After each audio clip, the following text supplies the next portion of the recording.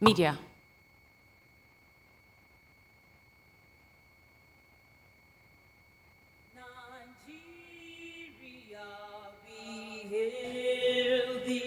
Our own dear native land, though tribe and tongue may differ, in brotherhood we stand. Nigerians old and proud to serve our sovereign motherland. Our flag shall be a symbol that truth and justice reign. In peace all battle honored, and this we count as gain. To hand unto our children a banner without stain. O God of all creation, grant this our one request.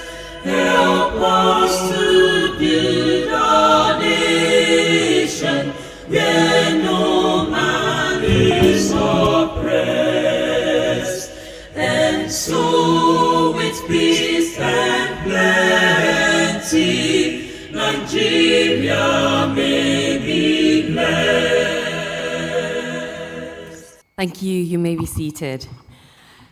Distinguished ladies and gentlemen, esteemed guests and participants, members of the press, it definitely brings me great pleasure to welcome you again to the third and final day of the 10th Network Conference of Sexual Assault Referral Centers. And while it brings me great pleasure, it's not because I wouldn't want to see your lovely faces again, but because the work continues. The push continues, the advocacy continues, as we have, of course, received relevant empowerments needed to keep the fight on.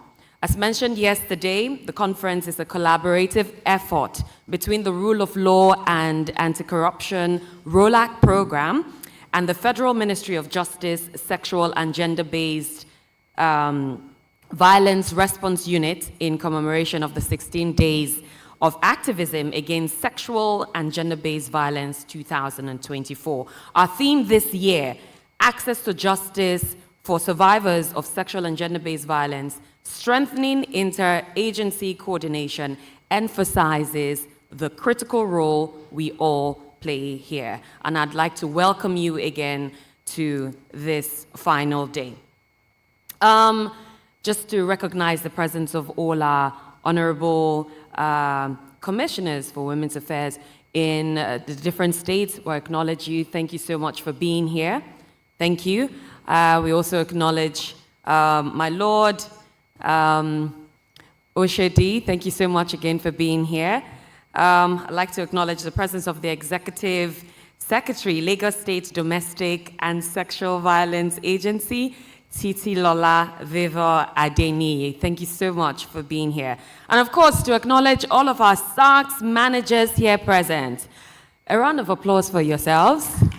Thank you. You have been doing an amazing work in your centers, and we sincerely appreciate all of your efforts. So, I am going to take us through another recap of yesterday, and I'll try to do this as quickly as possible. So, as said yesterday, we started with Honorable Justice Oshodi's presentation, and he took us through various pillars.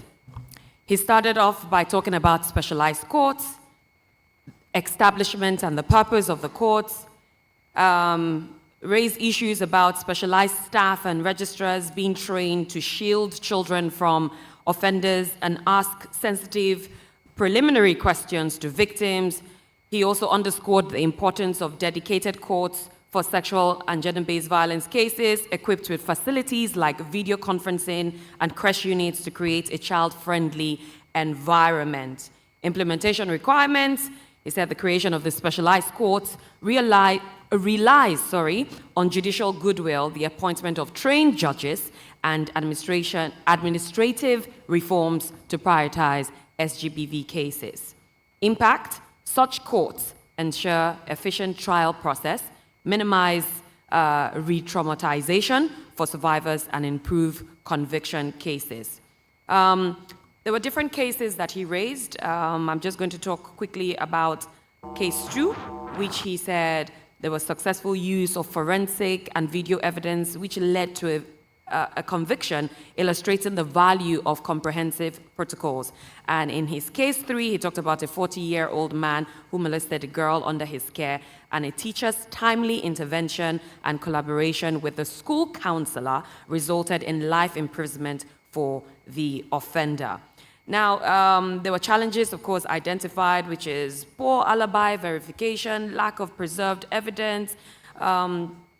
Justice Oshodi also revealed striking statistics from Lagos State. He talked about 68.5% of reported SGBV cases, about 537 in 4 years was struck out due to weak evidence of or procedural delays.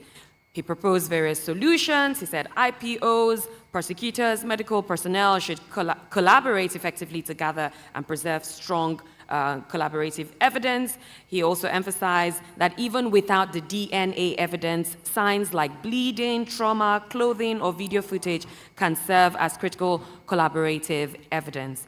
Technological integration, he raised e-filing systems, digitize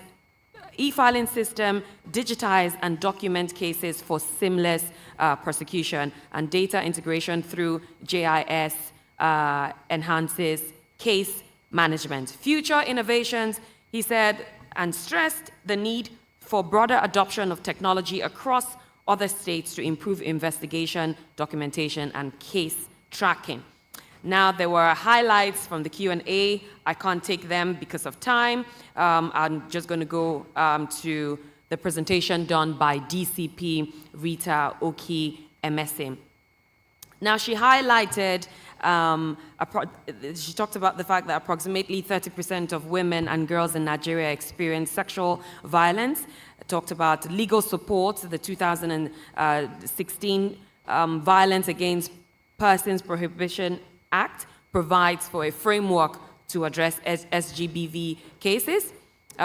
She mentioned collaborative response mechanisms, that the Nigerian police provides security for survivors and ensures initial case response, that the Ministry of Health supports survivors with medical care and rehabilitation services, that civil society organizations also offer counseling, legal aid, and advocacy, bridging gaps in victim support.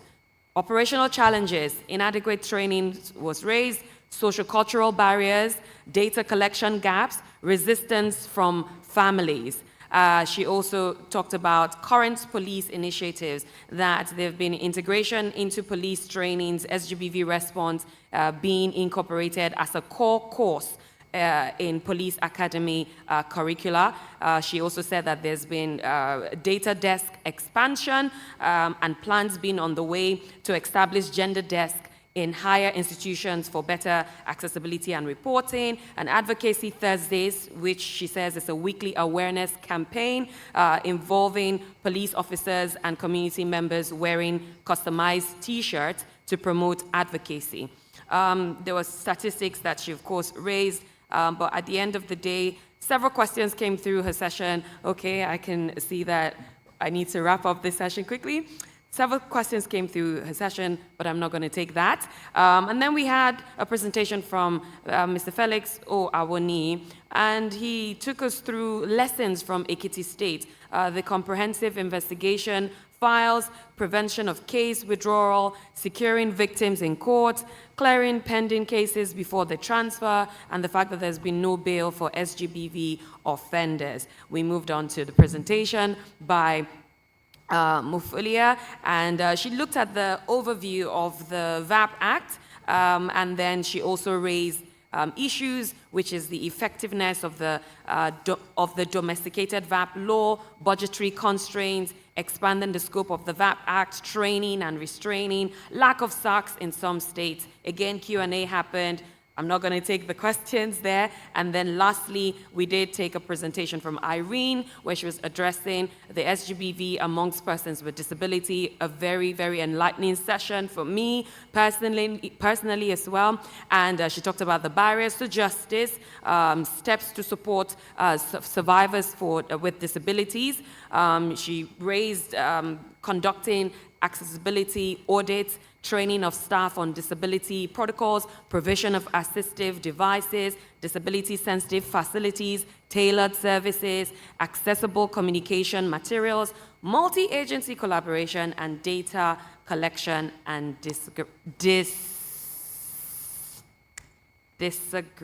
You know, it always happens.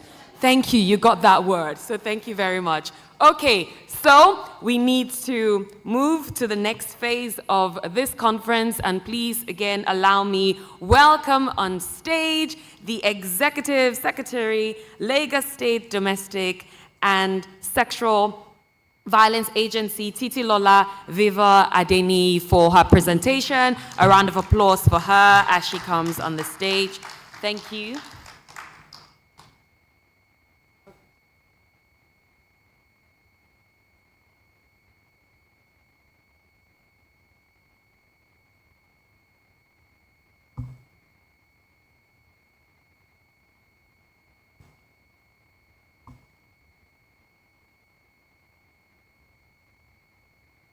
Good morning. Good morning. Yes, good morning. It's a privilege to be here. I want to appreciate ROLAC, International IDEA, for extending this invitation to me. Permit me to quickly recognize and appreciate my Lord Honorable Justice Raman Oshodi, who you had the privilege of listening to yesterday. It's a privilege to know you, and it's a privilege to work with you, sir. My paper this morning the title of my paper is on Beyond Legislation, a survivor-focused approach to justice service delivery. And I think the title of the presentation is quite apt because it foresees a situation where the survivor is at the center of everything that we do, either as police officers, as doctors, as clinicians, psychologists, as SARC managers, as members of the judiciary, and even as prosecutors. So my outline today, I will not dwell on issues that have been raised already, i.e. legislative framework, but I will speak broadly to it. But we will delve into conceptualizing survivor-focused justice service delivery. And when we're talking about justice, all of us here are justice service agents. Justice is not related to the people in the law, in the legal profession. It's a value chain, and all of us represented here are in that value chain. We want to understand survivor-centered approaches. We want to look at the key principles that guide survivor-centered approaches, best practices in survivor-focused justice service delivery, as well as using Lagos State as a success story or embracing a survivor-focused approach to justice service delivery. Ladies and gentlemen, sexual assault is a crime that disproportionately affects women and girls. This does not negate the fact that men and boys can also and are also victims and survivors. But studies have shown that women and girls are more on the receiving end of this vicious menace. In 2023, the federal government revealed that over 27,698 GBV cases were reported in the past 3 years. I think it's progress that we even have data. Yes, the data may not reflect our current realities, but the fact that we even have data to serve as baseline information is indicative of the fact that we are making progress, not just as states, but as a country as a whole. In many cases, sexual assault is underreported, as survivors lack faith in the justice system. The lack of faith in the justice system, you would agree with me, is not unfounded. Historically, Violent crime and the delivery of justice services have failed women and girls who have experienced violence. There are significant flaws within the justice system in responding to sexual assault survivors, including lack of resources. There's a limit to what passion can do. You can be passionate, you can have oratory prowess, but if there are no funds to assist you in conducting your day-to-day operations, then there will be a problem. It's also not enough to have funds, but service providers must have adequate training. We cannot overemphasize the negative impact lack of interagency collaboration has in this space. And I'm hoping that at the end of my paper, if you don't take anything, take this. We cannot afford to work in silos. If you work in silos, there's a high likelihood that you will burn out. If you work in silos, there's a high likelihood that survivors will not access holistic support. There is no one organization that can provide all the services survivors require, hence the need to work together. It's in our best interest if we work together. And so it is becoming increasingly imperative, therefore, that for these systems to be able to effectively serve the needs of survivors, strategies towards delivering justice services must be provided within a framework that emphasizes justice from the view of survivors.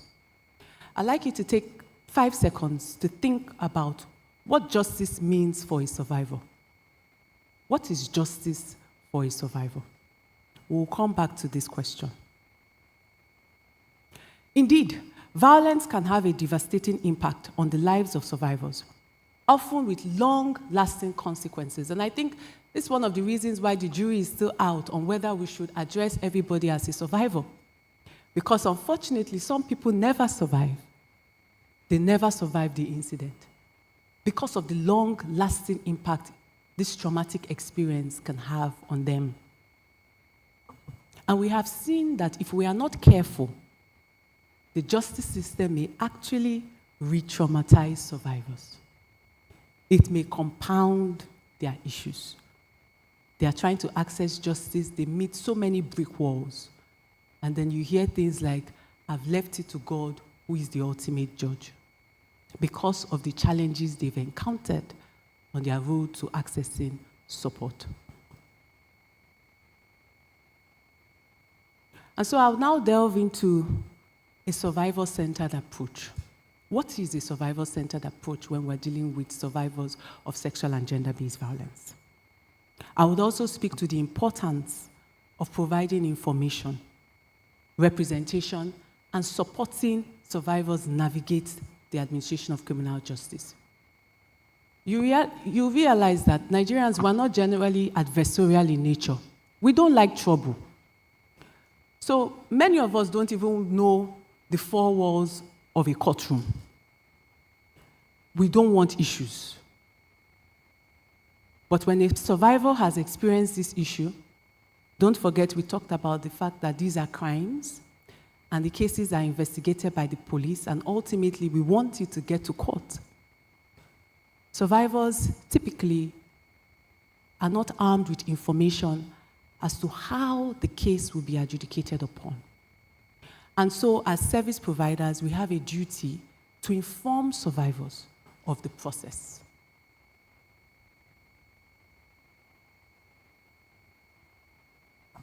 I also contend that current legal narratives have limited potential to deliver justice to survivors.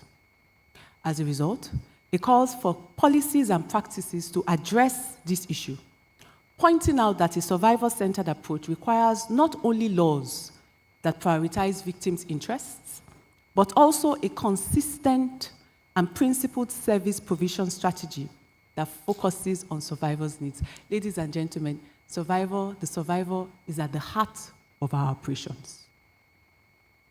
We are here because of the survivor. We are not doing the survivor a favor by providing services. if you provide legal support pro bono, you are not doing a survivor a favor by providing legal advice. It's important that we get to that point where we know that we are here because of the survivor. Let's quickly look at the legal framework. So the legal framework in Nigeria is designed to protect and provide justice for survivors through the implementation of laws and policies. It's important to note that these laws and policies are not narrow in scope, as evidenced by the Violence Against Persons Prohibition Act. The VAP, which has been adopted in most states, is comprehensive in its approach. It is truly a symbol of hope in the fight against all forms of gender-based violence in Nigeria.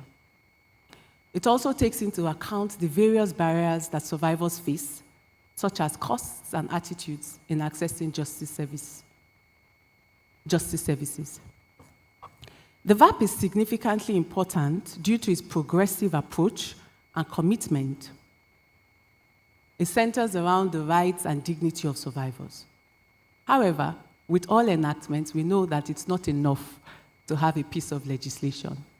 Implementation is key. The letters of the law come alive when we activate the law. So it's not enough for us to celebrate. Yes, it is a first step for states to have relevant enactments, but it's not enough to have the VAP or similar provisions in our laws. We need to ensure full implementation of the laws. So while the VAP is a progressive piece of legislation in the Nigerian context, we have, however, identified some gaps and limitations with respect to survivor-oriented service delivery and facilitation of justice. So now let's look at the concept of survivor-focused justice service delivery. Survivor-focused justice service delivery develops a healing-informed, survivor-centric, empowerment-oriented justice delivery that transitions from a state-centered, justice-centric model to a survivor-centered model. I'll take that again. It develops a healing-informed, survivor-centric, and empowerment-oriented justice delivery. It speaks to empowering survivors, giving them courage, raising and restoring the dignity of survivors to wholeness. And so the concept involves justice institutions serving as genuine means of communication between service providers and survivors. This approach emphasizes the importance of connecting survivors to empowering justice that reflects their needs and holds service providers accountable. It also requires justice service organizations to engage collaboratively with survivors, knowing fully well that survivors require a myriad of services. And so there is a need to have a good working relationship with other service providers. So let's look at some differences between state-centered justice-centric models and survivor-focus-centric justice delivery. So for the state is focused on justice for the state, holding perpetrators accountable. A child has been defiled, a woman has been raped, a boy has been sodomized, the state has been raped, the state has been sodomized. It is about the state holding perpetrators accountable. Another characteristic is the key players are the police, prosecutors, and the court. There's emphasis on punishment and assigning blame. Little is made reference to about rehabilitation.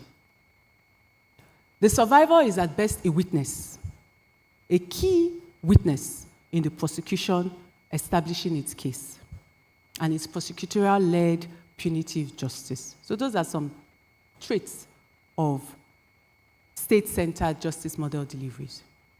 When we look at survivor-focus-centric justice delivery, it's survivor-centric, empowerment-oriented. The needs of survivors are the core of the justice quest. The survivor is heard, and loudly so. It talks about empowering the survivor, giving the survivor back courage, raising and restoring the dignity of the survivor.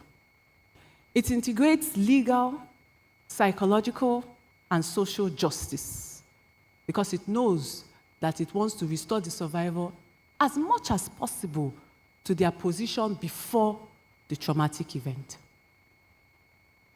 Provision of services are free from bias, stereotypes, and prejudices, and justice-serving organizations are required to engage collaboratively with survivors.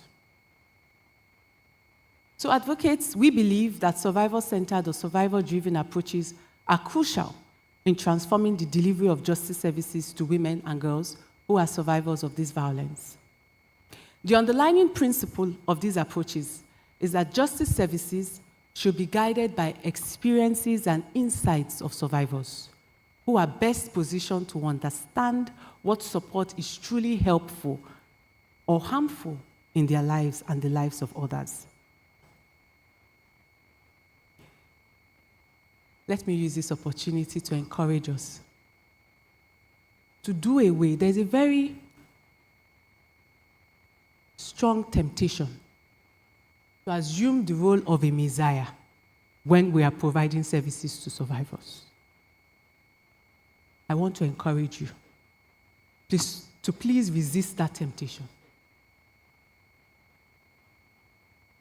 If not, what you will find yourself doing is imposing your will on the survivor. The survivor is in charge or should be in charge of the process. Your duty as service providers is to provide information. And I will speak to the difference between counseling and advice. Your duty is to provide enough information for the survivor to take a decision that they would own and run with.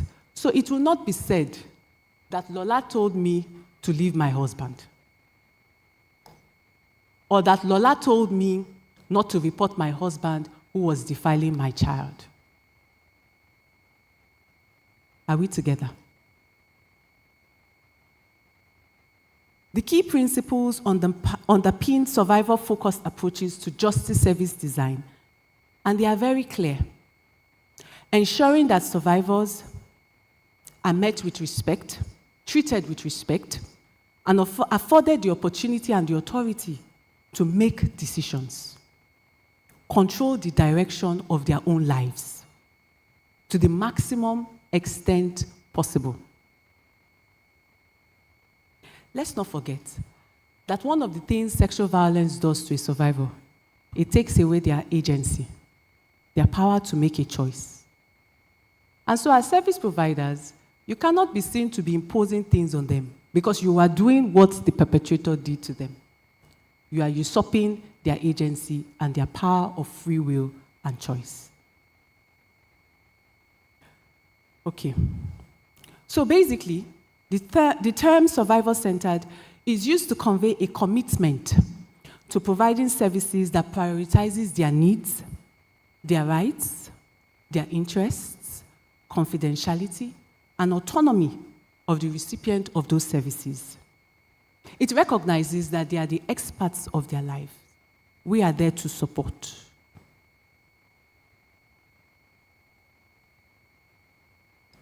Let me make the analogy between counseling and advice. If we are not careful, there is a very thin line between counseling and advice. Advice tells the survivor what to do. Counseling offers up the different options that exist, the pros and cons for each option, and empowers the survivor to make an informed decision that they will take and run with. So, as service providers that are survivor-focused and survivor-driven, we must be seen not to be advising survivors, but rather ensuring that they are able to be counseled. For example, a survivor-focused trauma-informed service recognizes that safety is a priority across the lifespan and engages survivors in making choices about their own lives. A 12-year-old girl walks into your facility. She tells you that her father has been sexually abusing her for the past 3 months. Now, you do not have control of what happened before the 3 months. But once that survivor comes into your facility, her safety becomes your responsibility. There is a high likelihood that if she returns to her house tonight, she will be abused again. So it's your duty to address the safety measures. Aside from providing counseling, aside from providing medical support, it's your duty to ensure that such a survivor is safe. Now, as a SARC, there's a high likelihood that you do not have shelter. Hence the need for that multi-agency collaborative efforts. You need to know the NGOs or the government organizations that have shelter for survivors. It's also important that we provide transparent information about the likelihood of their choices in a way that they can understand. Sometimes we speak above survivors. And the survivor is asked, okay, you met this provider, what did they say? I don't know, they just gave me this paper to go here. What is the service you will receive in the place? I don't know, they just told me to go here. We must ensure that we are communicating in a way that they understand and they can relate with. And we should also give opportunity for questions. Did you understand what I said? Do you know this place I've referred you to? We must ensure that there is understanding between us and the survivors. It's also important that we manage expectations. Many survivors believe that if I report the case today, the police will arrest the suspect tomorrow, Justice Oshodi will deliver judgment on Friday. It is our duty to help them manage expectations. Typically, it takes between 1 to 2 years. It is the reality. Manage expectations. Another issue, you find out that survivors don't want to go to court because they feel every time the case is called upon, they have to be in court. So you have to tell them that you are required to come when you are giving evidence. Although I had a lady, the mother of a 6-year-old girl, who was defiled in one of the big schools in Lagos. And she would always call me, Lola, when is the next adjourned date? I'll tell her. She had given evidence, her daughter had given evidence. So one day I called her, I said, why do you want to keep going? She said, this is what I've devoted my life to. I'm going to go and see the end of it. But very few people are like that. Most people just want to go on the day they are supposed to give evidence and move on with their lives. But there is this misconception that every time the case is called in court, the survivor must be in court. So it's important that you provide that information. You are required when you are going to give evidence. As a SARC, you should not commit that justice will be served. Are you the judge? Are you the DPP? I'm asking. There are some statements that you should not make. I want to assure you that justice will be served. I want to assure you that that man will be brought to book. That's not within your place. Yours is to provide medical attention, assist in collecting and preserving evidence, documenting, and corroborate the testimony of the survivor. I'm mentioning this because we've had some survivors give feedback that, the SARC manager told me that I would get justice. I was betrayed. In fact, I'm sure that man has bribed that SARC manager simply because she was trying to reassure and encourage the survivor. So it's important that we are very guarded and measured with our words when we are engaging survivors. Because literally, they hold on to everything that we say. So what are some of the benefits of adopting a survivor-focused or survivor-centered approach. We have seen there is empirical evidence to show that survivor-centered approaches encourage survivors to access services and participate in processes because of enhanced trust in the practitioner, not necessarily in the system. Enhanced trust in the SARC provider, enhanced trust with the prosecutor, enhanced trust with the social worker, enhanced trust with government, enhanced trust with the judiciary. Obviously, all of these people make up the system. But we're talking about enhanced trust in the service provider. Our problem is not with getting cases to court. Okay, let me not say that. We are making progress in getting cases to court. Our problem is in ensuring survivors stay the course. Many a times they fall out. I'm not doing again. Money may have changed hands.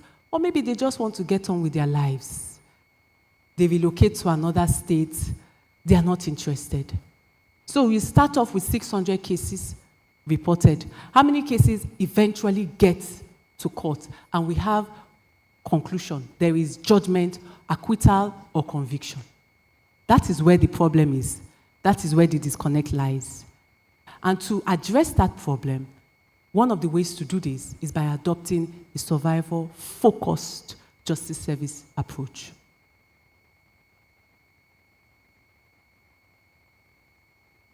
So this speaks to better coordination of services, which has direct impact on the quality of services that survivors will receive.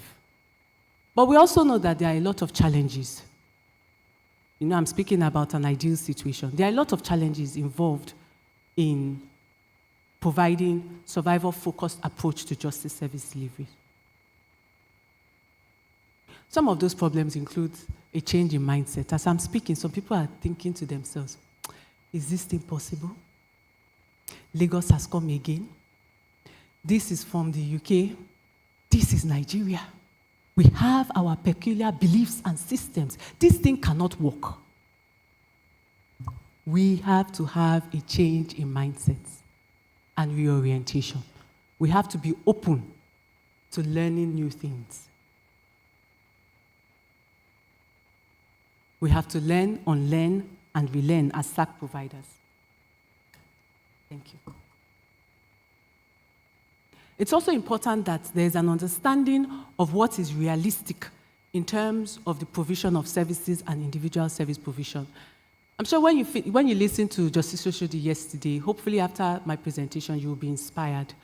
But if you go away thinking, oh, I need to do this, I need to do that, you will be overwhelmed. So the point is, start from where you are. There is no state that doesn't have at least one or two institutions that are already providing services. What we need to do is strengthen what we already have on ground. Take some best practices, adopt them as a nuance to your own environment. What we experience in Lagos may not be germane to you in Akwa Ibom, for instance. So pick and choose what you think is relevant to you and adopt in your states. We also know there is issue of lack of adequate funding. This has been spoken to. Many survivors or many service providers and agencies currently operate in a context of limited resources and heavy workload. I remember the last time Justice Oshodi spoke, I think last year, he spoke about him alone having over 600 cases in his... I mean, this is just one person. And if we do our work right, it will increase, my Lord, because more people will be encouraged to report.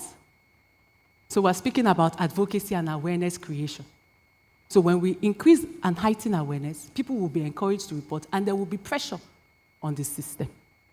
So these are the issues. These are the challenges that inhibit survivor-focused service delivery approaches. So, part of an indicator of a survivor-focused justice service delivery is collaboration across the different sectors. And it is done with the purpose of ensuring survivors are able to access holistic support. And so it involves an initial focus on the provision of emotional, psychological, and legal support, as well as crisis intervention and assistance in accessing formal services. Another best practice that I want to encourage you to adopt is to center on listening to the lived experiences and expertise of survivors, making themselves available to learn and adjust their responses and services based on their stories. So when we're developing our SOPs, when we're developing our case forms, are we mindful of the survivor? You have a form, 3 pages long. The survivor comes into your facility without even receiving any support. We're asking the survivor to fill a 3-pager. Tell me the local government, your education, your employment status. That information is critical because it will help us to get data. But the immediate response that a survivor requires is medical assistance. When we're developing our SOPs, are we overly concerned about maintaining our own power and authorities as an MDA or as a SARC? Or are we genuinely interested in ensuring that this process is seamless for survivors as they navigate the different service providers they will be engaging? So it's important that we have this at the back of our mind. It's also important to note that justice services integrates a trauma and gender-informed perspective of a survivor's natural response to trauma. And if we appreciate this, it helps survivors in navigating services and highlights the importance of self-determination. There is no model response of how a survivor will react. Some are very sad, some are very gloomy. But I had a lady, I was speaking with her, and the next thing she would just burst out laughing. She will calm herself down. 10 minutes later, she bursts out laughing again. I came to realize that that was her own coping mechanism because she had just been gang raped by 3 armed robbers.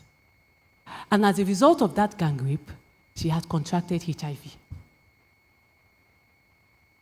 So imagine if I'm not trained enough to know that there is no straitjacket response to trauma. I may be thinking, this lady, she's wasting my time. She's laughing. We're talking about something serious and you're laughing. So let's realize that there is no straitjacket. There is no ideal survivor. Some cry, some are calm, some don't say anything. I remember Dr. Shodipo in Mirabel Center, he spoke to me about a girl. For 3 hours, she was in Mirabel Center. She did not say a word. I said, "Sir, you can't say, I've tried my best to. This one is not talking. I have other people waiting for me outside. True, I know that you are stressed." But what he did in that situation, he just left her with her mom. Went on to do other things. Eventually, I think it was when he was about to close that this girl now disclosed. So there is no straitjacket approach in how survivors respond to trauma. So I will now proceed to discuss what best practices in justice service delivery from a survival-focused standpoint looks like. We need to emphasize the need for training and capacity building. Honestly, you cannot give what you don't have. There must be training and ongoing workforce capacity development, which is fundamental to delivering a survivor-focused approach to the provision of justice services. There should be specialist trainings that is inclusive of people with lived experiences that can help even the conceptualization of the training manual. If we take into account the narratives of survivors, when we're developing and designing our training modules, it will be definitely more effective in driving home the point. It's also important for us to have inclusion of specialist and survivor voice components in all training provisions that can provide both trauma and systems-informed perspectives from survivors. So the truth is, the inclusion of narratives by survivors in trainings cannot be overemphasized. They are the ones that have experienced what you are trying to address. So it's important for you to get their experience captured in whatever it is you are doing. So to practice what I'm preaching, before I came, I reached out to 5 survivors and I asked them, what does justice mean to you? What is justice from your own perspective? The first survivor told me, being attended to on time. Not being made to wait for long hours before my 2-year-old daughter, who was sexually abused by her father, was attended to by the doctor. That was justice for her. The second survivor told me, I just wanted to be carried along. Imagine my shock when I saw the man that raped me at my door. He had been released on administrative bail by the police, and nobody thought it was wise to inform me. The third survivor, from the police station, to the hospital, to the social worker in charge of my case, to the DPP, to the prosecutor, and even the judge, all of them were so professional. They believed my story, and they worked with me to help my daughter get justice. I never knew there was justice in Nigeria, but I have seen that even the poor, a woman like me, that doesn't know anyone in Lagos, can get justice. Justice for me, this is the fourth survivor, is looking into the eye of my rapist and telling him to confess to what he did, to say that he truly raped me. That is justice for me.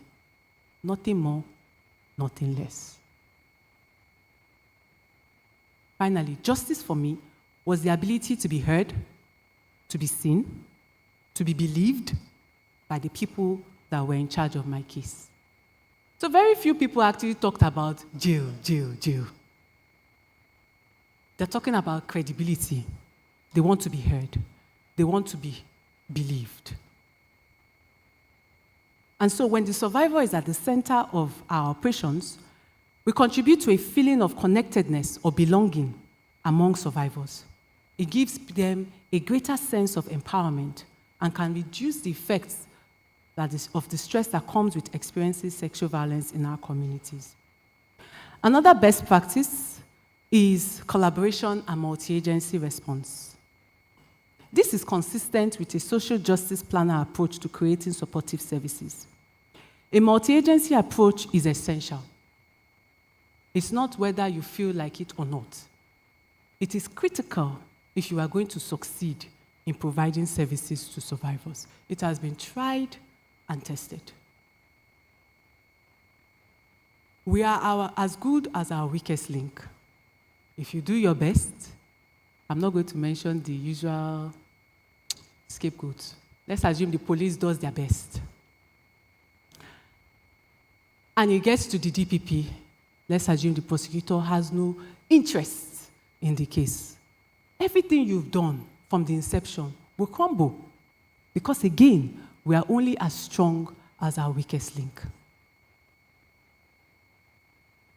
As much as possible, we need to do away with MDA rivalry. And this is speaking to government.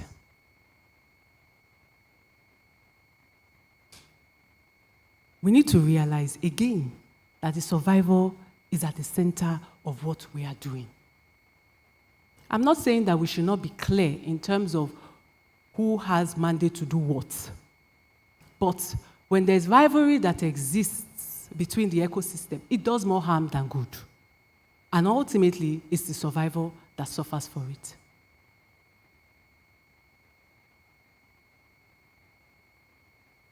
So let's look at case studies and Lagos State as a success story for embracing a survivor-focused approach to justice service delivery.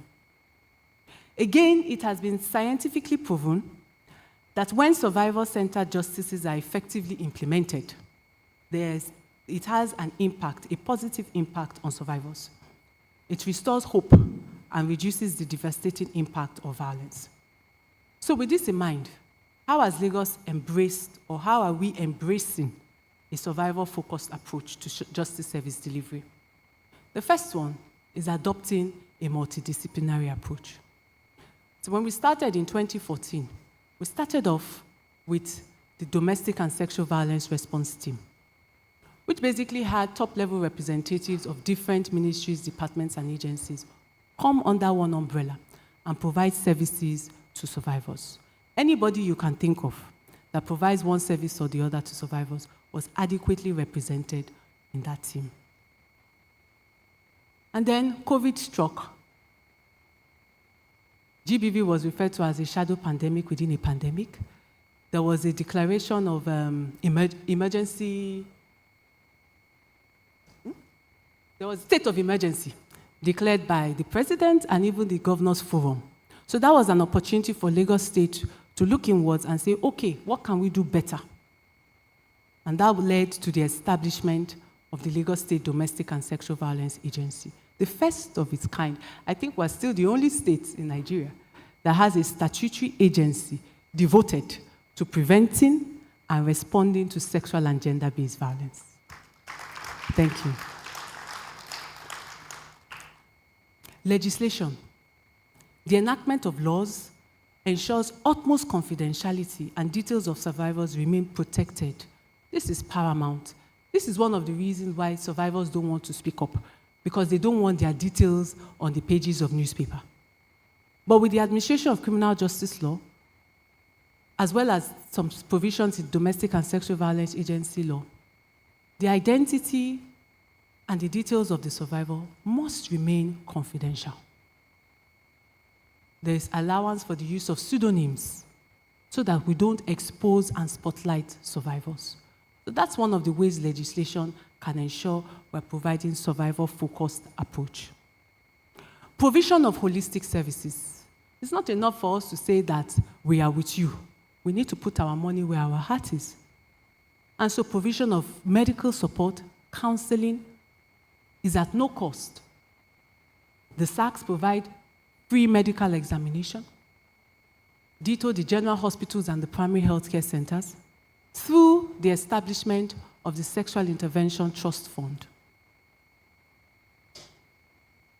We're also leveraging technology to provide support.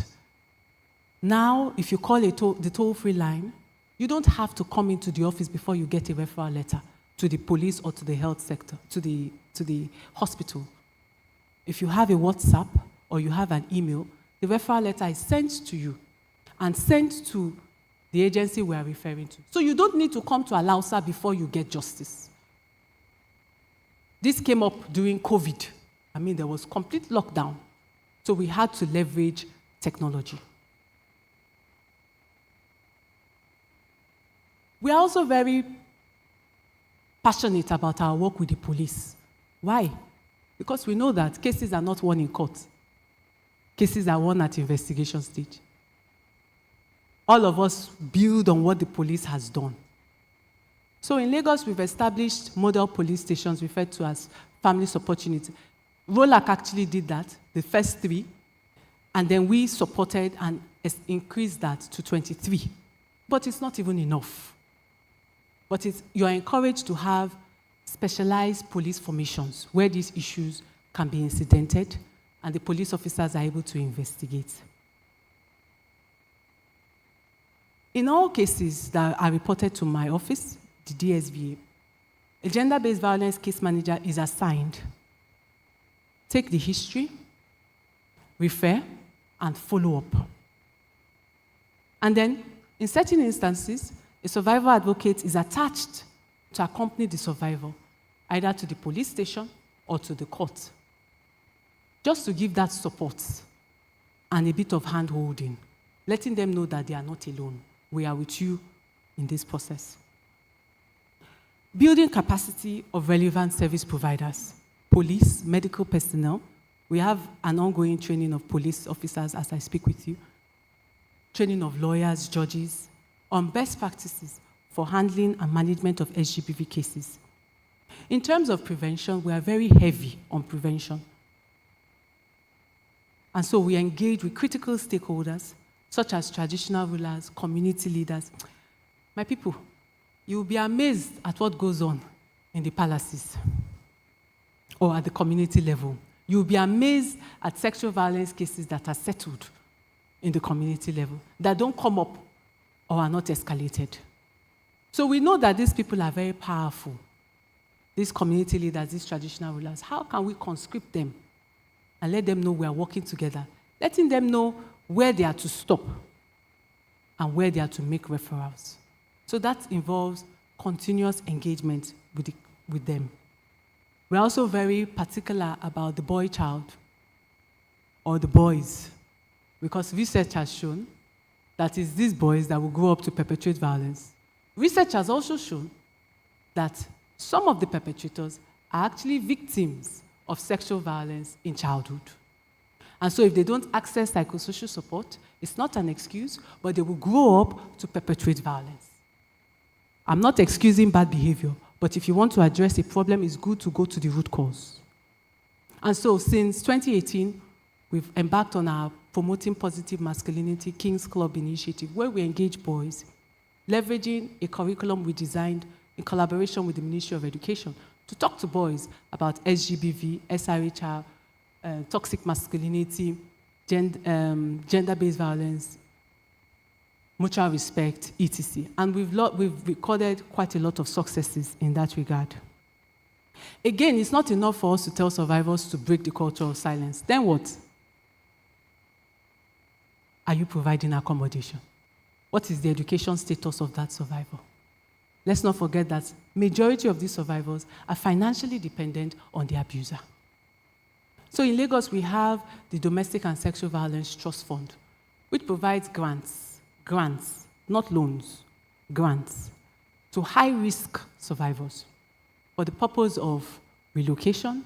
Sometimes some survivors, especially for domestic violence, say, I'm tired of Lagos, I want to go back to my state. We support. Accommodation. Sometimes everybody in that community knows that this child is the one that was defiled. So sometimes we have to relocate and provide alternative accommodation. I'm not speaking about shelter. I'm talking about paying for accommodation. Sometimes the survivors are already into business, but they want to scale up their existing business, so we support. Sometimes they want to start businesses, so we support. Sometimes the impact of the violence is so deep that the survivors require constructive surgery. We had a case of a 6-month-old baby. Her cervix dropped as a result of the violence. She had to undergo surgery. So that's part of what the funds are used for. Last year, 144 survivors were able to access grants. But if we look at the total number of cases we received last year, 6,333, 114. It's not even up to 10%. So we are not saying that we are immune from the challenges that we face. We are seeing it, there are issues with budgetary constraints.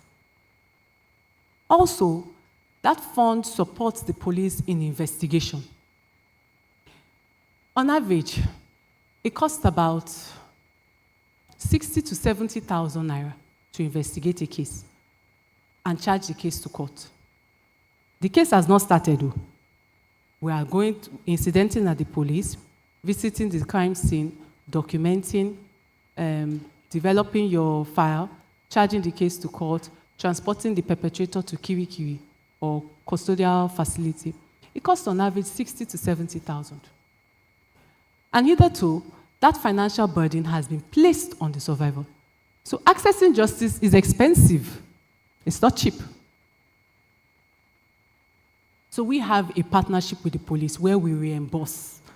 Once you can show us that this case has been charged to court, we pay the police a certain amount of money so that they stop or reduce the requests from survivors. Because these survivors, let's be real, they don't even have money to go back after they are done with you, to go back to their houses. You now say that person should come and bring 10,000 naira to open a file. So these are the issues. So impact of embracing a survivor-focused approach. Increase faith in the system. More survivors are choosing to stay the course. Hence, there's increase in convictions. This is closely tied to the notable increase in formal and informal reporting of cases. There's enhanced coordination of services across the various MDAs, enhanced data capturing. But ultimately, we believe that this is helping us to reduce the commission of these offenses. How is this doing this? How is this being done?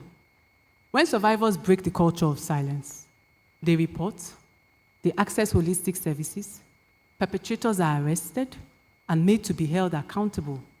This is one of the ways to end the culture of impunity which encourages SGBV to thrive, when perpetrators are held accountable. So as I wrap up, the role of SARCs in ensuring a survivor-focused approach. Indeed, you are there to provide quality health and counseling services, signpost to other responder agencies, and help in documenting and preserving evidence.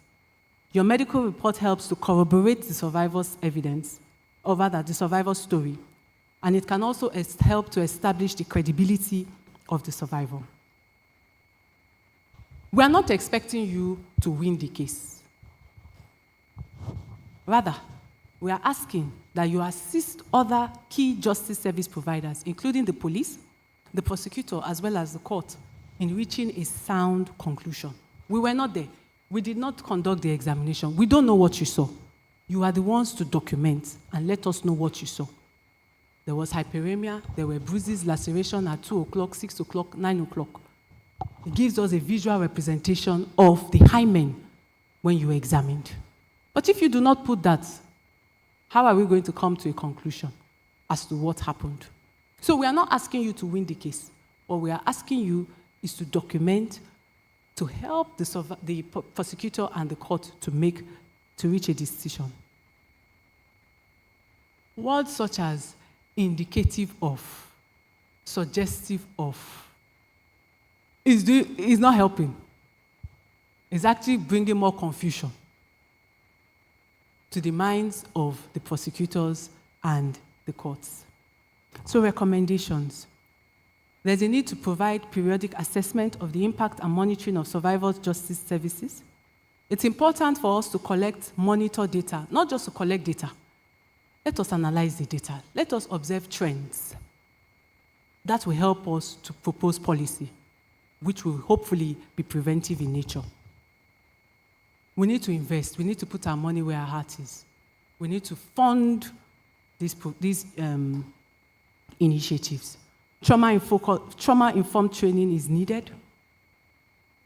Survivor-centered shift in policy should also accompany resource allocation. So many recommendations. But just note that the importance of adopting a survivor-centered approach is essential to ensuring that Justice for Survivors initiatives truly creates avenues to justice for survivors of GBV. We believe that survivors are the experts in the justice experience, and survivors have the right and ability to guide positive change in their communities. For those of us engaged in the system, this paper is a call to do better, a call for change. The time to act is now. I thank you for listening. Thank you very much. A round of applause. Sir Titi, if I could ask you to please stay to respond. We're going to be taking questions, comments, contributions. Is there anyone from here? Thank you.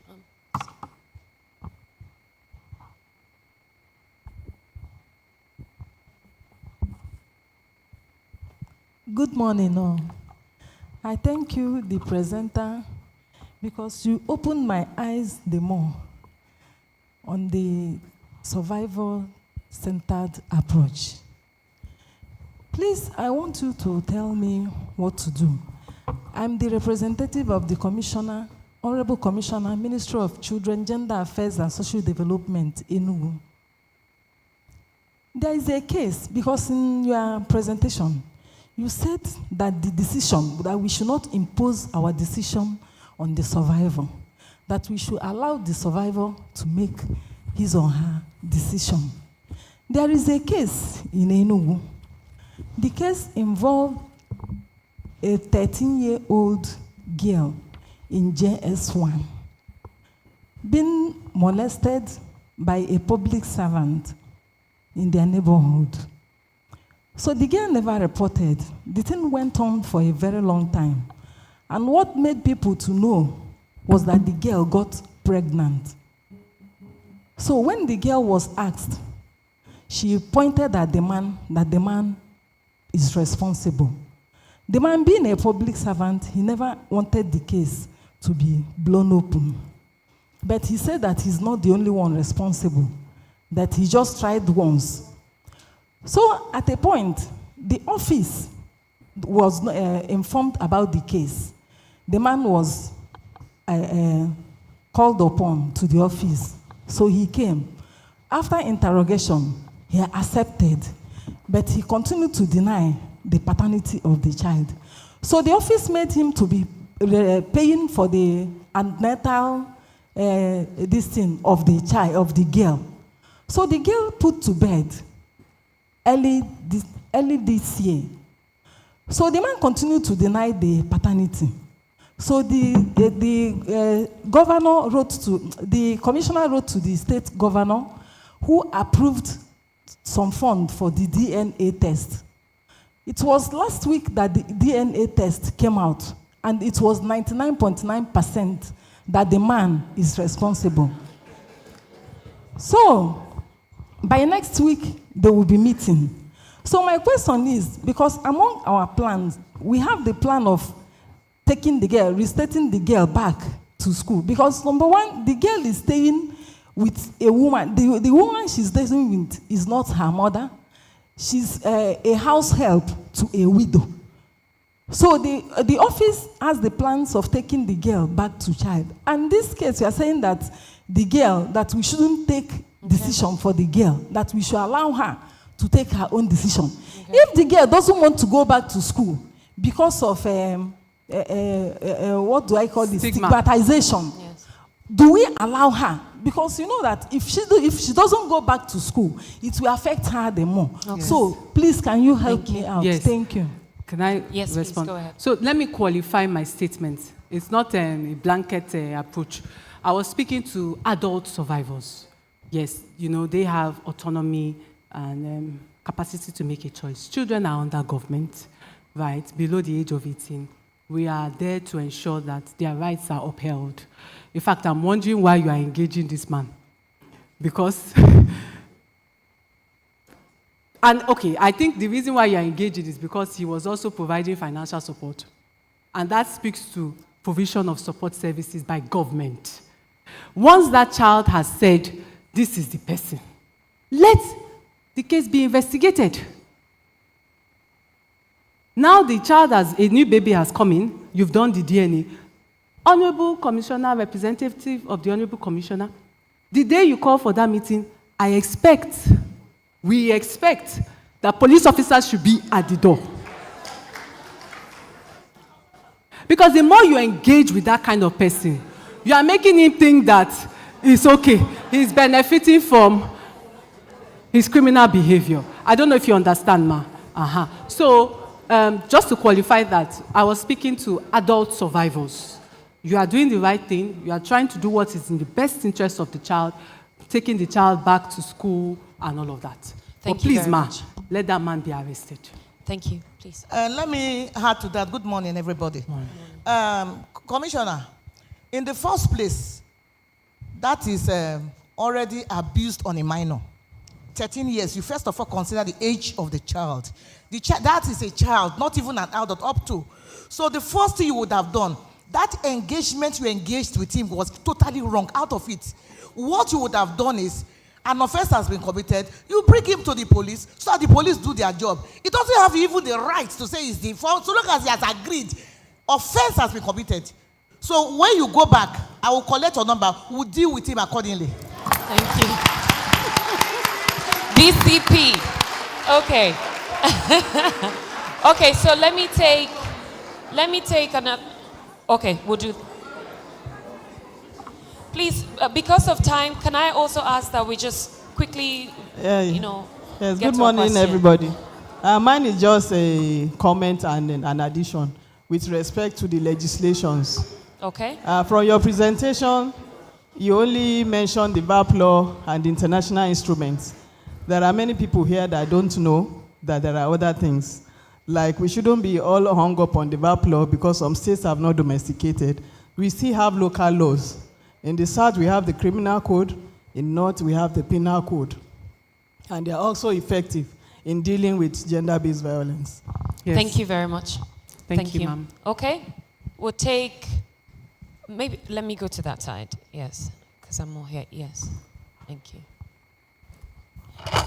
Yeah, good Again, morning. sorry, a reminder, please, when we speak, introduce yourself quickly. Okay, yeah, good morning, everyone. My name is Ijeoma Chinakezude. I'm the SARC manager of Women Aid Collective, Wakol, Enugu SARC. Okay, yeah, thank you very much, the presenter, for this presentation. It's a very sensitive topic that quite particular. I need to say that there is something you said that beat my imagination concerning the victim-centered approach. As talking from a SARC manager and someone that provides legal aid on a daily basis. Yes, I'm a legal practitioner. So in one of the trainings, the importance of continuous capacity building can never be underestimated for SARC managers that are here. Because I recall an experience, Action Aid took us for a psychological training, which I'll say that every SARC manager should be a psychologist. So I recall in one of the occasions we are doing psychological training. There is something that you said that beat my imagination concerning the victim-centered approach, that we don't impose our will on them. So you find out I shared an experience, talking from a legal practitioner's experience, that most times some victims or survivors will come and they keep telling you, every day you give them appointments, they keep telling you a particular story, especially victims of domestic violence. Yeah. So I now ask this, the facilitator, that most times, is by nature of my training, I didn't know. I'm just trying to share this experience, why most of us SARC managers should know the importance of psychological aid and also victim-centered approach. Yes. So in one of the occasions, I said, why is it that this woman, every day she comes, she tells me, my husband did this 10 years, this is that, and all that. So the facilitator smiled and said, no, that at that point, you need to refer to a psychologist. The reason is that I'm not a psychologist, I'm a lawyer. I didn't understand the reason why this woman kept telling me this particular story for over 1 month. Do you know what she told me? That the fact that she's saying that story, that is the healing that she wants. So that at that point, being a SARC manager, you should understand the importance of psychological aid. Some persons, when they come to you, because we keep saying, go to court, do this, do that, the importance of psychology in that work, cannot be overemphasized, because at that point, the victim is crying.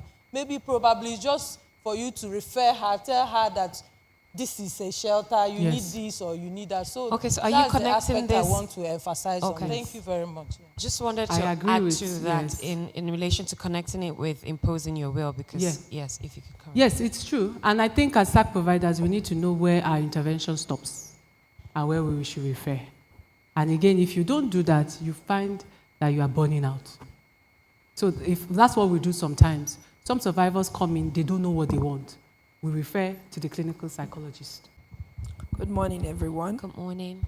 Okay, my name is Uzoma Anito. I'm a legal practitioner. I work with Ndodoko Foundation. Foundation gets towards providing access to justice for women, children, and persons with disabilities. Okay, I have a concern because from the second to the last speaker that mentioned the issue of high-ranking public officers who get involved in issues of violence and all that to someone they are living with. I really find that difficult because I have something similar of someone, a wife to a serving commissioner who has faced serious threats or serious, short, near-death experiences with the husband, and because the person is in an office, you find out that some commissioners, a woman affairs commissioner, supporting the husband. And I'm just thinking, what is the best approach? Because it's like there's a shield. You will not know a man more than the wife. So if a woman says, I have gone through this for 20 years in the hands of this man, you don't come in to say, right, even make publication. Oh, you have been trying to mediate between these two people, and that the woman is a stubborn woman or something like that. So I'm just very concerned the role of certain, of some commissioners of women affairs in some of the states. Okay. How they are not in-depthly rooted in issues of survivor-based approach in handling domestic violence and sexual and gender-based violence. So it's a deep concern because I have one serious one before me Okay, now. thank you very much. So I'm not a commissioner. Yes. I'm not an honorable commissioner. But I want to advise, I can advise in this situation, you are not the survivor, on how you can approach this. Let the case get to court. File either for judicial separation or for divorce. Yes, there can be some hanky-panky in the courts, but ultimately, you need that formal structure to be able to provide support and services to the survivor. The executive is not helping at the moment, as you have said, the executive arm of government. Let's try the judiciary. Do we have any contributions from any of our honorable commissioners? I think. Good morning, everybody. One man. My name is Honorable Edema Irom, and I'm Women Affairs Commissioner, Cross River State. I just asked a question here, and my question is the woman really ready to quit marriage?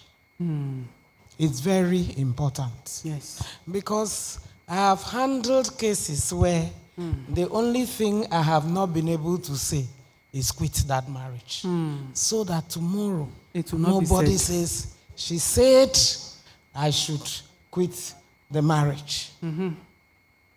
There's a case, I'm Cross River, the neighboring state, Akwa Ibom. There's a case we handled. In fact, it became an Aqua Cross case because it's like the man is from Cross River, the wife is from, you understand. So a lawyer, eventually, she said she wanted to settle out of court. And as I speak to you, that day, the man has, assaulted her. Again. She came with bruises. So, for me, does the woman want this legal process? Thank you. Thank you. These are the issues that we encounter when we're providing services to survivors of domestic violence. It's the truth. There's a research that has shown that a survivor leaves up to 6 or 7 times. They leave, they come back, they leave, they come back. And then eventually they leave. Or some, they are not privileged to leave because they die in the process. Yes. So these are the issues. And as service providers, we cannot afford to get overly emotional. And that's why we're talking about survivor-centered, but within the ambit of the law. So as government, we can put our foot down. If you keep coming, today a broken jaw, tomorrow a black eye, we can put our foot down and say, no, we are escalating to the police. We are going to court to obtain a restraining order, with or without your consent, because nobody's blood will be on our hands. Yes. Last year, we lost 5 women. The youngest was a 24-year-old girl. She had just given birth, and she had 5 children already.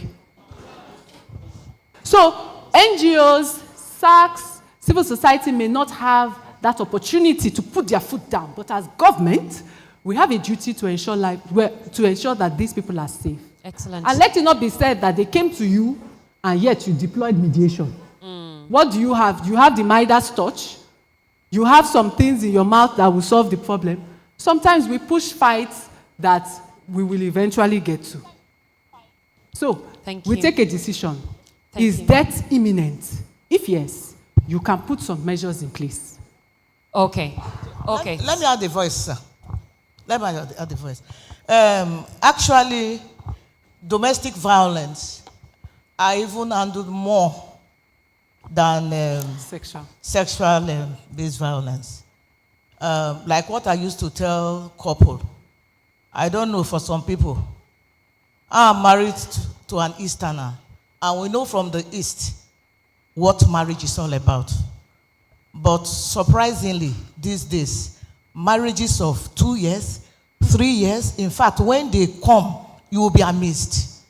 And I tell you, most of them, they stay in the same house. They report a case against their husbands. And by the time the husband comes, and you hear the story of the husband, my sister, it's not really easy. At times, they will tell you, because we are men, we can't cry. Because by the time you cry, they will say you are a woman rapper. Why are you crying? Your wife don't beat you. But then, I encourage them. Me, the dissolving of a marriage is not my thing.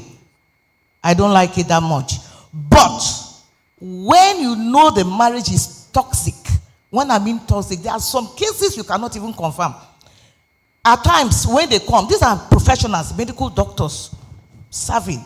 And at the end of the day, you find out that they are the breadwinners. Yes. They can't get out of the marriage, including lawyers. So, lawyer that is supposed to advise me, I will start advising lawyers. You can imagine. So, I will just tell them, you see what?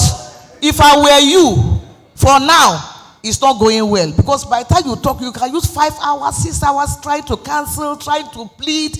You use all set of methods to beg. But at some of the women, I cannot stay, I want to die. And if they say they can't stay, they want to die, don't push. Yes. What you need to do is separate. Yes. Just for some period of time, go and search yourself. If you know you are comfortable with it. If you are not comfortable with it, okay, by the time you come back, the two of your brains would have calmed down for you to sort things out. Thank you. So, thank you very much. Thank you so much. Yes, I think if we start to talk about domestic violence, we will not leave. But I just want us to note the point that every domestic violence is a potential murder case. Honestly, it can be the last push, the last shove. People they are existing, they are not living, because they have become disabled as a result of violence. So yes, you may not want to be the breaker of the home, but a home that is already riddled with violence is broken. You are there to make sure that there is no loss of life. Yes. So I want to encourage those of us that attend to survivors of DV, again, let us know where our role stops and where we must refer. Awesome. If you are counseling for 5 hours, that is not counseling. That is not counseling. You need to know where your intervention stops and where to refer. Thank you. I won't say more than that. Thank you. Please, let's give her a round of applause. This was very enlightening. Thank you so much. Please keep it coming as she gets done. Okay, so we're going to we're going to quickly go for our tea break at this point in time, and then we will come in. Our tea break is just going to be for 20 minutes. We have to do this quickly for 20 minutes. Please, our honorable commissioners, and of course our guests, our speakers, would have Chijoke is at the back. Please, you can go towards the back to the holding room. Chigozie, sorry. Chigozie, please. We'll be taking you, or are you taking them? To hold them. Okay. So please, let's go for our tea break. We'll be back to continue in exactly, the time is 11:15. So 11:35, we'll come back for the session to continue. If we can do this quickly, thank you. Yes, so everybody else, sorry, please, we'll have tea break at the side here. So to my right, please this way, our guests, speakers, and our honorable commissioners, please right at the very back Chigozie is there to take you to the holding room. Thank you. Thank you.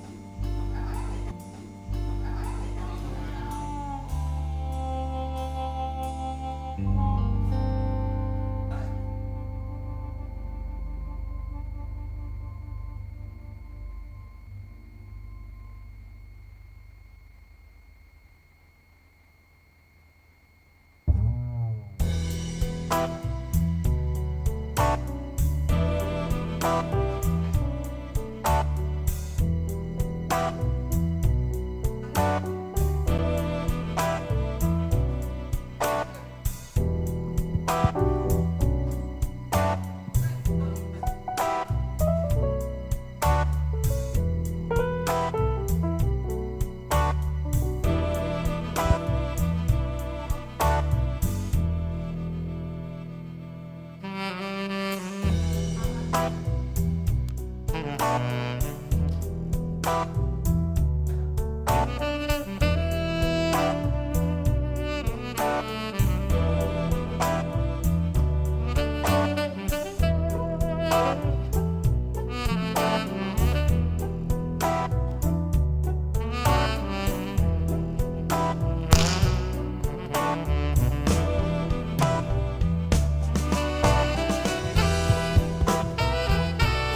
up, 1, 2. Check, check, 1, 2, 2. 1, 2, 3, 4. Check mic 2, 1, 2, 2, 2. Mic check 1, 2.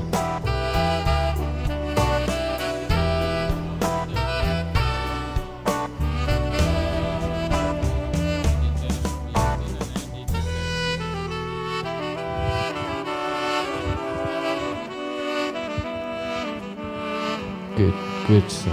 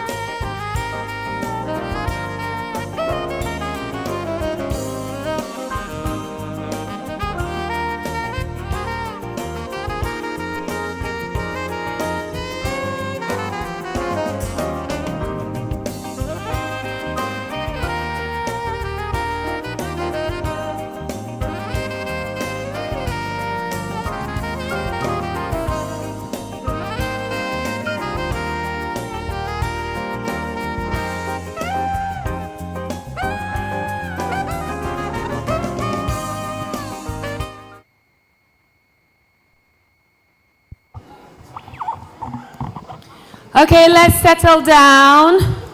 Let's settle down, please. We're about to continue. If you're outside, please come in.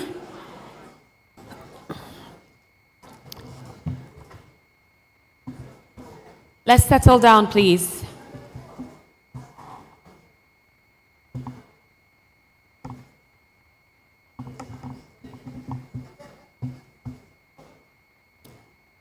Okay, I can't see Juliet. Chidima, if you can help me with Juliet, I can't see her.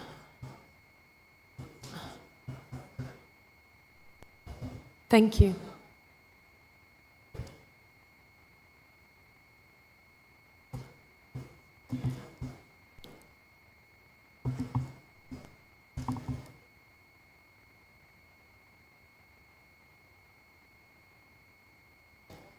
Okay. Okay. Media, play some music for a bit, please. Thank you.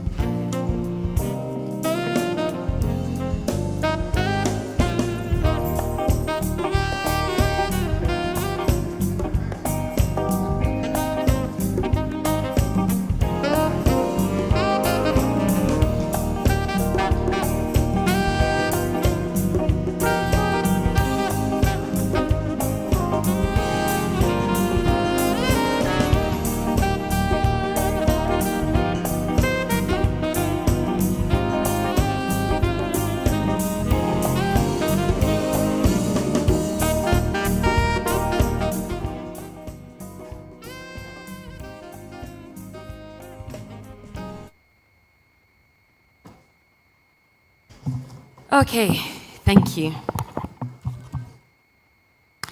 Yes, so we're going to be taking a panel discussion at this point in time.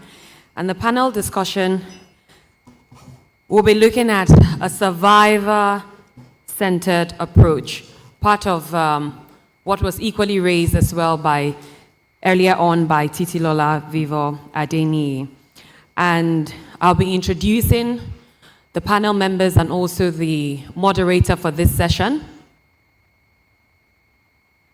I'll start first by introducing the moderator to come on stage, and she's a SARC management expert, someone I have listened to several times, well, maybe twice, and I really enjoy how she responds to all of these questions regarding SARC management. And that's Juliet Olumuyiwa Rufai. Please, a round of applause as she takes the stage. Thank you. So our moderator will sit right at the very end here. Thank you. We're also going to be having Jessica Eni, she's a from Tech Societal here. A round of applause for her. A round of applause, please. Let's keep it coming. It's not easy to be on the stage. Thank you. We have from the DNF Survivor Support Center, Dorothy Injameze. Yes? Thank you, Dorothy. A round of applause for her. Thank you. We have from Moremi SARC Ekiti, Rita Elvare. Did I get that right? No? You correct me. You will. Thank you. Teresa, please help them. Okay. Thank you. We have from Nelewa SARC, Bornu, Fatih Mustafa. Yes, I remember her contributions yesterday. I made her stand for a while and I kept taking the mic away from her because we needed to respond to other questions. But eventually she did ask a question which we did respond to. Excellent, thank you. We have the team lead from TAP-N Initiative? TAP-N Initiative. TAP Initiative, okay. TAP Initiative, thank you. Martin Obono, thank you very much. Is he the only man amongst women? Thank you. Then last but not the least is the CEO of Cheche Yara Child Advocacy Center, Lagos, BC Ajayi Kayode. Thank you as she comes on the stage. Again, we will do this session by allowing them have a very, very great conversation. The moderator will handle the session, and then eventually we'll come in to take questions and answers or comments and contributions. So I'll hand this stage right now over to Juliet.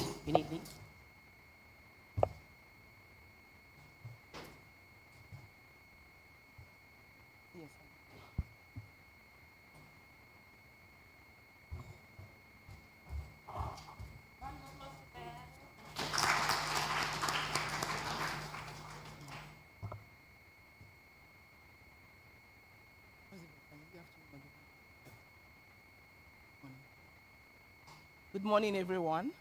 Good morning. Okay. All right. Good morning, everyone. Good morning. I'm checking to make sure that you can hear us from all the corners of the room. Can everyone hear us? Thank you so much. So how has it been going? All right. Thank you. So we're going to have this interactive panel discussion, and we'll be happy if you take down notes and also prepare your questions so that at the end of the panel discussion, you can contribute to the discussion. We have all been introduced, and I will just ask that we respond to a set of questions so that the audience can benefit from our wealth of experience. I want to start from the very end, the only man in our midst. I want to believe he's a he for she, right? All right, you're welcome, sir. So I want to find out from you what you feel that justice means to a survivor. I know that to different people, justice means different things. But from your experience, we want you for 1 minute, just share with us what you feel or you understand, or what you have understood from survivors of sexual and gender-based violence, what justice means to them. You have the floor, sir. Mr. Obono. Hello, can you hear me? Good morning, everyone. Thank you very much. So, having dealt with different types and or different kinds of people and survivors, it's very difficult to actually come to terms with exactly what justice means to survivors, because different people have different interpretation of what justice is. So to some people, justice means that, oh, this person has to pay for it, and payment has to be either financial or material. Some people, they just want retributive justice. They want this person to go down anyhow. So to some people, it's just that they just want to hear the person say, "I am sorry, for what I have done."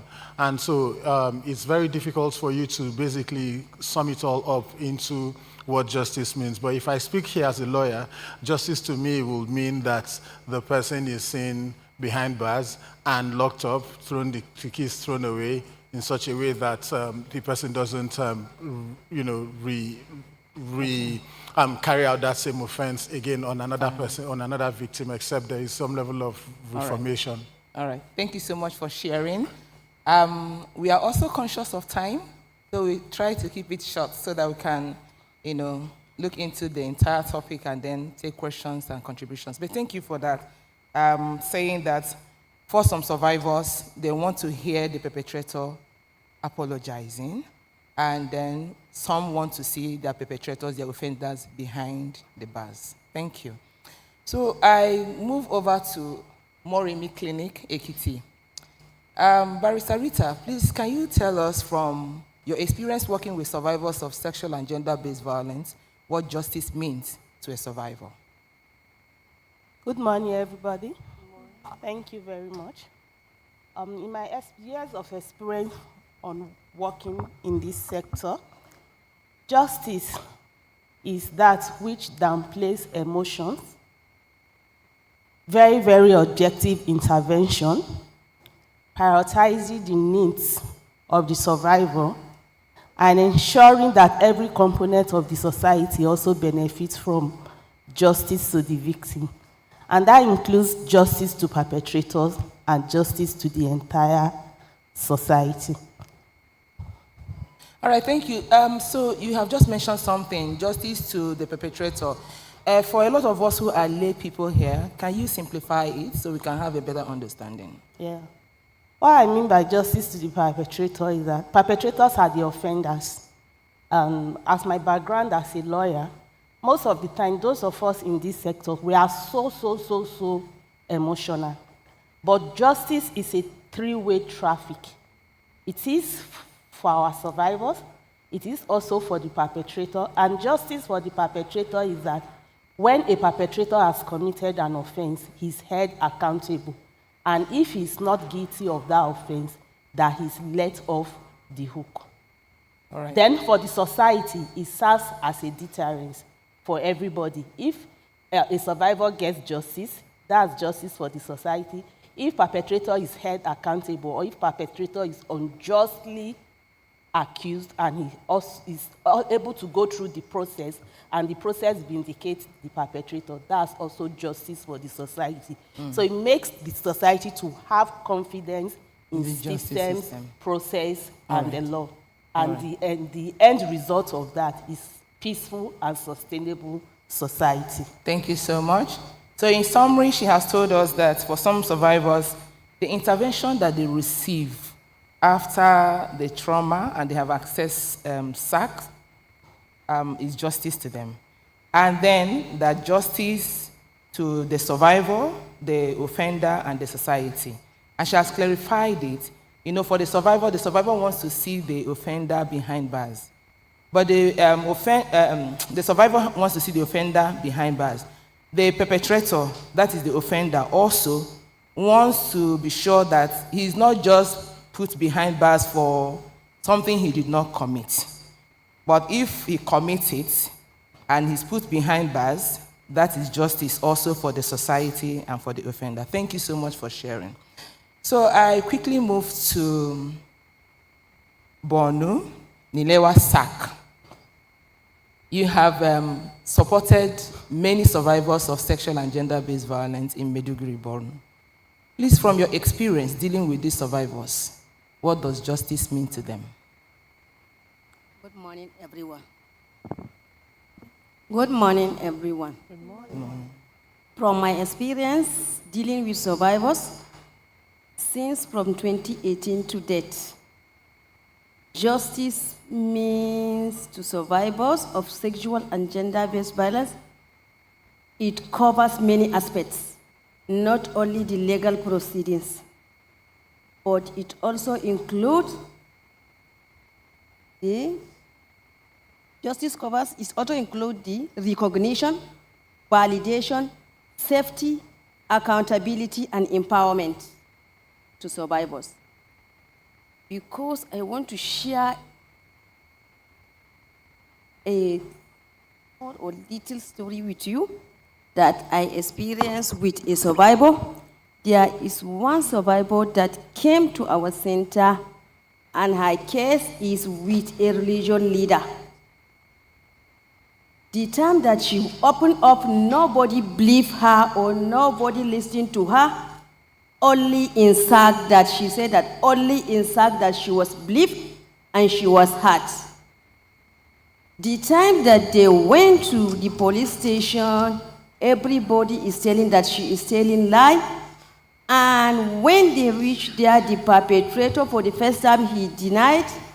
But the first time that they went to the station, the perpetrator himself, in front of the community leaders and his colleague religious leaders, he confessed that he did it. Then the woman just came out of the court of the sittings and said that she is now okay. She didn't even need any legal justice as far as he already confessed, and all the communities know that it's not her fault and she is not telling lie. This is justice to her. This is what she came out and said in public. Thank you so much. I can see the passion. Thank you. Okay, so I quickly go to the CEO of Checheyara. You have attended to a lot of children who have experienced abuse. And in 1 minute, please, can you quickly tell us what you feel that justice to these children is?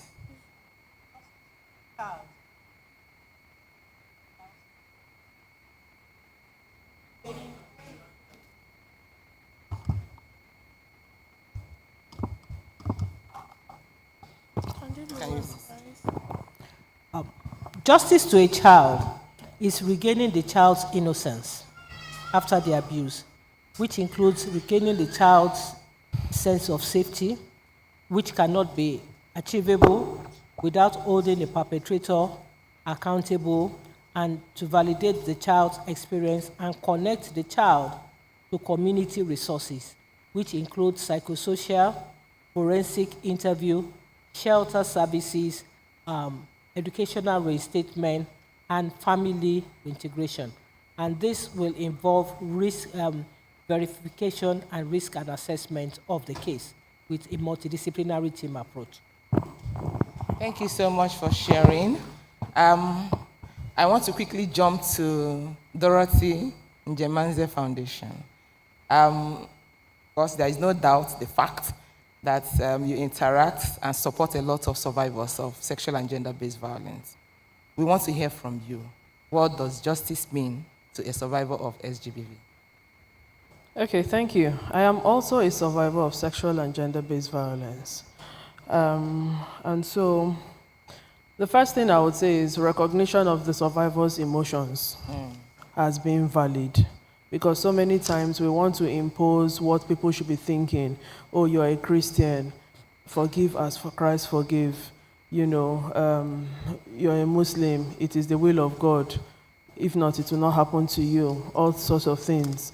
So recognition of the validity of the emotions of the survivor is important. Then ensuring that there are available support systems that are survivor-centered, available to the survivor. So in these days of the internet, online and offline support is very critical.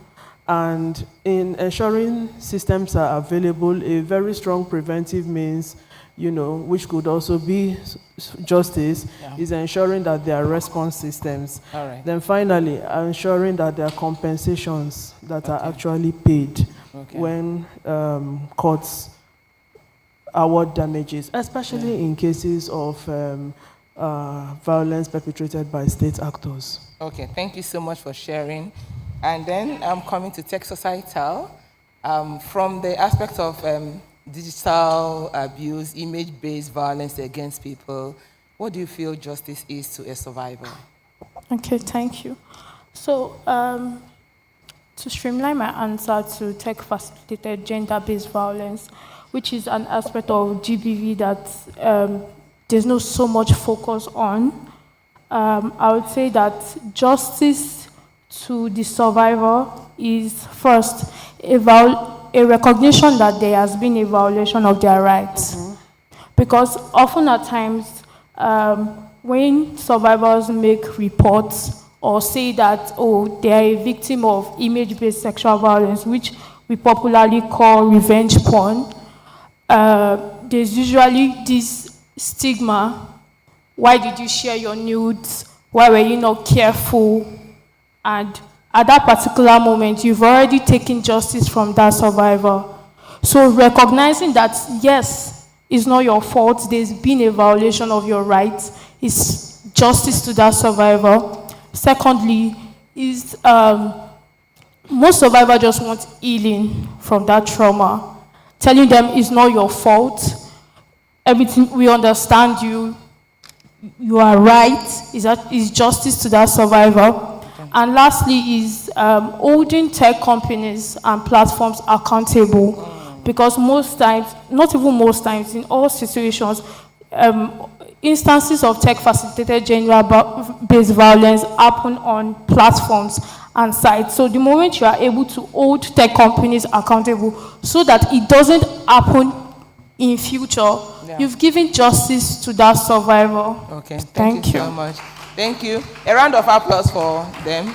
Okay, so in summary, in case you're just walking in, and we have the itemized points that they have raised, that justice means different things to different people. And survivors of sexual abuse also, justice means to them differently. You can't just put everybody together and say this is what justice means. And for instance, recognizing sexual and gender-based violence as a violation of human rights is justice to some survivors. And that many survivors would want to be believed. They don't want to hear you contributed it, I contributed it in any way. They want to hear that it is not their fault and that they should not be blamed for it, that is justice. And they also want to hear that the perpetrator, the offender, is 100% accountable and responsible for that crime. It is justice. And then recognizing and validating the feelings and emotions of the survivor is also justice. And they do not want to be judged, whether by dressing or anything. To some of them is justice. And then holding tech companies and platforms accountable. That is also justice to some survivors. Knowing that survivors are protected and supported all through the healing and justice process. To some survivors, that is justice. And then regaining the child's innocence, especially for children who suffer gender-based violence or child abuse. Regaining their innocence, to some of them, that is justice. Reporting to the police, other law enforcement and justice agencies, and knowing that something should be done about it, to some survivors, that is justice. And that offenders are punished, they are arrested, they are punished, they are held accountable, and would-be offenders are deterred by this punishment. To some survivors, that is justice. And to some survivors, knowing that what happened to them will not happen to others, because there are systems, there are practices, there are processes in place in our society to checkmate and address this issue. To some survivors, that is justice. Have they done a good job? Please, another warm round of applause for them. Yes, thank you. We are going to take your question, but before then, probably we should jump to the next topic we have on the agenda so that we are done hearing from them, and then you can throw your questions and your contributions. Would that be fine? All right, so let us do that now. So we are going to look at what emergency response should look like. And whether we are talking about the justice or emergency response, all these are tied together under the survivor-centered approach. And the Executive Secretary of Lagos State Domestic and Sexual Violence Agency, not too long ago today, talked about survivor-centered approach. So it's still fresh in our memory. So let's take some questions from them to understand what emergency response should look like from your own experience as service providers at sexual assault referral centers. You provide emergency response. We want to know. We want to harvest from your experience, the areas that you have done it well, or what you feel should be strengthened. Let us hear from you so that we can take it back home and then see how we can also adapt the processes to what we do and strengthen our own system. That's the whole essence of this topic now. So I want to start with Dorothy in Jemanze Foundation. What do you think that emergency response should be or should look like to someone who has suffered or experienced sexual and gender-based violence? Okay, so emergency response should be real time. It should be round the clock. Sometimes saying it's round the clock doesn't mean that somebody is sitting in an office. But are there materials somewhere that people in distress can reach out to understand what the basic protocols are in that moment, or what to do if there is any distress? Is there availability of a referral pathway that people can lean on? Are available helplines available? So those who say that they work round the clock, are they actually there round the clock? Sexual and gender-based violence does not go on break, but so many times those responsible for the response systems, the law enforcement and all of them, go on break. There's public holidays, there's election time. So when there's election, the staff strength in the police, for instance, is dedicated to handling election issues, and people in the gender units are sent to those places. So while we're out voting and people are targeting the minors we have kept back, who is responding to them if there's anything? So real-time response should be there. So many times there's focus on physical activity and forgetting that there's the online. DNF in its practice has seen that there are so many people who we have never physically seen, but they depend on calling in. Oh, he's about to do it again. I know he will do it again. I've just given the children cough syrup again so that they will sleep off and they will not see how he rapes me. All those kind of things. So real time is important. Recognizing that online and offline is a thing. And also being survivor-centered, having survivor-centered systems. Thank you so much for sharing. We are still very conscious of time. So I quickly jump to the he for she in our midst, Mr. Obono.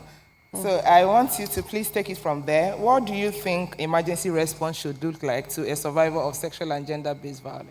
Thank you very much. So I think the first thing is usually from storytelling aspect for me.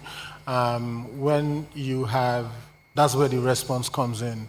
And storytelling is quite interesting, is intriguing, because sometimes the survivor herself or himself begins to find the depth of what has happened from the analysis of the storytelling. And some of them, their healing process actually begins from the storytelling, which is actually from the response. So there are two ways to it. One, you also have to you place yourself in a position of confidentiality, where the storyteller or the survivor is basically trusting you with the kind of information they are putting up and putting out.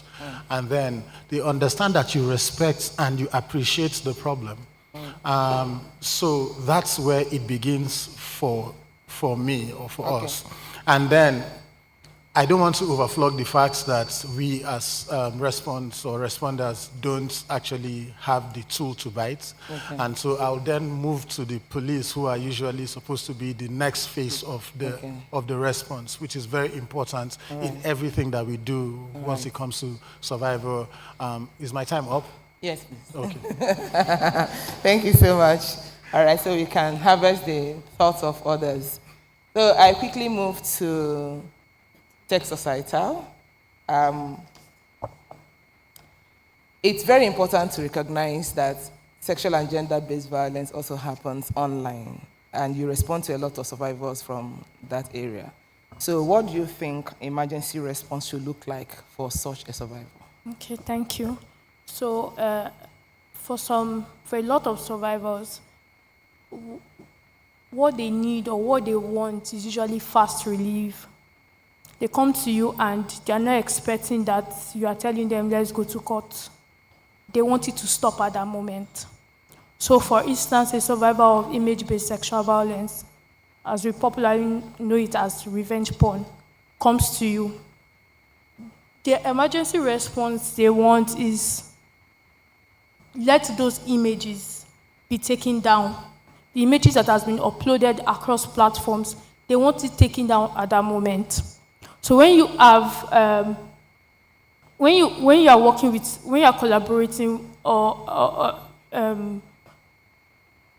responding to that kind of situation, you have to collaborate with organizations, with websites, with tools like Stop NCII to take those images down at that particular moment. They want it to go away. All right.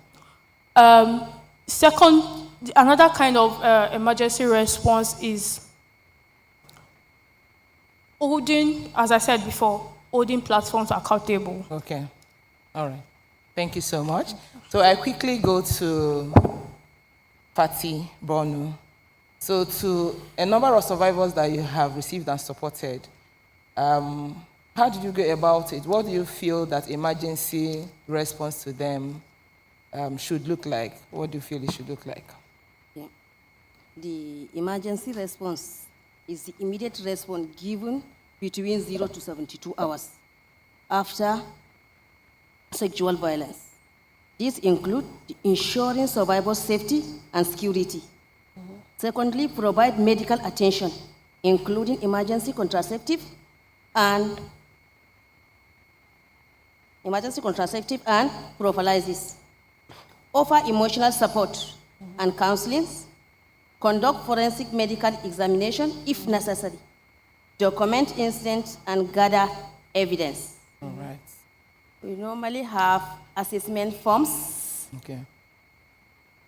If emergency support is between 0 to 72 hours, that is the maximum of 3 days. All right. And after this, then we normally used to give from the 72 to 30, that is where we start the normal initial assessment. Okay. In our SARC, we have 2 different forms. One is called Functionality Africa Scale. Then the other one we used to call it DAS Assessment Scale 21. Okay. The 21 DAS assessment scales we normally use to assess the depression, anxiety, and stress of the survivors. Thank you so much. Thank you. Okay, so we quickly go to Checheyara. What does emergency response mean to a child who has suffered child abuse or gender-based violence? Emergency response is the ability to implement safety plans for a survivor, which includes relocation from the offending environment to a non-offending environment, because this may mean the difference between life and death. It also may include psychological first aid. When a child calls, like we've been receiving some calls, this has been happening to me, I'm about to commit suicide. Psychological first aid. Harnessing the survivor to community resources, and it must be specifically tailor-made for that child. And it also includes non-specialized support. For example, if it happens in the night, and the nearest police station is about 10 kilometers away, the nearest medical facility is about 20 kilometers away, then you know you need to engage community gatekeepers who have firm commitment to child protection. And it also includes giving the child legal information. A child that's been a victim of blaming and stigmatization, you need to tell the child it's not your fault. A child that's been told you are talking too much, you say thank you for telling me. I appreciate that. Thank you so much for sharing. And I want to also give the opportunity to Barrister Rita from Moremi SARC. Ma, to you and to quite a number of survivors that you have supported, what does emergency response look like? And what should it look like so that we can take some lessons home? Emergency response for us in Ekiti is decentralizing our services. Just like she said, the SARC is not in every nook and cranny of the state. So at times, if we say that we have to follow a rigorous approach for the survivors to get to the SARC, irreparable damage might have occurred, not only medical irreparable damage, they can take such a survivor, especially if they are children, out of the community. Aside the fact that the child will not be able to access legal and medical and counseling care, the essence of justice for the child is lost forever. So, survivor emergency response decentralized in such a way that every community who is supposed to be a responder, they are empowered, they are informed to critically intervene before the SARC will continue from there.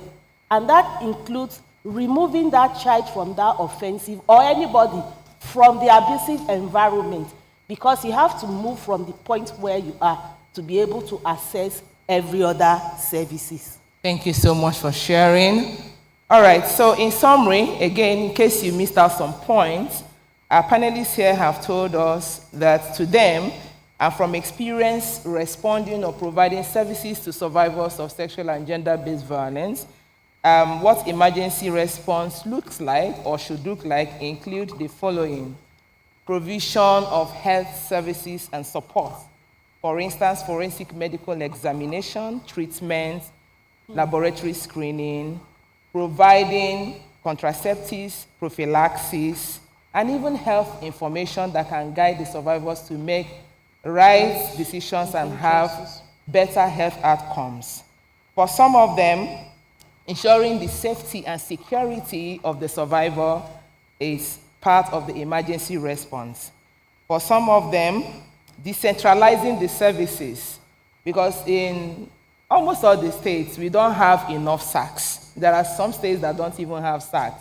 And where we have, they are not enough. So finding a way to decentralize the services so that survivors who are residing at hard-to-reach areas can also access these supports. For some, counseling and therapy is also part of the emergency response. And then survivors understanding what is even on ground, what is available. For some states, if you ask them whether they have SARCs, when you have meetings, some will tell you that they don't even know they have SARC, Sexual Assault Referral Center, in the first place. So sensitizing them and making sure that they understand what is on ground and how to access these SARCs is very important. Then offering real-time 24/7 interventions and services, even in emergencies. So you will not say that it's public holiday or it's election or whatever it is, and then the SARCs are closed. Making sure that it's real-time, is 24/7, and survivors can access them at any time is also emergency support. Then providing psychosocial support, the psychological aspect of it to deal with their emotion, and then the social interventions that can also help them and empower them further is part of it. Then implementing safety plans, particularly for children who experience child abuse, so making sure that there is a safety plan for those children and for any other survivor of sexual and gender-based violence. And even if you don't have the capacity to provide specialist interventions, but you can provide PFA. We hear of PFA, psychological first aid. Calming the person, making the person believe in the system is also very important. Then providing hotlines and even online support, so that it will not just be that it's for offline service provision, but there are survivors also that online you can reach them. Some of them want to access your helplines, call and make sure that I don't call your line and it keeps saying ringing out. Or even when you pick it, then one hostile voice response from there. Survivors don't want that, And then providing information on justice process and support is also part of the support. And then referral services. Knowing your limits, knowing your capacity, and knowing at what point you can refer cannot be overemphasized. And this will also take us to developing referral pathways. As a SARC, you must develop your referral pathway so that you know that you have done your bits and this is how you're going to refer for other support. Then, of course, shelter, empowerment, life skills, educational support as part of the referral services. Then immediately taking down images from the platform. That for some survivors, especially what we are having now, image-based sexual abuse, and then they are uploading people's nude pictures online. But when the survivor complains, engaging platforms and companies that make sure that they take down these images immediately. And even us, we do not support it by sharing. We keep sharing from one, have you seen this? Have you seen? Even when we are making reports, we just share everything, including all the information that will trace the survivor. We say we don't want that. And then engagement, to promote support for survivors, carrying out outreaches, engaging gatekeepers. Yes, she mentioned gatekeepers, so that all of them will contribute. Everybody will contribute and make sure that survivors receive all the supports, and then strengthen the support system for survivors is important. Strengthening relationships, and then, of course, rescue. Someone mentioned rescue. That moving that survivor from that place of vulnerability. But we also understood from the last speaker, the Executive Secretary of Lagos State Domestic and Sexual Violence Agency, the processes to go about that. Of course, someone also mentioned confidentiality. That confidentiality when a survivor is telling her story or making disclosure is very key. And in our trainings, we have been told that confidentiality is not only saying, I did not tell anybody about your story, but even the systems, your tools that you use to work, keeping them confidentiality so that people who do not have access to that should not even get to know in the first place. Of course, also working closely with our steering committees, technical committees, key MDs, to ensure that the survivors are fully supported all around. Then providing information as to the nature of the perpetrators so that other people will not be abused and even the survivors will not be re-victimized. These are some of the points that they have shared here, and I think they did a good job. Do you agree with me? So a round of applause for them. And you're not clapping like you appreciate what they did.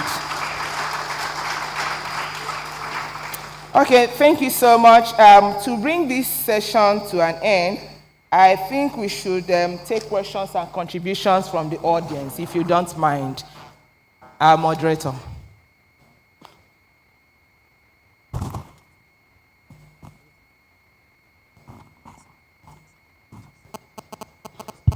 Okay, once again, a round of applause for them. Thank you. Okay, so we'll take you. The mic is coming to you, ma'am. That's fine. Good afternoon, everyone. Good afternoon. To the panelists, that was a very good presentation. I have contribution. Sorry, your name? My please? name is Akamaguna Piyu.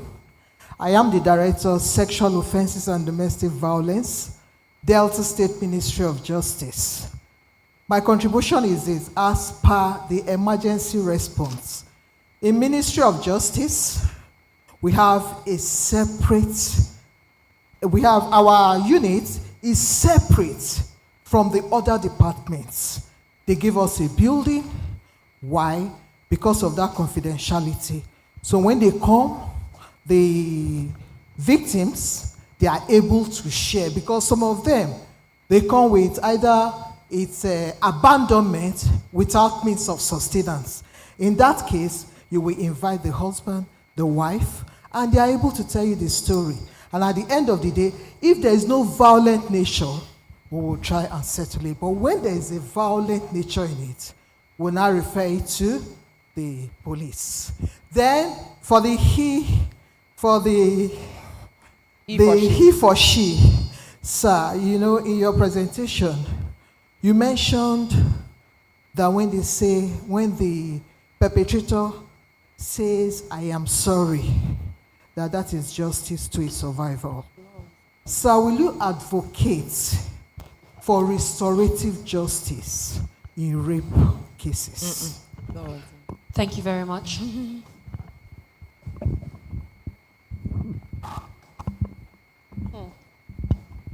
Please, can I go to lady in black in front? No, please. Thank you. All right. Thank you for a very well put together discussion. My question goes to every of the discussants. you all will agree that most time that the survivor does not get justice. So what do you do with them? Because they are leaning towards you, they are appealing to you, and they do not get justice. What do you do with them to help them heal? Okay, thank you. Who would be taking that response? Juliet? Okay, we'll find out from her. Would you want us to take all the questions or start responding one after the other? What do we decide? For now, one after the other. One after I the could other. switch that later on for now. Okay, so there was the first question that was addressed basically to the he for she. Yes. Yes. Sir, please can you take that? So, like every law that is being made, it just has to be what the society wants. It's got to be a reflection of what the society really wants, whether it comes from the perspective of judicial precedents from the courts or the legislators decide whether or not they want to do that. Personally, crime is a crime, and if there is restorative justice being advocated in other aspects of our crimes, of crimes being committed, I do not think that, and then victims or survivors, sorry, in this case also sometimes feel like restoration is just all they need, an apology is all they need, then I think we need to then compare that or juxtapose that with what we already have and the number of the people who just seek restoration, and then marry that to see if we can also have that in our laws. But if you ask me personally, I think that it depends. My answer will be it depends. It depends on whether or not we really want to have restorative justice being advocated in our laws when it comes to issues of rape. But another thing I'll say is that when it comes to defilement, I do not think that there should be any form of restorative justice when it comes to defilement. It's got to be strict liability, and the perpetrators should go in for it and be locked and thrown away. Okay, thank you. All right. Yeah, I think he tried in dealing with that. So the second question, please, I needed to clarify. If you can take that question again, are you saying what if a survivor didn't want justice or didn't get justice? How do you If he support didn't survivors? get justice. Didn't get at all. Yes. How That do what you will you support do with the survivors? survivor? Okay. So I want Dorothy to give a shot to that. Okay, Can you so explain? the justice process is not it could take a long time. The process to healing is an ongoing process. Even when you feel you've healed, one thing just may trigger you to go back down the memory lane, and then you start thinking about your coping mechanisms amongst other things. So what do? There are several things. In our shelter is a crisis and transitional shelter. So meaning within the first 10 days, if you need shelter, we can provide shelter. Within 2 to 3 months, if you need shelter, we can provide. But many people come there as ghosts. They don't have a means of ID. They don't have national identity. They don't have any of those things. So we help them to start the process. 8 months down the line, they have not found their feet. So now we are currently advocating for first-year rents for survivors of sexual and gender-based violence. That is going to be a very big thing. There are so many other things. What are the sources of their medical care?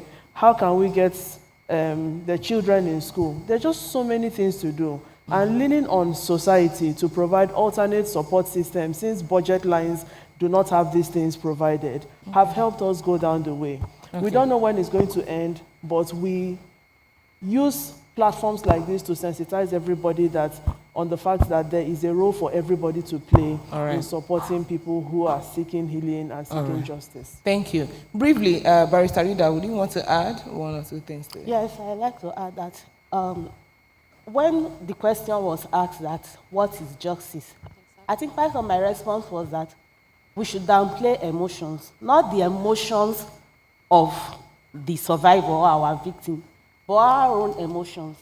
Most of the time, we are so emotional about that legal justice and not looking at the justice within the eyes of the survivor that we are dealing with. I quickly want to share a case of a 12-year-old who is from a broken home. She was actually living with her grandmother, and her grandmother passed on, so she has to start living with her uncle, who is a lecturer and at the same time a pastor. I don't want to mention the church. So during one of the sensitization, the child got emboldened and was able to speak up that this is what my uncle has been doing to me. First, because he was a professor, and at the same time, a pastor, emotions were so high. And this uncle at the earliest time said he's impotent. Okay. And because of my lawyer background, I flagged it to the DPP. I said, this is technical alibi. Alibi means that I was not there. If somebody says he's impotent, it means he cannot do anything. So how then do you say this child? But the whole state was agog. A lecturer, before you know it, the VC has already suspended the guy. The Attorney General has rushed to court. I kept on saying, we need to do further medical examination on the man to ascertain his state of virality. But somehow, I don't know, I was shouting, nobody was listening to me. Eventually, we went to court, and the girl did not get legal justice. Okay. But the beautiful thing about it is that she was in JS3 then, her parents were nowhere to be found. But because systems are in place, from the point at which she reported, she was withdrawn into government custody. Okay. And her education did not stop. She was put in one of the best schools in Ekiti State as a boarder. Okay. Do you know her biological parents did not look for her till today? All right. Imagine even if you sent that professor to prison and this girl is on the street. We would say that amounted to justice for her. But she didn't get that legal justice. But today she's going to write her WAEC now. All Since then till now, Okay. her biological parents, All right. her mother only came once, and the only thing the mother could say is that, sorry, I have to speak Yoruba. One call, meaning that my child was brainwashed to implicate the uncle. And the guy, the child explained vividly, which the doctors corroborate. Because when we got that piece of information, because part of our response is that we have a designated lawyer who supports clients to go to the police station. So in the course of taking evidence, that was when the lawyer heard that the man said he was impotent. And she brought that feedback. Thank you. Thank you Please, very just much. this last one. when the doctor found out, when we engaged the child further, she said throughout the process, the man always used his hand to support his penis. And the doctor said, yes, somebody who is impotent will have to, who has partial impotence. But like I said before, that piece of evidence was not there. But she still got justice. Because her life, she even has a better life than where she's coming from. Thank you very much. I'm so happy with the way you got back again to the question that you asked, Juliet. Everybody had different responses as to what justice means. So that gives you a good response, right? Thank you very much. Let's take the lady behind. Yes, she's standing. Then I'll go to the other side. Thank you. Okay, thank you. Good afternoon, everyone.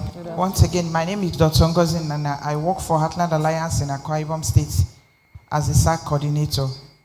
So my question is about the enablers now and in their way of obstructing justice for the survivors. So we had this case of a 96-year-old man that sexually assaulted 3 of his grandchildren, 7 years, 5 years, and 2 years. And then ended up infecting one of them with HIV, the other 2 with gonorrhea.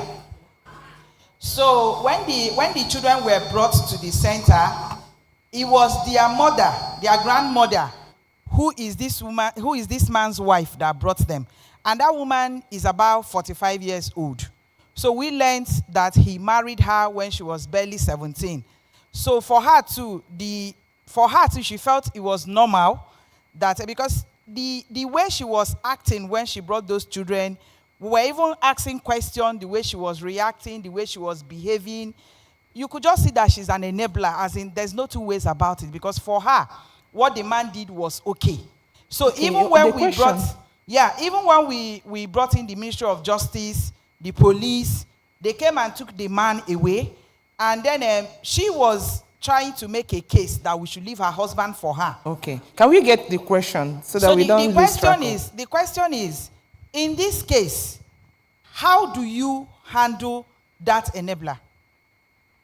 Because everything that she's doing is to make sure that those children in her care do not get justice. Okay. Because she feels that one of the reasons she gave is That's that fine. they will throw her away. That's fine. So Okay. how do we So, handle enablers? so her question is, when someone is enabling an offender, this person is not the primary offender now, but is making sure that the process, the justice process, is blocked or interrupted. How do you handle the person? So in that case, I want to take it to Mrs. Ajayi Checheyara. Thank you very much. An enabler who obstructs justice should be deemed to be a criminal, an accessory after the fact of gender-based violence, and should be held accountable. This brings us back to emergency response. Once you see a contaminator of evidence in the picture, the first thing you do is to remove the survivor from the offending environment to a safe, neutral, and regulated environment for you to obtain optimal disclosure of the abuse, which is what we do at Checheyara in collaboration with the Ministry of Youth and Social Development. Oftentimes, you are entering the court premises, you are seeing the wife of the perpetrator slapping the children. Is it because of you, small rat? Your father will go to jail or your uncle will go to jail. So they should be seen to be criminals.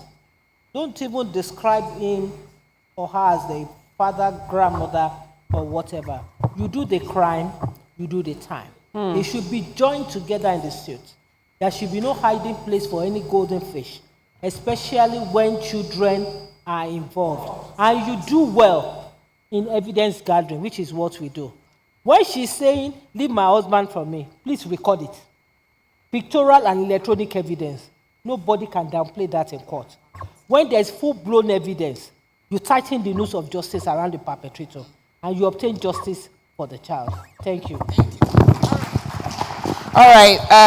I think we also have the Deputy Director, DPP, Directorate for Public Prosecution in our house. Ma, I would want you also to, that's from Edo State, we want you to also contribute to this answer.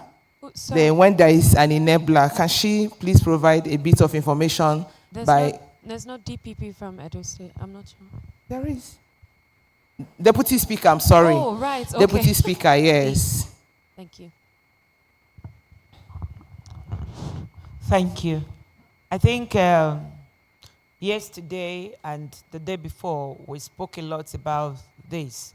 If you look at the VAP law, there are very different ways that these have been aptly put, and interfering, obstructing justice, and she used another good word, an accessory, you know. And yesterday we went to the criminal court talking about compounding felony. Persons that come, be they community leaders, religious leaders, the wife that want to stay in a marriage that is not a marriage, they should be brought to book, because she has said it. All right. And the Ministry of Social Development or Women Affairs, I know many of them don't have legal units any longer. They're supposed to have legal units that will assist them. All right. And if we learn to do this, going back home, because it's not a healthcare center. You are not a clinic treating people. It was because we were having problem getting justice. That was why we decided on one-stop shop. Okay. So today you've turned it to a treatment center, an arbitration center. And that's why we are not getting lots of conviction, you know, and the investigation process is stalled. Okay, thank you, ma'am. Thank you very much. I need to go to the other side. Yes. Please give her the mic. Thank you.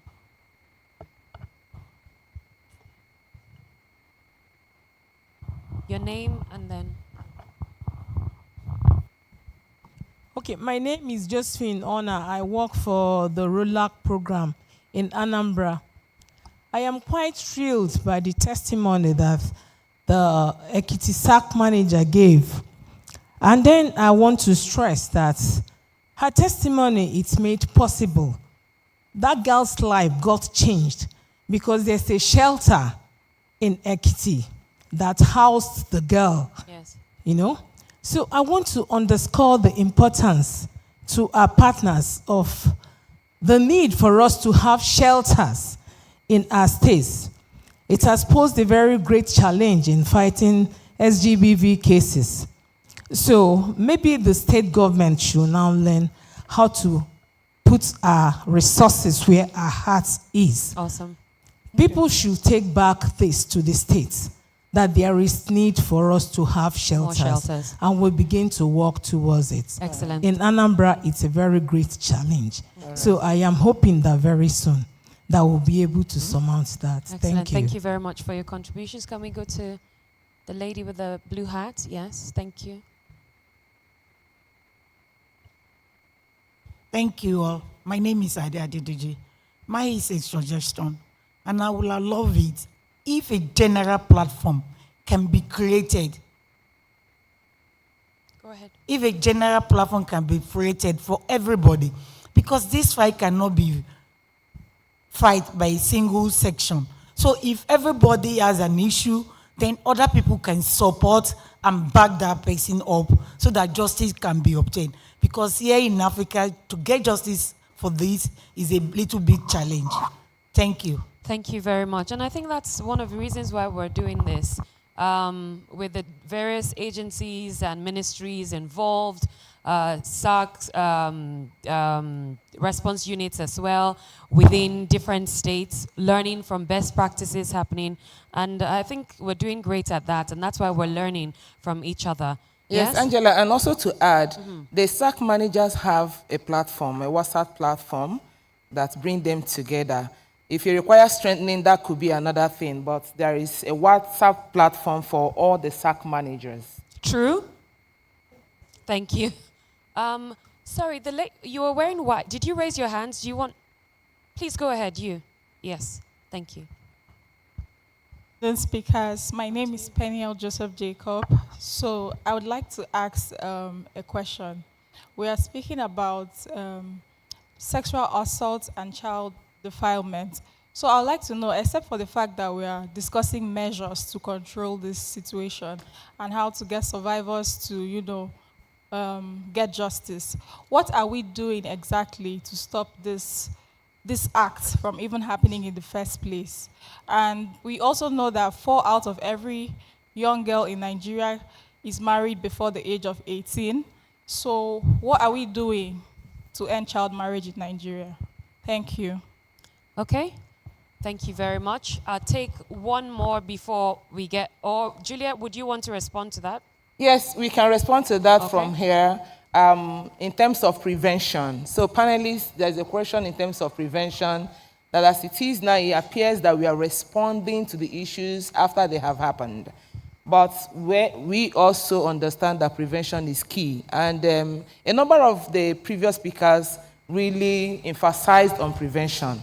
So from your own experience, what would you share so that we can take home in terms of what we need to do or strengthen to make sure that these things do not even happen in the first place? And I want to start with Tech Societal, because we are recording a lot of online image-based sexual abuse these days. Okay. Okay. In terms of prevention, we have a whole lot of wicked people. So you cannot be too careful as a survivor, right? Putting so much burden on survivors to prevent it, we are shifting the focus, right? As service providers. As service providers. So, but we can only guide survivors, or we can only guide people to ensure that they don't end up as survivors. We'll always do awareness, public awareness, campaigns. This is, don't be too careful. You can't put out too many information on the public because it can be used against you. So we do collaborations with other NGOs. We go to, like my organization, for example, we go to schools to speak to young ones because, young ones are like the most vulnerable groups. So we go to schools, we let them know these are things that you shouldn't do because it could, come back to you in future. We also try to hold tech companies accountable and tell them, put out a risk assessment framework where other users don't have the opportunity to, harm other users. Because if there is no framework where anybody can just pick up their phone and, upload people's images, cyberbully them, you are creating a gap. So when a user knows that, okay, this platform will hold me accountable, it refrains people from actually hurting other users. And I just want to add that my organization, we have a tool called My Umbrella, where users or survivors of image-based sexual violence can actually report anonymously. All right. Yeah, thanks. That's good to know. Can I So I want to quickly have we want to have an understanding of what happens in Borno, in Maiduguri, in terms of prevention. How and what do you want to tell us so that we can take it home to prevent this from happening in the first place? And when we talk about sexual and gender-based violence, we all know the types. That is not only sexual. We remember the physical, the emotional, the denial of resources, and all that. So holistically, what do you suggest or advise that we can do to prevent them? Juliet, So, do you mind if all speakers Normally respond to in this Borno question? State that we do sensitization and raising awareness and also advocacy visits. And we have radio programs, weekly radio programs that we normally use to call the stakeholders, especially the religion leaders. Weekly, they will come to the radio station and do some sensitization and make some awareness for the communities. And then the perpetrators normally used to be exposed to the community, because if a perpetrator is held within the local legal mechanisms, then they will just call the perpetrator, expose him to the community so that it will be a deterrent for the others. They will stop them from doing perpetrating. Thank you. So I quickly go This is to normally the what we he-for-she. normally do. Okay. In Borno State, we have weekly radio programs. Weekly radio programs, Yes. all right, that's noted. So I quickly go In to 4 Mr. different languages, that is Kanuri, Hausa, Shua, and English. Oh, okay, that's Weekly. good to know. That Excellent. is not just having radio programs, but you also have to make sure that they are localized using the local languages that people understand. And can I just add that the fact that the perpetrators are actually exposed, it also holds others accountable as well, to say if we're exposing you on a radio station, you can't try that again. Or And it you, will be apart from different. that person trying it again, we're also saying that other people that would want to try it know that they could be exposed again in the nearest future if they try that. Please go ahead.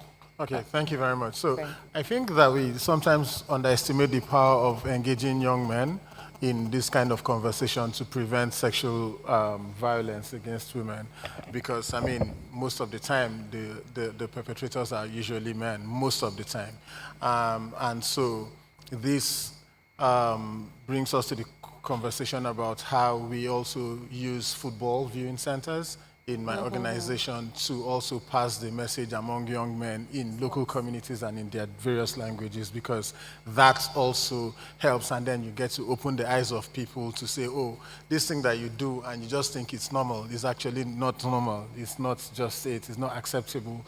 And this education also goes to do with also women, especially young girls.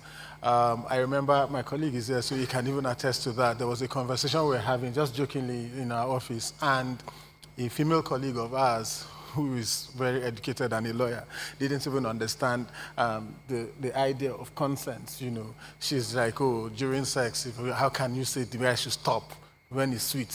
and that kind of conversation. And we had to, it was even my colleague, the male, who was even telling her, no, at this point, it's like that. So consent, so education is very key in terms of letting people understand that this particular part is where the boundary, this is where it should end.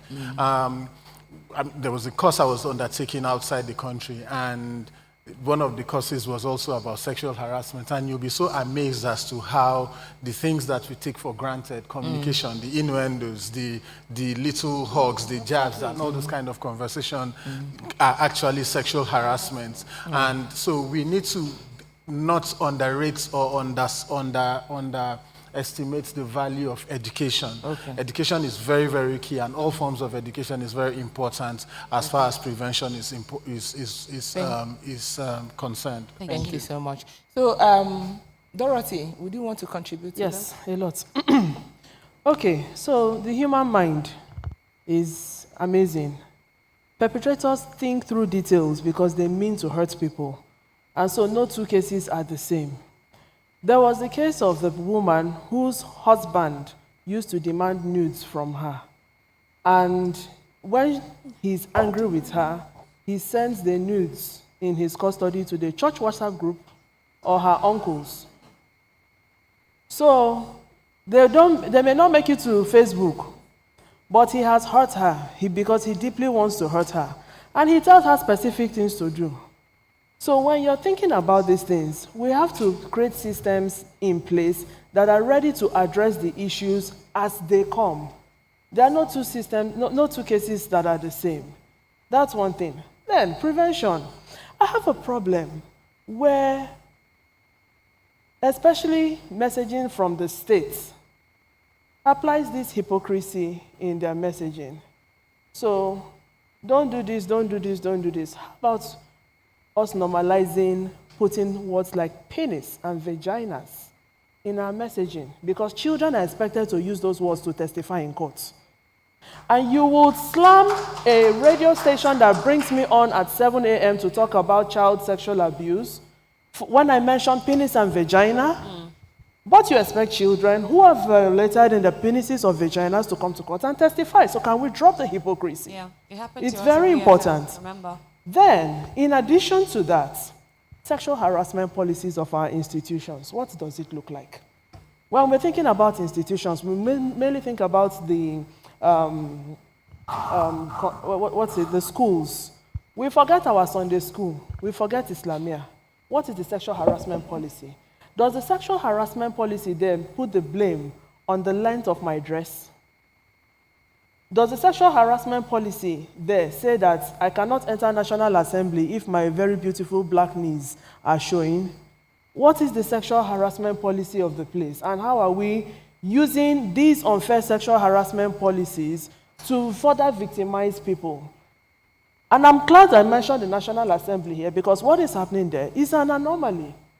Pink knees are not targeted, but you see, once these my beautiful black knees are cited, you are here to make our legislators not to focus on their work.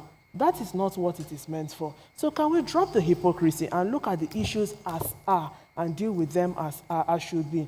Again, if we don't invest in response, people will not know where to run. There's that saying of, it's Nigerian, nothing will happen, who will listen to you? But knowing that there are structures in place that are funded and supported to support survivors is the strongest deterrent that I think can happen, by way of prevention. Thank you. All right, so quickly, Barrister Rita? Okay. On prevention, we cannot overemphasize the place of law in prevention.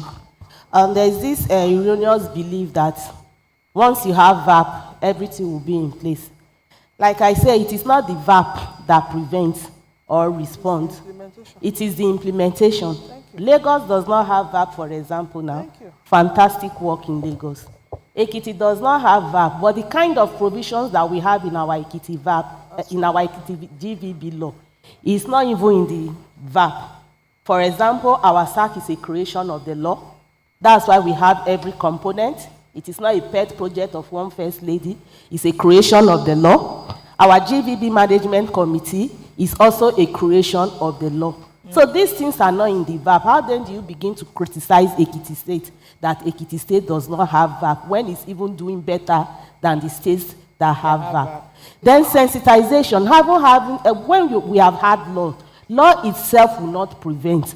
But how do we use this law is very, very key. Sensitization, carrying all stakeholders along. We have this periodic sensitization of community leaders, especially, you know that the Obas weighed a lot of influence in Ekiti State. And when there is a conviction, there is this name and shame policy in social media. It doesn't end there. We will take it to the community of that perpetrator. We will post it in the palace, in the marketplace, in the public places. So these traditional rulers are like, I don't want any perpetrator or sexual offender posted in my palace.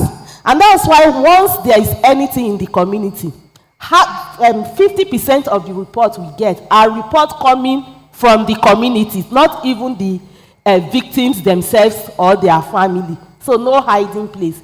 These are part of preventive measure, that there is law, that people understand the content of the law, and that every stakeholder is carried along in the way the law will prevent and respond to gender-based violence. Thank you very much. Excellent. So we go to Madam Kayode.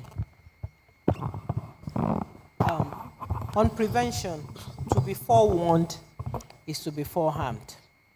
I must say we are not having enough of awareness prevention initiatives. And the ones we have, not all of them are research-based and evidence-informed. There's not enough attention to prevention because if we give SGBV the same attention given to COVID-19 and HIV/AIDS, we will not be here we have. Every nook and corner. All we have been saying, we are gathered here in the metropolis. What of the suburbs, the rural areas? What of the illiterate woman living in a farmland that does not even have access to a technophone? But if we embark on aggressive online and on-site marketing of the SGBV, we will get more results. We need radio jingles. We need culturally competent initiatives, going to schools, school-related institutions, and also going to the slums, going to the marketplaces. It's like the octopus. You must be everywhere. And we should have slogans. I was going to one office at the Secretariat in Lagos. I saw this sticker. If Peking body they hungry you, now life imprisonment they hungry you be that. I mean, that's explicit enough. It's not just a matter of speaking good English. And I still emphasize the issue of community gatekeepers. For example, human trafficking. There was a particular state in this nation that there was a source port. The girls have been trafficked to Italy. The day the traditional ruler there got up and placed a curse, whosoever sends his or her daughter for prostitution, you will die before your time. Or you use the money to build any house on this land.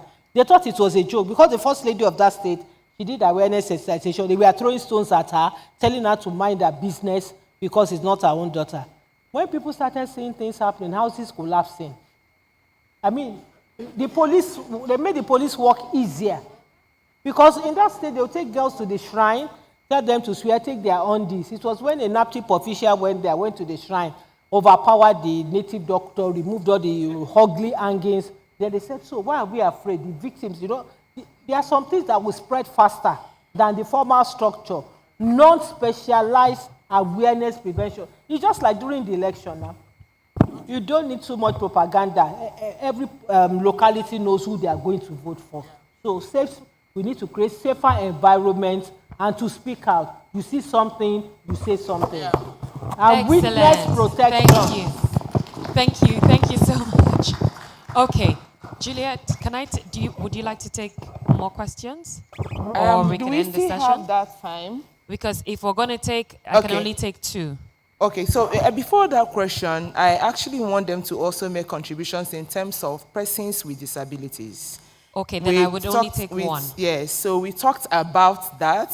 We had the speaker that came here yesterday to tell, because we are trying to be very inclusive. Yes.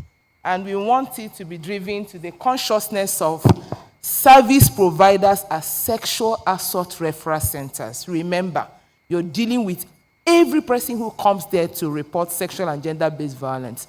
So now I'm taking the question back to you, my service providers.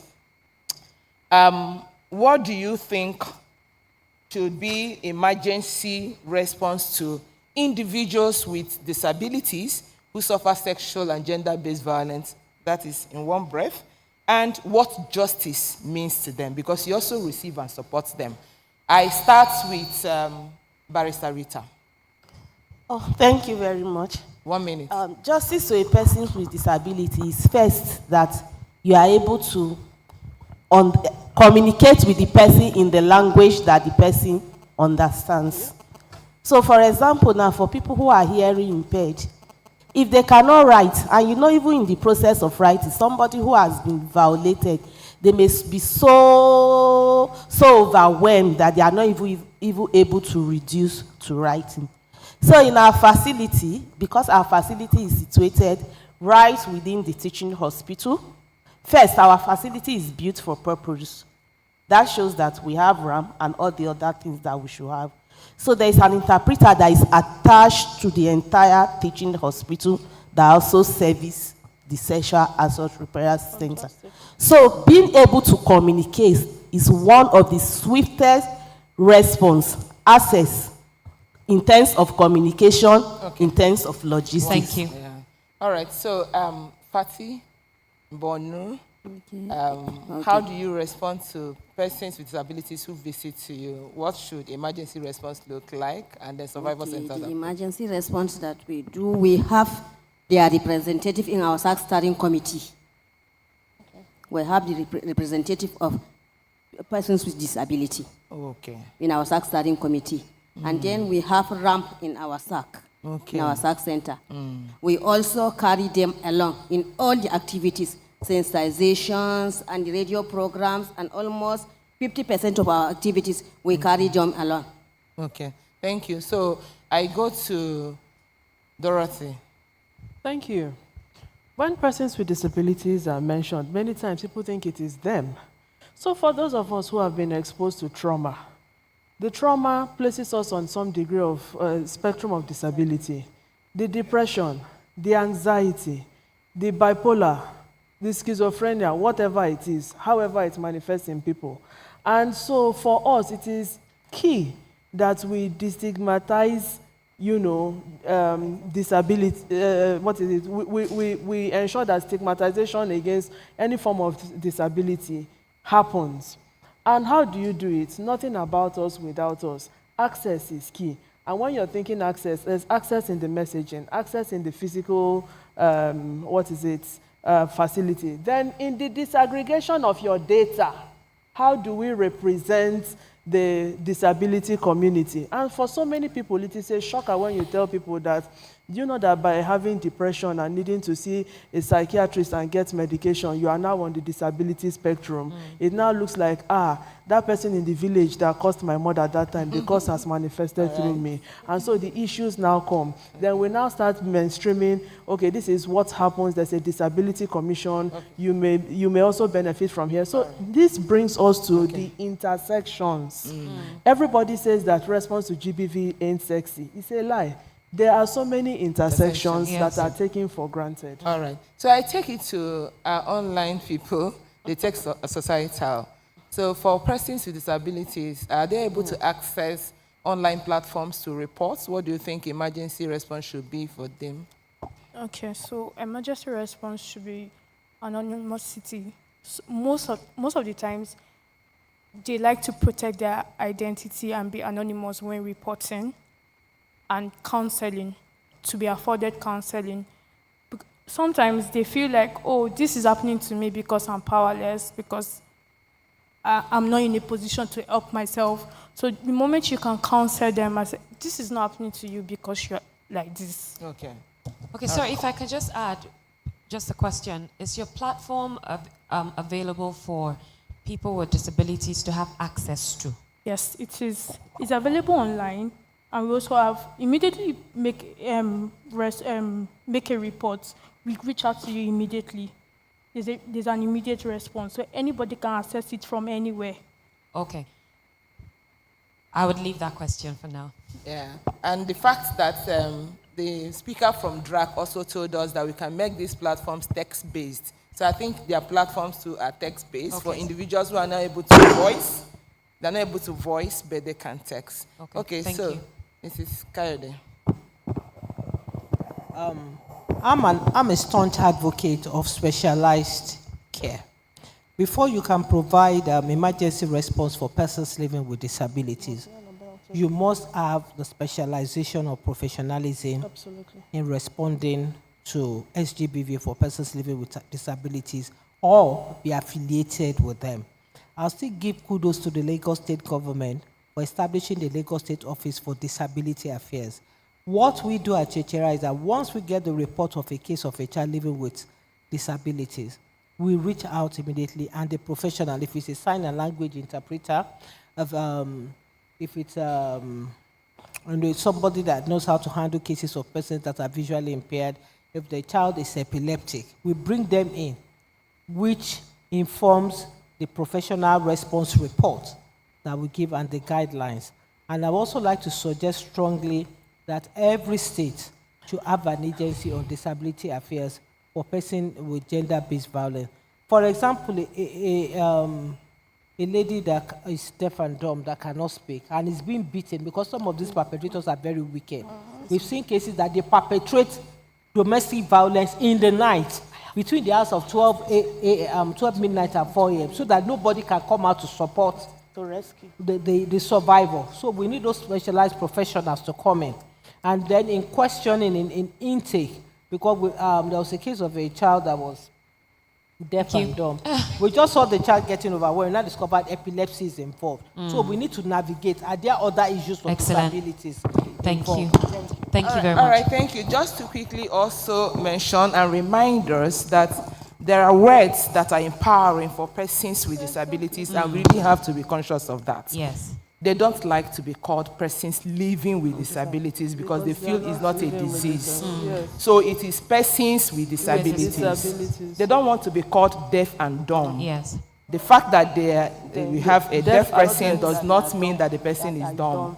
So it's important that we also visit the glossary, the Convention on Persons with Disabilities, just as we have the Convention on for children. So we should also visit that and read up and, acclimatize ourselves with these glossaries because we are providing services to them and they don't want to feel that you're insulting them or you're stigmatizing them further by the wrong choice of glossary. Thank you very much for that. And also using terms like hearing impairment, visual impairment as well, that works.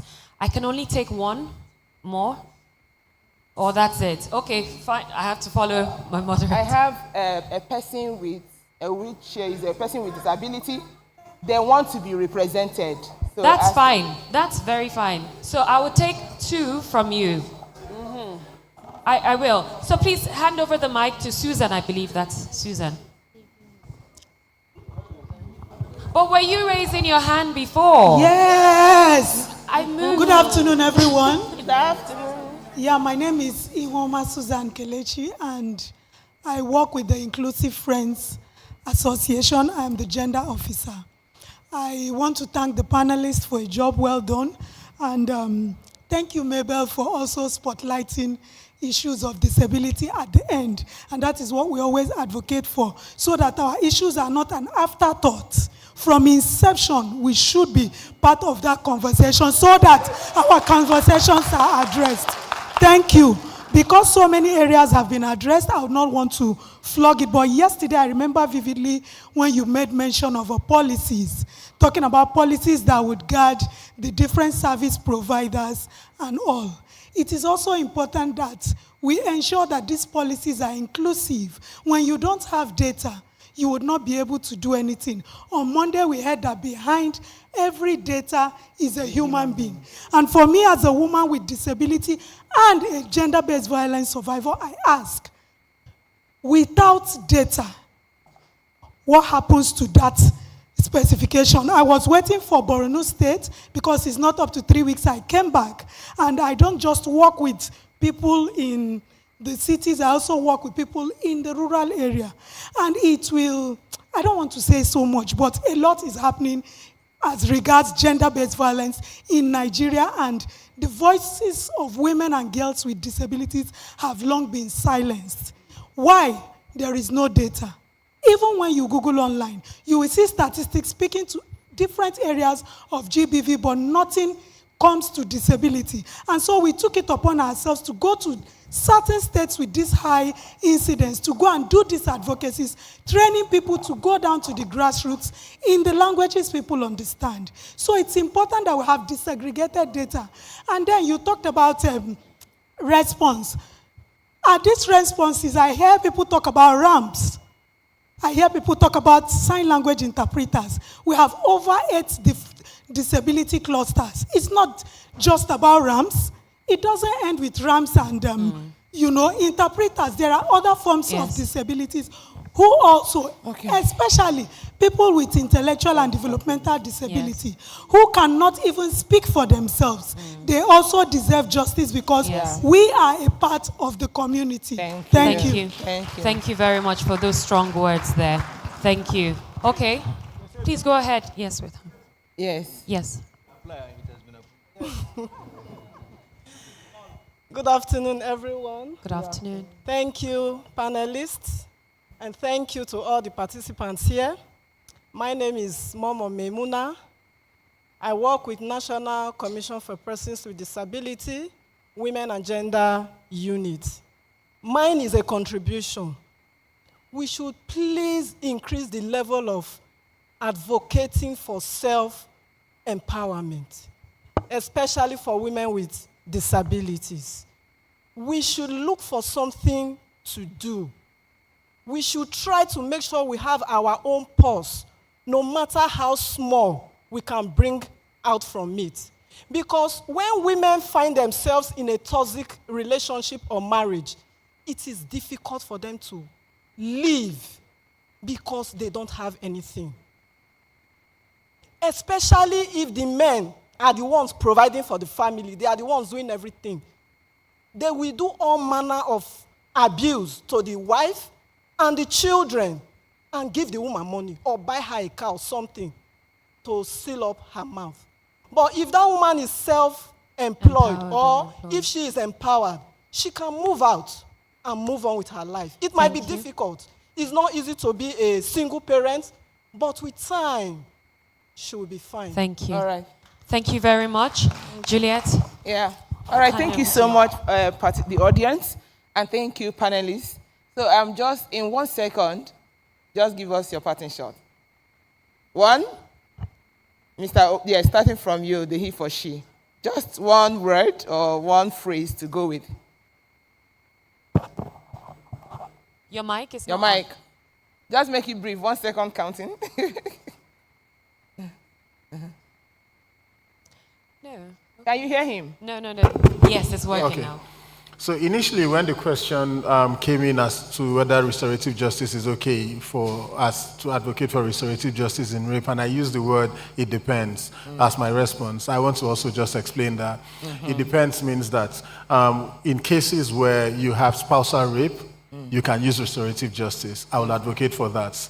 Why? Because there is an existing relationship and something might have gone wrong in that circumstance. And I still remain and hold the view that when it comes to defilement, yes, it's strict and there should be no form of restoration at all. All right, Fatih. Thank you. Okay, what I want to tell you is that we can hear legal you. justice, legal justice is beyond legal proceedings. Thank you. Okay. Dorothy.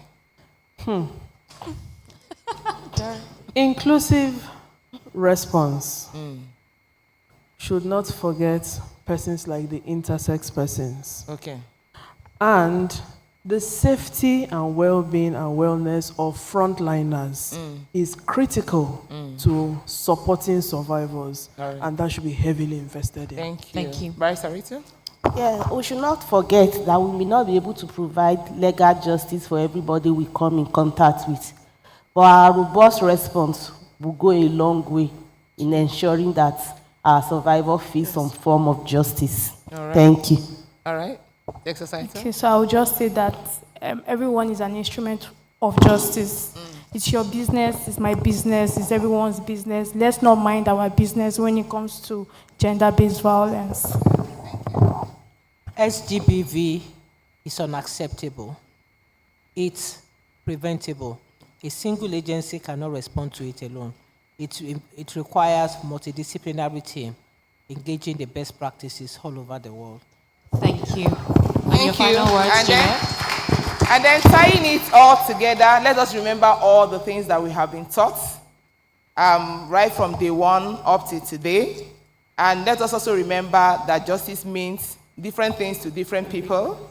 Let us not forget the principle of participation, where we have to carry along the survivors who visit us in planning their care, and then let us give our best. Don't burn out. Know your capacity, your limits, and at what point to refer. And I wish you all very huge success as you return back, safety, and make sure you keep doing what you're doing and do it better. Thank you so much. Thank you. A round of applause for them. As they step forward, we're going to quickly take pictures. Media, please, just step forward. Yes, please step forward, like in between the two speakers. And then we'll take pictures.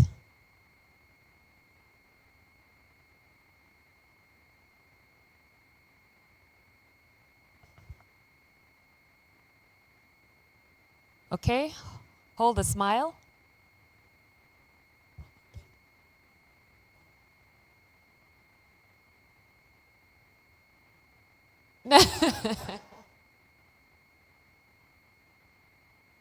Okay, thank you. A round of applause for them as they come up the stage.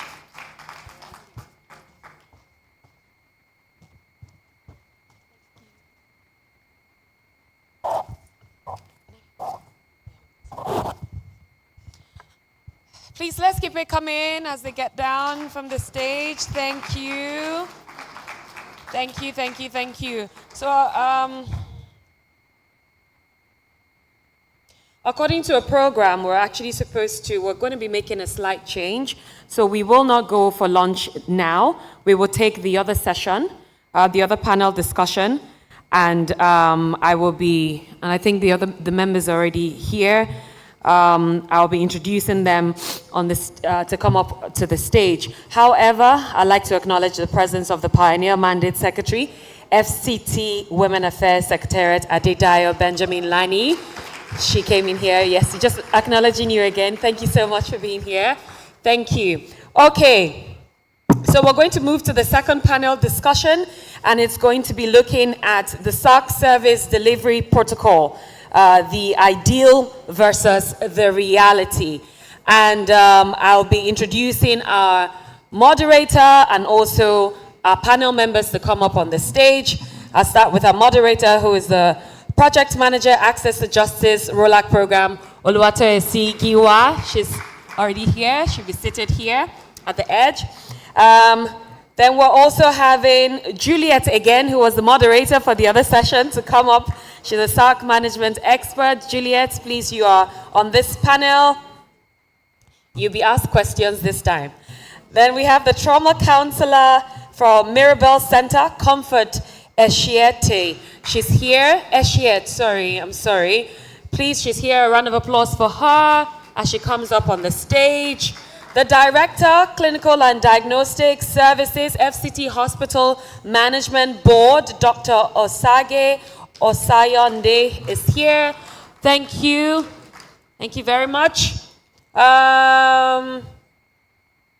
From Spring Center, Ogun State, Damola Lakpite is also here.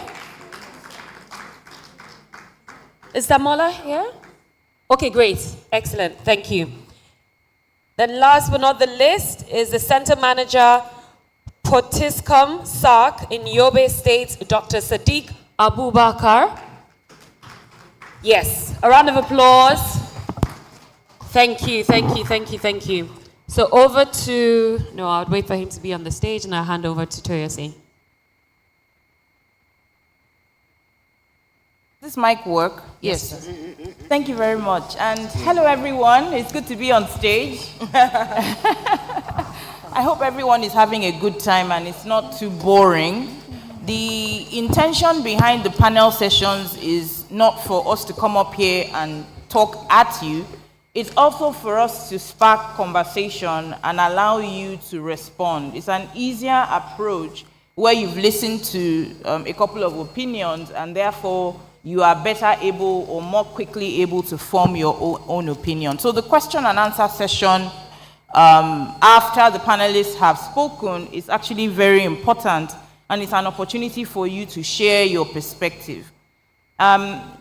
For some of you who only joined us on Tuesday, yesterday, on Monday we had directors of public prosecution from about 23 states here, as well as judges who have been designated as SGBV judges in some of the states, judges of sexual offenses courts in some of the states. And the conversation was very much around what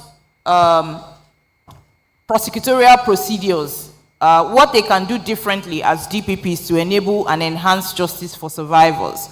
Yesterday and today, the focus is much more on you who either are members of steering committees that oversee sexual assault referral centers, or you who are sexual assault referral center personnel. So yesterday and today is for you to ask all your questions, learn about what is happening in other states, and see what you can take back with you in terms of what you can go back and do differently in your specific location. We were very careful to bring your commissioners for women affairs, even though not everybody had the opportunity to travel down to Abuja.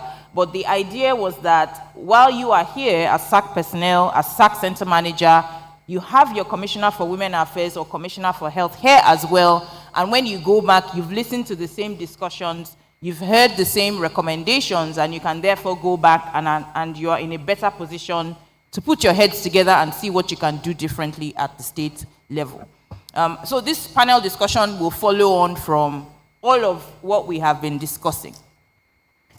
It is quite clear that in Nigeria, everybody in every sector, whether it's health, whether it's education, public service delivery, in politics, all of us are facing constraints. If you have a job to do as a frontline responder, as a public service delivery institution, we know that there are challenges. If the challenges are not funding, the challenges are capacity.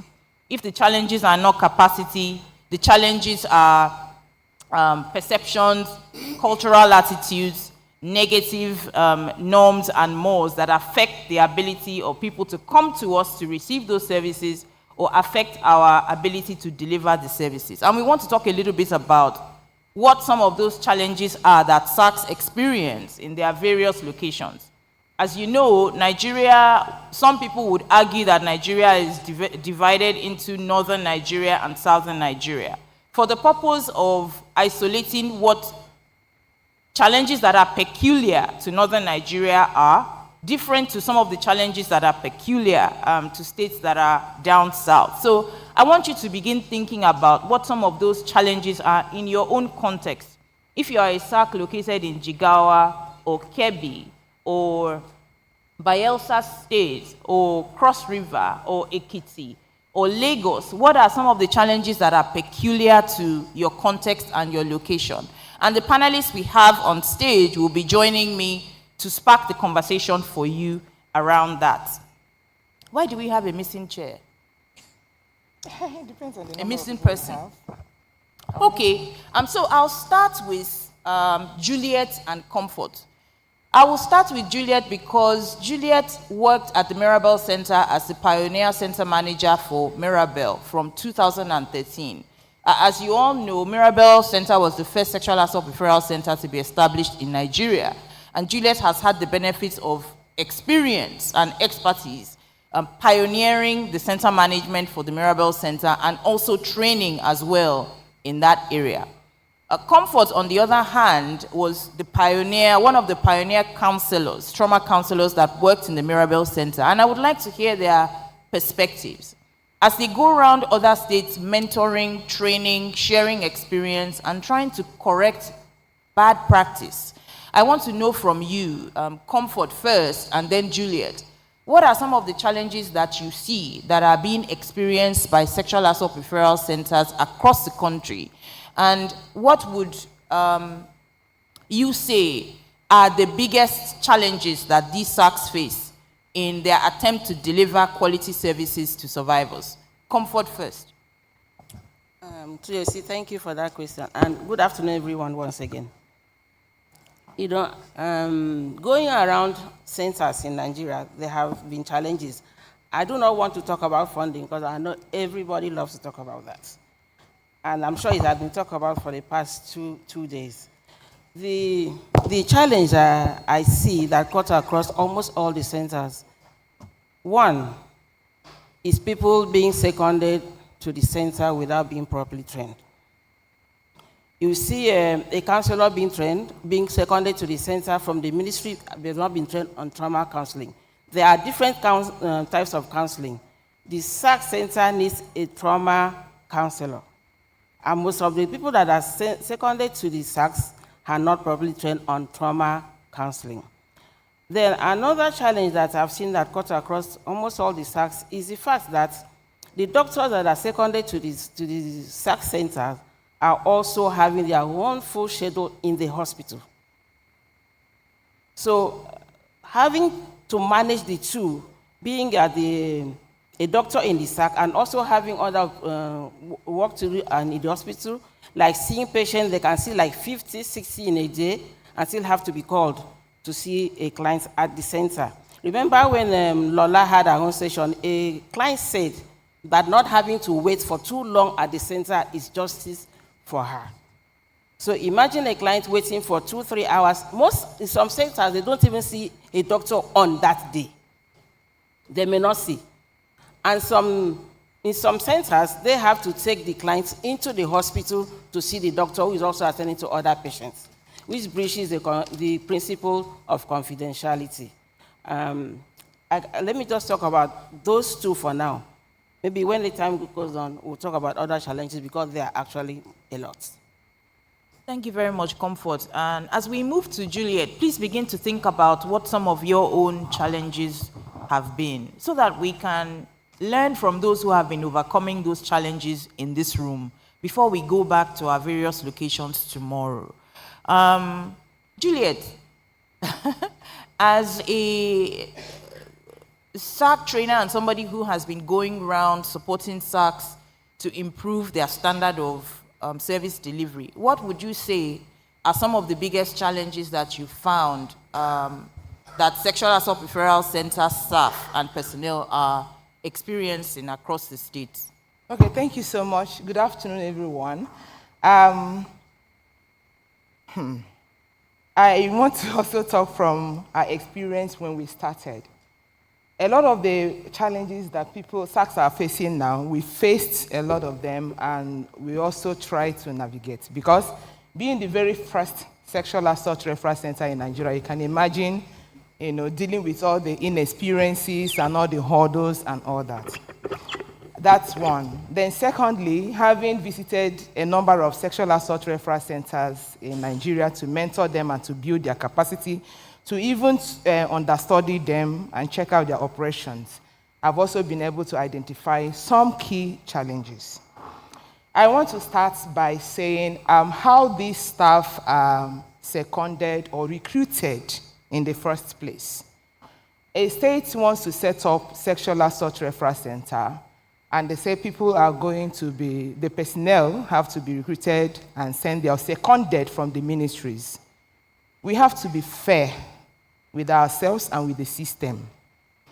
Are you sending this staff to the SARC because you have a relationship with them, one way or the other? So, you send people whom you know that they don't have the passion, they don't have the compassion, they don't have the understanding, simply because they are in your good books, and you send them there. That is one challenge that I identified. Another challenge I identified is capacity building.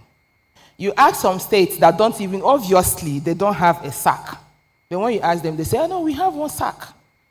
In the social media is there. There is one room, big room. We have identified it. The wife of the governor has gone there to commission it. And we have equipment. the equipment you bought, some of them are not even things that can be used at SARCs because you did not even make proper consultation. And then the people that are there do not have the skills to start responding to them, and you don't do training first. So that skill gap is also a challenge. Then the challenge of this, I don't know how to capture it, but in terms of not having a very clear relationship with your steering committee, or steering committee people not having clear, they don't even understand what the SARC is all about.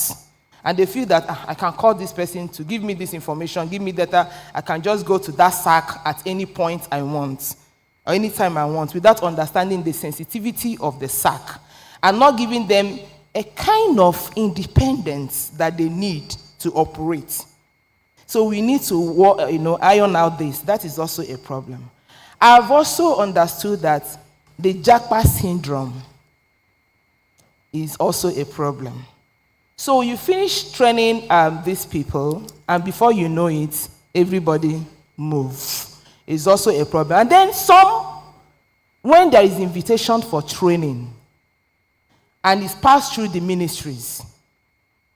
Some ministries, the people that are there that call the shots, you will nominate people you know that don't work as SARCs. You see, they are sounding yes, because that is what is obtainable. So you nominate people you know that don't work as SARCs, just because it is training. And then they go for training and they come back, they go back to the ministry. The individuals who are at the SARCs do not have this training, do not have this skill. That is also a problem. Of course, funding is also a problem. Not having a clear budget line for SARCs to operate. I think I should pause here. Thank you very much, Juliet. We will pause in between and do questions and comments, and we won't take all of the panelists to make their contribution all at once. But before we do that, I want to ask from the point of view of Dr. Sage. Dr. Sage was the chief medical director of the Buhari General, used to be, of the Buhari General Hospital, where a SARC was set up in the FCT here, and currently functions within the FCT Health Secretariat. A sexual assault referral center is supposed to be a one-stop shop where anybody who has survived sexual or gender-based violence can go and receive free emergency medical services, free trauma counseling, and support to navigate the legal process or the justice process. And a critical aspect of this is medical reporting. The client that approaches the SARC for support, after the medical examination, the doctor, in the course of the medical examination, gathers evidence and documents it in a way that can assist the prosecution of these cases. Dr. Sage, what would you say are some of the biggest challenges in medical reporting by SARC medical personnel? And what is the impact of the quality of medical reports that are being prepared by medical personnel of SARCs? What impact does the quality of those medical reports have on the prosecution of cases? Good afternoon. Thank you, Toyosi. Good afternoon, everybody. So the medical report really carries a lot of weight in the prosecution of these cases, because in the VAP article, it is the testimony of the survivor and the medical report that could lead to a prosecution. So once the medical report is not done properly, it gives room for most of these cases to be lost in court. So the aspect of medical reporting, we keep on, during the training of the medical, forensic medical experts, there's a lot of emphasis being placed on the writing of medical reports, what needs to be written, and people need not to be too emotional to start creating evidences or what they did not see just because they want a prosecution to be made. We need to document exactly what we see. Documentation of the medical report still boils back to the history-taking examination and investigations that was done. with the SARCs, we have there are already forensic medical forms, which is equivalent to the history taking and examination and use of pictograms to identify injuries. We encourage them to use these pictures, these pictograms. Also, examination, there is this tendency that because it's a sexual assault, the first thing the examiner wants to do is to go and examine the female external genitalia of the woman, which we discourage. There is the need to do a head-to-toe examination because there could be injuries that could be found in other parts of the clients, which we put, because what you are really trying to do is to put the perpetrator at the site of the crime. Not necessarily, that is the main thing that medical report is trying to do. So we keep on training forensic medical experts on proper medical reporting. And also with this JAPA syndrome, there are people that worked in the SARCs or in the hospital that saw the clients migrating abroad or even internal JAPA moving to blue chip companies like liquefied natural gas or NNPC, running away from public health facilities. So there's also a challenge on the person that saw, the person that wrote the medical report, now coming to the court to give testimony. So we are now emphasizing that it should, the person that sees is seen on behalf of the SARC. It's not seen on his own personal recognition. So once it gets to court, even if the person has jackpot, he has migrated, he has gone to do other things, it can still be tenable in the court of law because the signature is now on behalf of the SARC. It's not the person, the medical examiner that saw the clients. Thank you. Thank you very much, Dr. Osage. Before we go to Mr. Damola Lakite of the Spring Center in Ogun State, I want to throw a question back to the crowd now. Doctors and nurses and midwives that are here, not all of you are here this time around, but most of you have received training in the past 2 months, refresher training on forensic medical reporting, injury documentation, medical examination. What remains your biggest challenges in preparing medical reports that are sound and that provide a sound basis for supporting effective prosecution of SARC cases in court? We want to hear from the doctors, the nurses, and the midwives. What is still your biggest challenge? I know some of you have raised the challenge that it's very difficult for you to find time to appear in court, and the court, if they continue to adjourn, how do you manage that with your schedule? What remains your biggest challenge from the point of conducting that head-to-toe medical examination, from the point of interviewing the survivor to document injuries, to the point of capturing all of this in a medical report? What remains your biggest challenge? Can we hear from the doctors in the room? Thank you. Doctors in the room? Doctors, nurses? Okay, thank you for that wonderful question. In fact, I wanted to make a comment at the end. Sorry, Mark, could you introduce yourself? Okay. I am the Chief Executive, Hospital Management Board, Abia State. So, to the last speaker, when you were talking about taking history and examination, before I answer your question, so you talked about there is a form now that you guys have that you can actually fill in your findings. That makes it very easy and very precise. So that as a doctor, what you document is what you see. So the issues of this is suggestive of this is suggestive of that is taken away. Bias is being taken away. So I like that.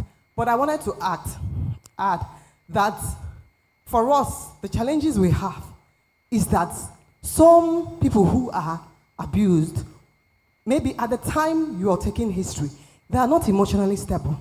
So they might not give you correct history. So history taking is the key to diagnosis. history taking is the most important tool that doctor needs to make a diagnosis. So I was trying to recommend at the end of this presentation that we should have more like a pro forma, like a questionnaire, direct questions that the doctor will ask. No matter the emotional instability that this patient have, she will be able to give you a direct answer, yes or no. When did this happen? What part of your body was involved? So questions that are very precise, so that it won't be when you are interacting with a patient, she tells you stories that will not add up. She tells you some, might even mislead you. At the end of the day, you will not have a very concise history that will help you make a diagnosis, or that will help you present that case as it is in the court. So history taking is a very huge challenge. Then the next thing also is the lack of, forensic evidence. Most of the times, when these people present, because some of them present 2 days or 3 days later, you as a doctor, some of the bruises, maybe how rough the person was when they were assaulted might not be as at the time they are presented. So it also makes it difficult for you to say, oh, this evidence is, I can be able to say, oh, this is what I found. So late presentation is a challenge. Thank you very much. Thank you. Thank you. Before I leave Comfort and Juliet to respond to that, because I think, and Dr. Sagi, because I think there are some elements of how you navigate a survivor through the process of sharing her story, and to the point where she even allows you to begin the medical examination. There's a process in terms of caring for the survivor from that beginning point, and Comfort and Juliet and Dr. Sage will be able to speak to that. I want to hear from another doctor in the room who perhaps has had more success in terms of documenting injuries in a way that elicits the most amount of information from the survivor to make the medical report useful. How do you do that? How do you achieve that in your own location? Okay. My name is Dr. Ibrahim Ahmad from Jigawa SAC. Hi, Dr. Ibrahim. Okay. So the main problem in SAC is like there's a lot of delay, usually in police station, and the main problem to make a finding of examination is delay in presentation of the case.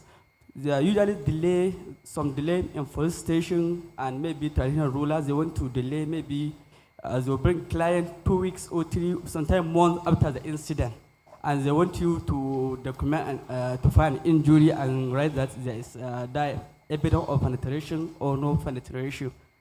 And sometimes SAC wouldn't have enough staff for you to examine like a woman. You have to have a chaperone, somebody to be there with her. So sometimes I have that delay. I have to go to hospital to look for a nurse to come and chaperone before I make my examinations.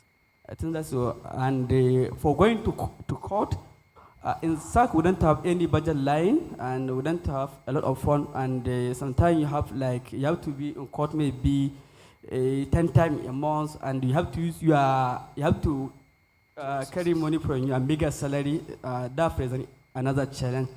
I think what was mentioned yesterday about video comparison, giving evidence via Zoom will help us in that regard. Thank you. Thank you.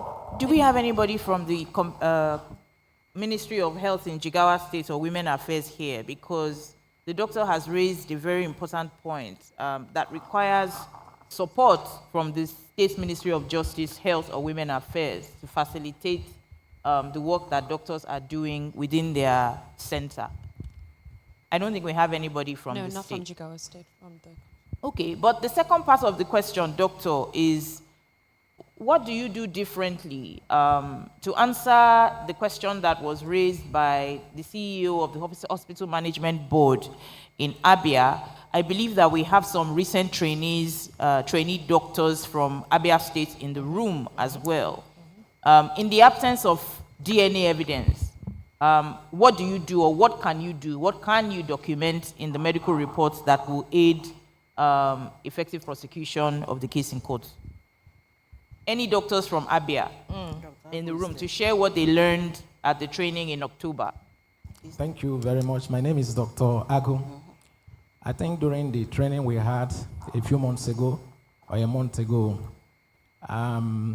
documentations of injuries were robustly discussed in terms of bruises, lacerations, when patients present, say, a day or two, or even a week after the incident had occurred. The things you expect in terms of colorations of injury, in terms of just things you expect after, say, 3 days after injury, for a laceration, for a bruise, 1 week after injury, or even up to 14 days or thereabouts. Those things were robustly discussed, and I think that we've been trained to be able to identify. Ours is not to say that this is what may be a rape, but this is what is our finding, and we can defend that an injury, say a laceration or a bruise that has occurred, say 7 days after the victim has had a problem or been victimized or been violated, that this is the finding and it is consistent with an assault within a stipulated time. So I believe that in terms of history taking, we should be able to take good history and then connect them to the days that a certain injury had occurred. It is left for the court to decide on, we provide the information, but it is left for the court to make decision and say this is a rape or not a rape. But I think we've been adequately trained to identify injuries, whether it is bruises, whether it is lacerations at the hymen, or anywhere in the genital part, and we should be able to reconcile it with the period of time that injury has occurred, especially within the first 2 weeks of that incident occurring. Thank you. Thank you. Thank you very much, Dr. Agu. So we go back to the two doctors we have on the stage. Actually, I'm not sure if Damola is a doctor, but you are not. What I want to know, Damola, from Spring Center, what has been your success rate in terms of the utility of the medical reports that you prepare and issue? What has been your rate of success, and how do the medical reports that have come out of the Spring Center, to what extent are you improving, and how is that improvement evidenced in the number of cases that are being prosecuted, that have been reported to Spring Center? Thank you very much. I would say that even before we got this most recent training on proper reporting and all that, we've had a few successes with reports being part of the corroboratory evidence used to find or to make convictions in court. We've had quite a few. The issue has not even been the successes of our cases, but the problem is the charging the matters to court and successfully prosecuting the matters. So you have quite a number of those cases that don't get to court. You've done all your part. Like I said some time ago, because you want those cases to move. As a SARC, we are compelled to also pay for those cases to go to court. And sometimes you're also compelled to pay to get the survivors to court. And along the line, when there is a problem, you miss everyone. The survivors disappear because they probably feel reluctant to continue coming to court, or there is a miscommunication or no communication from the courts or something, and there is a frustration there. So, yes, our reports are helping in court, but are we being helped by the process? That's the issue that we have. And with the new trainings that we've gotten, I believe that we're going to have better reporting, which would further help the court. But what we need is for the prosecution to be better and the process to be faster. Thank you very much, Damola, for that experience from Ogun State SARC. I want to go back to Juliet and Comfort, and I want you to share with us what are the essential elements of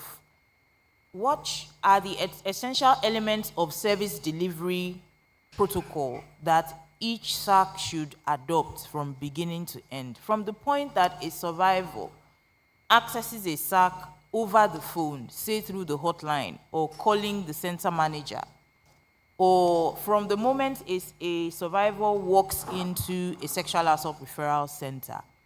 What should we expect to be done from the moment that person steps into your space? From beginning to end, what is the role of the doctor? What is the role of the counselor? What is the role of administrative staff? And what should we expect the survivor to live with that day in terms of the assistance that they would have received? We'll start first with Juliet. Okay. Thank you so much.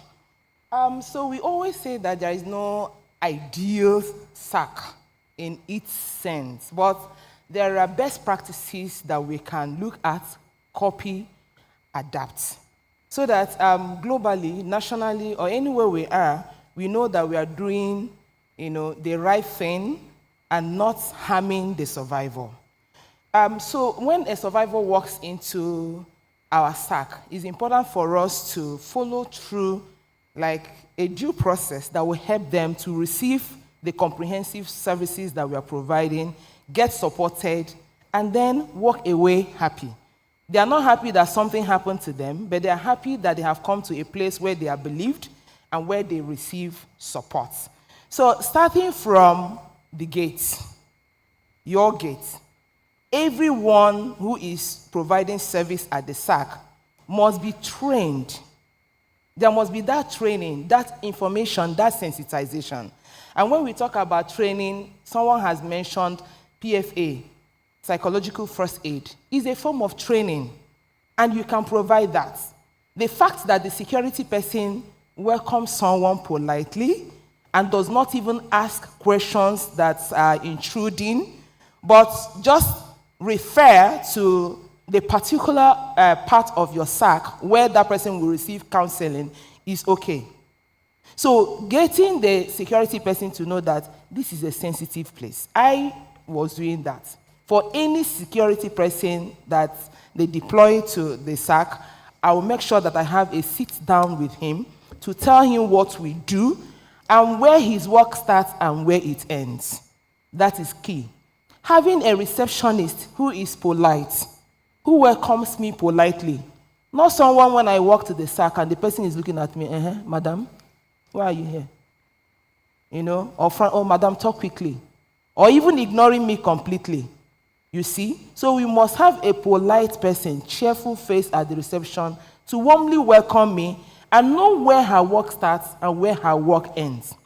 Now, having counselors who are also trained, not giving advice because I am a social worker, I used to work with a ministry, then I now think I'm a counselor. No, but having that skill and that professionalism to receive me, to do my intake assessment, to listen to me with empathy, and to keep my information confidential is also a good practice. And knowing when to call in the doctor, because we know that it's not all the survivors who visit SARC and need medical attention, true or false? Good. So having this counseling with the person and understanding if the person will need medical attention and then referring when it's appropriate is a good practice. Timeliness is a good practice. Not keeping me as a survivor, as a client who visits your SARC, and then you're keeping me at the reception for only God knows how long. And then at times you're telling me, sorry, the doctor is not here, sorry, the nurse and all that. But making sure that your services are available, they are professionally and timely delivered is also a good practice. In terms of your documentation, making sure that you document accurately, appropriately, not just one small sheet of paper, like maybe police, they send, that request for medical report form. They will send it to the SARC, and that is where you document everything, and then you now hand it over to that's not good practice. But having appropriate, accurate documentation. And now, in the area of also storing your tools, your documents, making sure they are safely stored, so that people who do not have access will not just be reading my information. If you feel that you're not sharing my message, but you have finished attending to me and you just keep the file loosely, anybody can walk in and see it. Oh, so Juliet was at this SARC, and that person might be my church sister or church brother or mosque, whoever, and then goes there to start saying, I saw what happened to her and all that. Confidentiality is also a good practice. Strengthening referral pathway. Knowing what we do at the center, our capacity, and at what point that we are going to refer. And also knowing those service points where we are going to refer them. Do they really exist? If they exist, are they safe? And then following up and taking feedback is very, very important. Of course, having guiding principles. We can have a short handbook that anyone who is coming to our SARC must know what we stand for.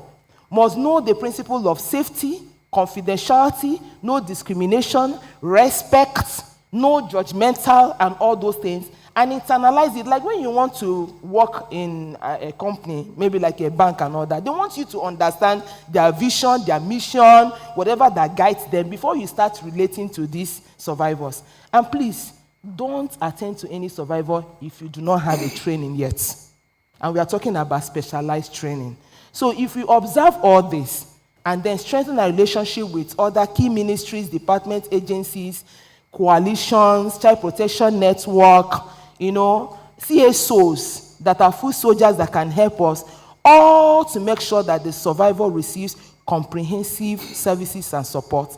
That is best practice. Thank you.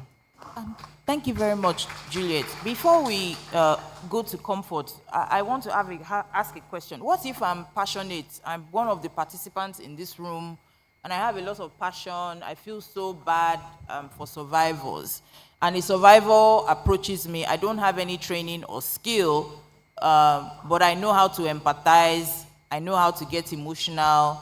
Can I help a survivor? What should I do if a survivor approaches me? Okay, so psychological first aid is not about you having emotion and all that. It's knowing what to do.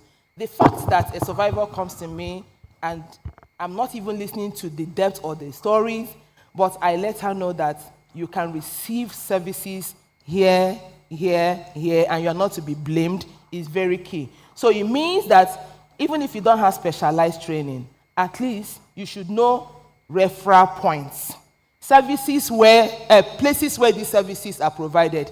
In Abuja, I am a CSO person, NGO person, I'm a stakeholder. Do I know the sexual assault referral centers that are in Abuja?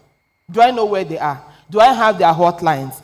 Can I see a survivor who approaches me and say, you see, you can receive support, you can go here, and this is how you're going to access it. That is okay. Making me to understand that all hope is not lost and that you're not to be blamed.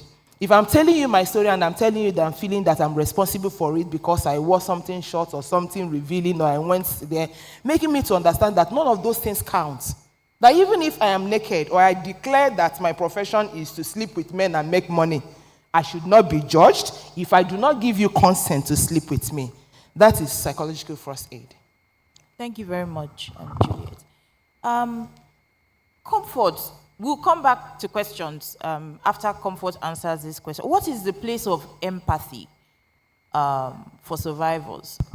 What role does empathy play in how SARC personnel deliver their role?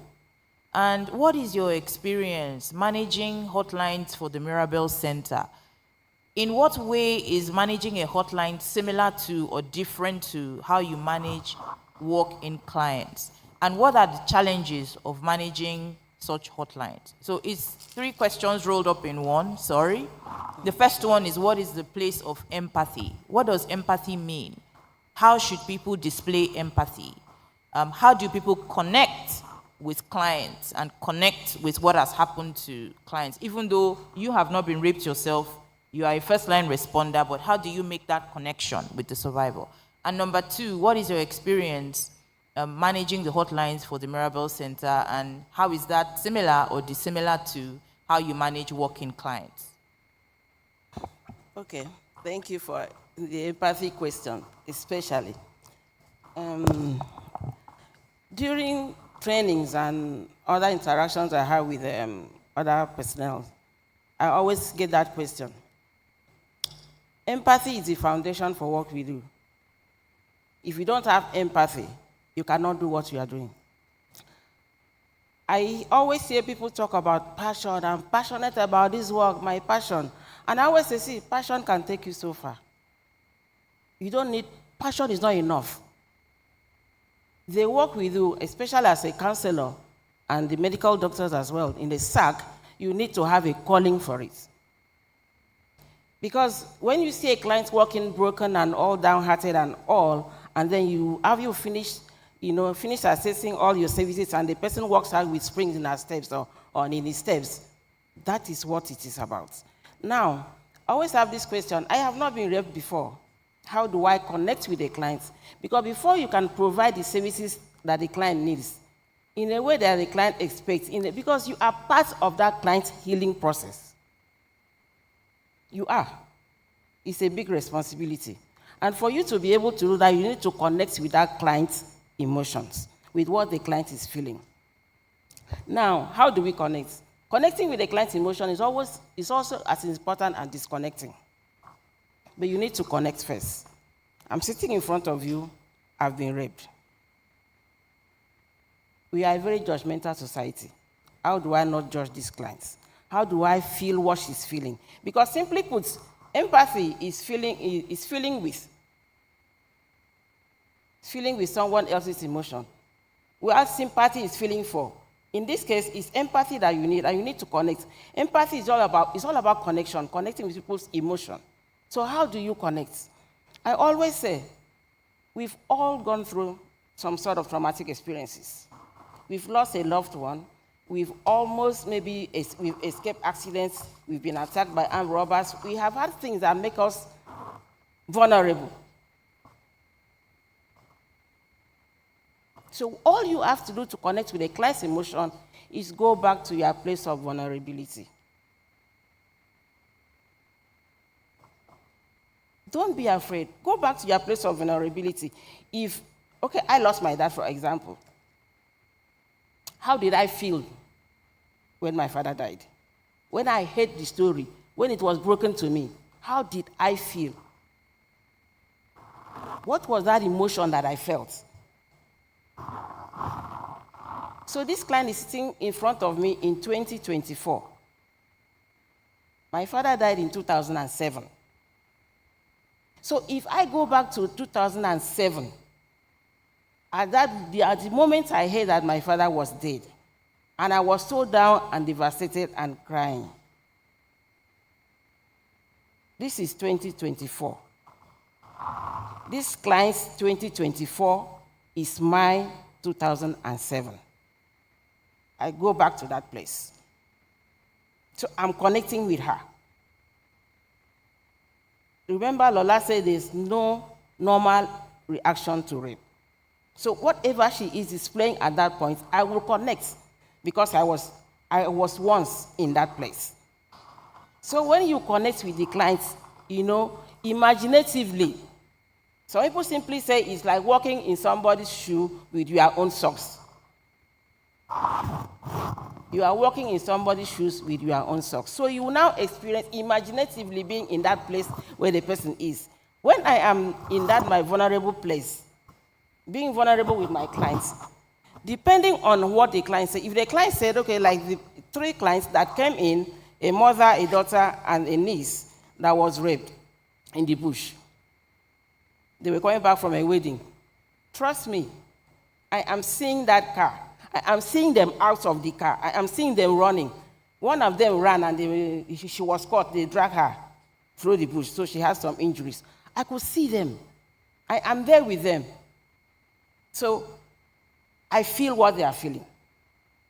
I'm not going to cry because I've been trained not to, because of the imbalance of relationship. Somebody's not coming to ask you for help and you break down. You may not trust that process anymore.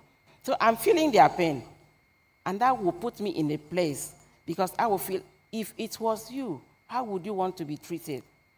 What helped you at that point of your own vulnerability? Even if you did not have it, but what could have helped? So I am here being able to help that client and be a part of that feeling, of that healing process in a non-judgmental way, because that is very important.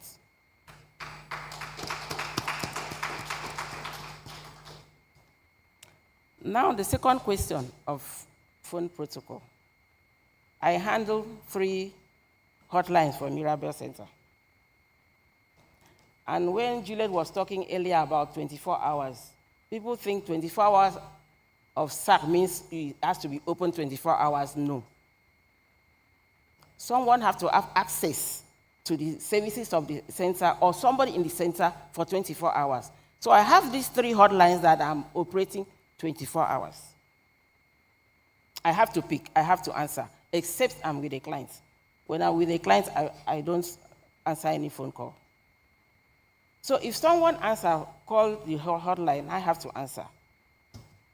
And as a person holding the hotline, I have to ensure that no one calls that center without leaving with information, no matter where you are calling from, even if it's outside Nigeria. So you see my notebook, there is no contact I come across, no matter where, even if it's written on the road, I will stand, I will copy. Because somebody will call you and need that information. So with phone call, I always say, your emotion matters, the way you answer the call. The person does not see you, is calling your center. The tone of your voice can either make that person talk or cut the call, say, I'm sorry. So we always have to pick up your call whenever it rings. Even if it's 2 a.m., 3 a.m. That happens a lot. Now, if someone calls this hotline and said, my friend was raped, my friend just happened, this just happened, what I would normally do is that give your friend this number to call. I'll ask how old. If it's above 18, the person needs to make this call. You cannot give me the number for me to reach out. We will not reach out. Because sexual assault is a power game. Power had been taken from that person.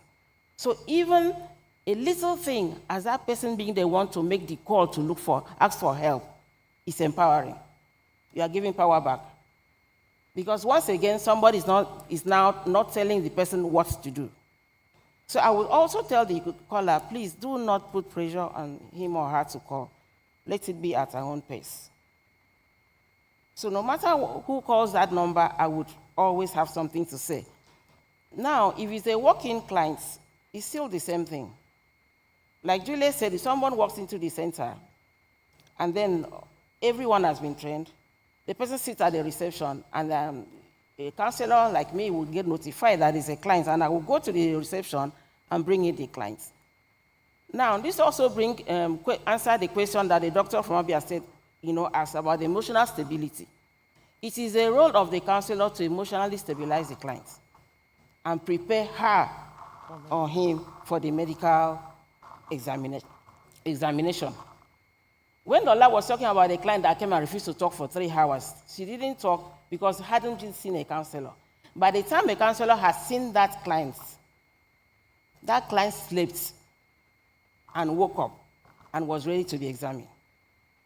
There are some doctors in our center, if the counselor is not around to see that client, they will not see, because they know the work the counselor has put into having the client being prepared emotionally for the client. It's not about asking them questions or giving them questionnaire.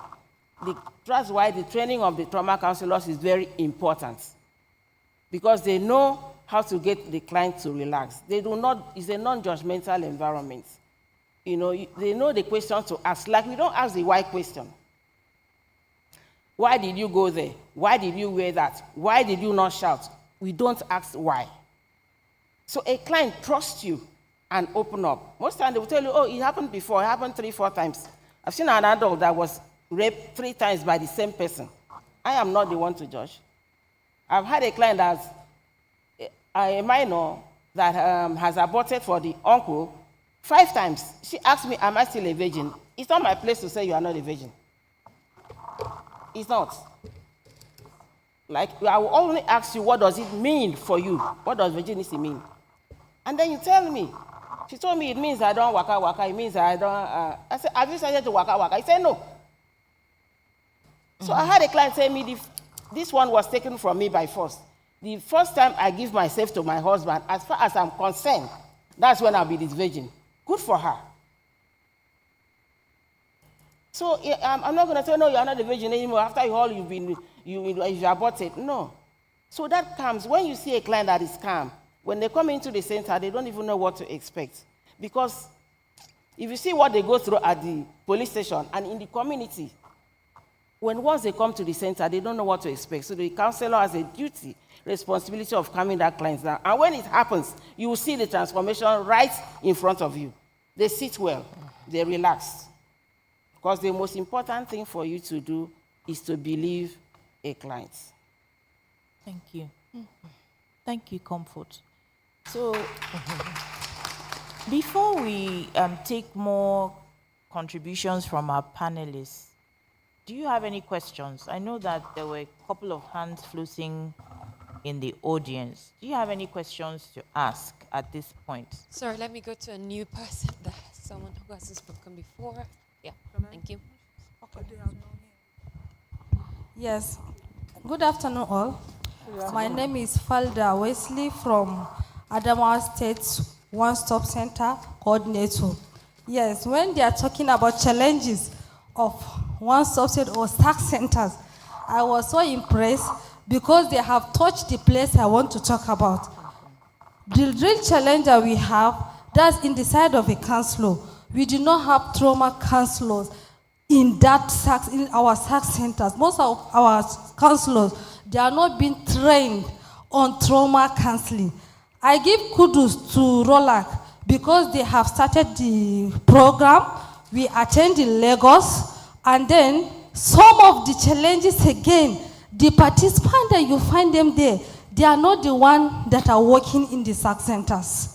So now a different participant will go there, and then he will be trained. You will not even see him. Talk less of him to come and implement it in the SARC center. And another thing that I want to urge us on it again is not even going for the training.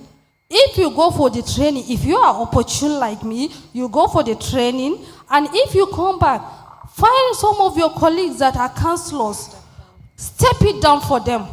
At least it will help our SARC centers to grow. And sometimes there are some changes. Maybe there are some changes, they change this person, and the person still have that self-centered mind. He don't want another person to be there. That's some of the challenges.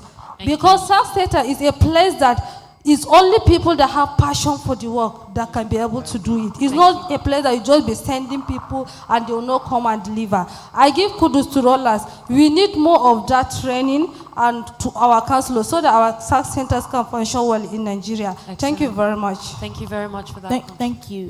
While we are going to the next person, I just want to touch on this point that was raised by our sister from Adamawa. I want to beg our commissioners for health and women affairs, whenever we organize these trainings, we send you letters asking for nominations with specific criteria of the type of candidate that we want to be nominated for the training. The first thing is that for counselors, that individual must be already in the employment of the State's Ministry of Women Affairs. That's the basic criteria. But in addition to that, there must be willingness on the part of the ministry for that person to be seconded to the SARC. if you know that that person is your best social worker in the ministry and you will not post them to the SARC, please do not nominate them for training. It costs ROLAC for the 5-day course of the training plus all of the mentoring sessions. It costs ROLAC close to 5.5 or 6 million naira to train one counselor for one session of training. So if that person does not work in the SARC, the training is wasted. So whenever we ask for nominations, don't send people who are retiring in the next 6 months. Don't send people who have no willingness or passion. You are not forcing them. When you receive our letters, you also want to find out, are you interested? Would you like to go? These are the responsibilities. It's always spelled out in the letter. In fact, whoever you nominate, we on our own send them another letter to say, you've been nominated to attend this training. These are the conditions. This is what you are expected to do. And don't send us people who cannot converse fluently or understand English fluently, because it will affect their ability to learn from the training curriculum and their ability to deliver the services. So whenever you get a letter from us, whether you are the Commissioner for Health or the decision maker for the Health Ministry, please adhere to the conditions and criteria that we are specifying for that training. Because the problem that she has raised, and somebody else had mentioned it earlier, it is not good that the people who need the training are not the ones who are getting that training. Thank you, Toyosi. Okay, we have...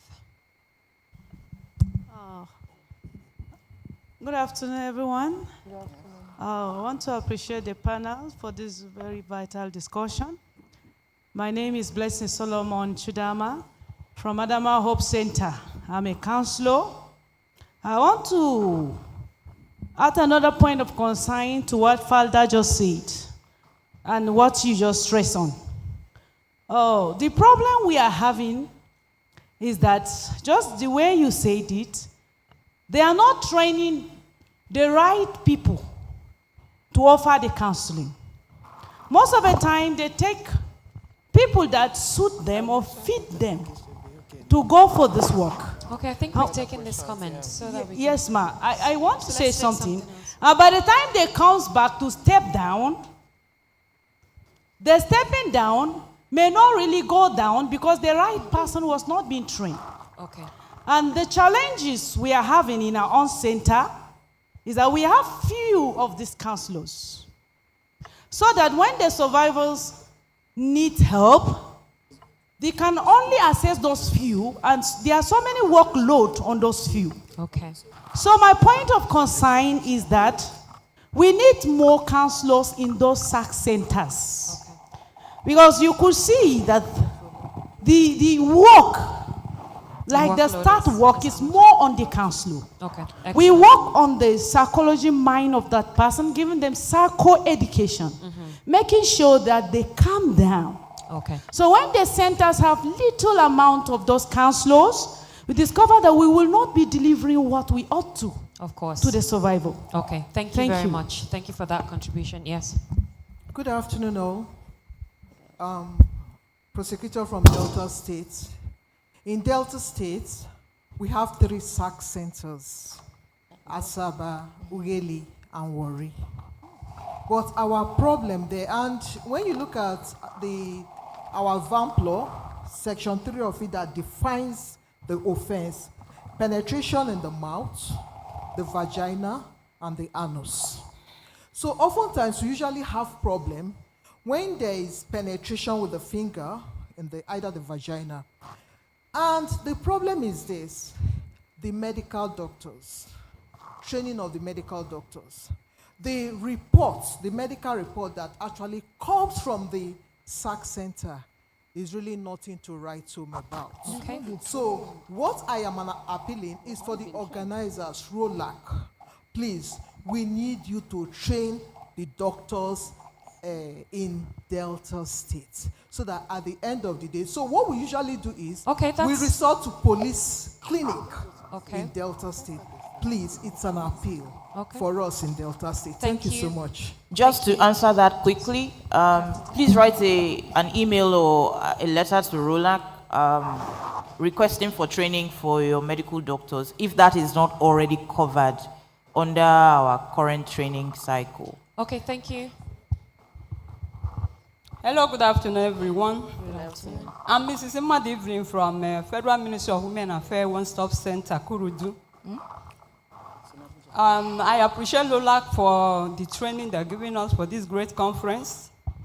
And I equally appreciate the speakers.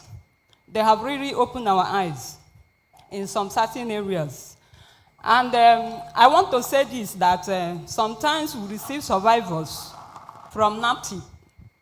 Majority of the survivors we receive at our center did not get justice, including rape cases. When I contact their IPO, the IPO said that they have finished their work. It remained the legal department to charge the case to court. Before you know it, the case will just die down. It will die down, including rape cases. Even the woman that was delivered at our center, instead of them to call the husband to take up the responsibility, they left the issue like that. The ministry foot the bill at Matama General Hospital. And when you press further to NAPTIP, they will tell you that the man have traveled abroad. And they close the case there. And even the rape cases we have, NAPTIP will send the survivor to our shelter, and later they will come and pick them up and reintegrate them back to their father. When the father comes to NAPTIP, they will come to the center and pick up the girl and give back. The girl did not get justice. It's only one of the girls, Grace, that refused to follow the NAPTIP people, that she is no longer going to the biological father. So guess what happened? The rapist raped her, and the rape resulted to pregnancy. Madam, you just mentioned the survivor's name. Yes, sorry. I'm sorry about that. So the perpetrator raped her, and the rape resulted to pregnancy. And the man, being a pharmacist, went and get drugs and give her and flush out the pregnancy. When the lady reported to her father, the perpetrator went and settled the father, and still sent her back to the perpetrator's house. Okay. And the second one happened. Sorry, which she refused to report to the father. She went report to the gender officer in her school, which took it to NAPTIP. And NAPTIP make arrest. And the next day, they released the perpetrator to be going about his normal business. Okay, so since that 2002, the case has not gone to court. Madam, and we want something to be done about it. Madam, thank you for your passion, and I mean I appreciate you calling out NAPTIP on this platform in this type of gathering. But I also think that part of what we have been saying since Monday is that you need to develop a very strong networking relationship with other agencies that are functioning in the same space. So if NAPTIP has closed the case and you feel that it wasn't justified, then why can't you reopen the case with the police? So there are many things that you can do. I understand that there are challenges within specific agencies, but there are other steps that you can take. Maybe when we close this meeting, we can support you to take up that conversation with NAPTIP, but I believe that on your own as a federal ministry, as the Federal Ministry of Women Affairs, you have the power and the mandate to be able to follow up on complaints, follow up on what is happening with specific cases, and call some of these agencies to call them out if you know that they have stalled the case or are in the process of scuttling the case. You are not powerless as Federal Ministry of Women Affairs. In fact, I would argue that you have more teeth than NAPTIP in this space. Thank you very much. Let me give. Thank you, the discussants. My question, when I talked about forensic evidence, I don't think justice was done to that because primarily I'm a consultant pediatrician. So when I talk about, I've had patients who have been sexually assaulted and the evidence were not there. So my question is, do you have, will I say, not really templates, do you have forensic lab where you can make diagnosis, because in medicine, if there is no evidence, you can't make a diagnosis. We practice evidence-based medicine. So in a situation where a child or a woman is being abused, because I've seen cases where a woman is being overpowered by a man, and she, on her own, allowed the sex, but it was under duress. It's rape. There was no consent. Now, and this woman is not a virgin. When this woman presents and say, "Oh, I was raped," there won't be any evidence of lacerations. So, and how do you make a diagnosis? Because you must make a diagnosis for this woman to get justice. So my question is to ROLAC. Do you have a lab that supports genetic coding? Do you have a lab that tests for fingerprints? Do you have a lab that will make a diagnosis with blood tests? That's my question. Thank you. We will be very happy for the Abia State government to set up a forensic DNA lab, because ROLAC is an entity that is funded by the European Union with money from European Union taxpayers. So to some extent, the Nigerian government at federal and state level has to take responsibility for providing public services for its citizens. But I get your point, madam. I understand your point. It is not in every case that you need DNA evidence to prove rape in court. Part of our training curriculum teaches doctors, nurses, and midwives how to conduct head-to-toe examination, document injuries. The injury may be on the head. Hair may have been pulled out. There might be a black eye. And if the survivor is saying that she was walking home in the night, somebody hit her on the head from behind, you have the head injury right there. You saw it as the doctor during your medical examination. He pushed me. He dragged me through the bush, and you have injuries that are consistent with her account. He raped me, and perhaps you can collect the biological fluid from that encounter. If you are networking with police and the Ministry of Justice and other agencies in your state, we have examples of convictions that have been secured without DNA evidence. But I know that Abia State is new to the SARC initiative. You are just only trying to set up a sexual assault referral center. So we understand that, and there's a learning curve that you also must embark on as a state. But we are able, with the type of recommendations that we have been providing and the sort of reforms and initiatives that are happening in other states, there is the possibility that you can prove rape in the absence of DNA evidence. Thank you. And just please to state again that we're not asking for evidence to be doctored. Yes. So it's to give what is seen. And we also have corroborative evidence as well. Other things would also add to that when it's taken to court. Thank you. Okay.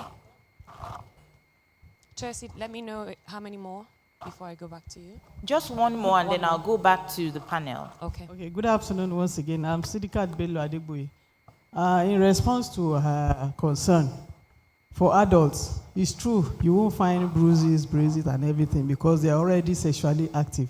But you will not always find bruises, but you can. You can find bruises. It depends. If it was violently, you are covered. If you have bruises, it will help. But where there are no bruises, that word without consent is very, very important and powerful. Without consent, if it's an adult, so that covers to help also. Without consent. Sorry, yes. Let me chip in here. The presence or absence of injury or bruise is not equivalent to whether it was a rape or it was not rape. Consensual sex, you can still have injuries or bruise. So there are other things that you look out for. It's not just bruising. Then as to the issue of your genetics, where people do genetics, there is something to compare with. Even if they bring a genetic lab, even the genetic lab that was in Adamawa, okay, you do the test. What are you comparing with? Do you have a genetic database? We don't have anything like that in this country. So there are other things. Yes, it is good for where you have a genetic bank that you can now compare and cross-match and get the perpetrator, but we don't have that. Even if you bring a genetic lab to Nigeria today, how effective is it going to be? It's only where you are going to be having disputes a paternal dispute or there's a rape, and you could get the perpetrator, get the semen sample, and run a test. The genetic lab, there are some tests that were done, and it was the people working in SARC, all of them were the culprits. Because their samples, their saliva, all their things were there. You know the way we teach in our SARCs, we bring a client, everybody goes right, hey, this. All their samples were picked, they were all the perpetrators. You understand? So we have not gotten there yet, but there are basic, simple things that can be done, even where there is no evidence of injury, that you can make a case of rape. Thank you. Thank you very much. I don't know, Damola from Spring Center, if you have anything to add to that. In terms of the extent to which I know you said earlier that you have not had much luck in terms of the number of reports to Spring Center. Not many of those cases have moved forward to prosecution. But for the few that have, what has been your experience in terms of what you have been able to do or achieve at Spring Center to aid the advancement of those cases? Okay, thank you very much. So there's this thing that we do. I tell the police or civil defense who are in charge, especially when there's no hard evidence, I tell them, don't rush to arrest. Because once you rush to arrest, you have given the perpetrator notice, you're just going to have your words against her words. So what we try to do, which we have done and has helped, we've gotten conviction based on a few of those things. Having sting operations. We've had a situation where we ensured that the survivor put a call through the perpetrator. It was just a normal discussion. But we made sure that there was a recording.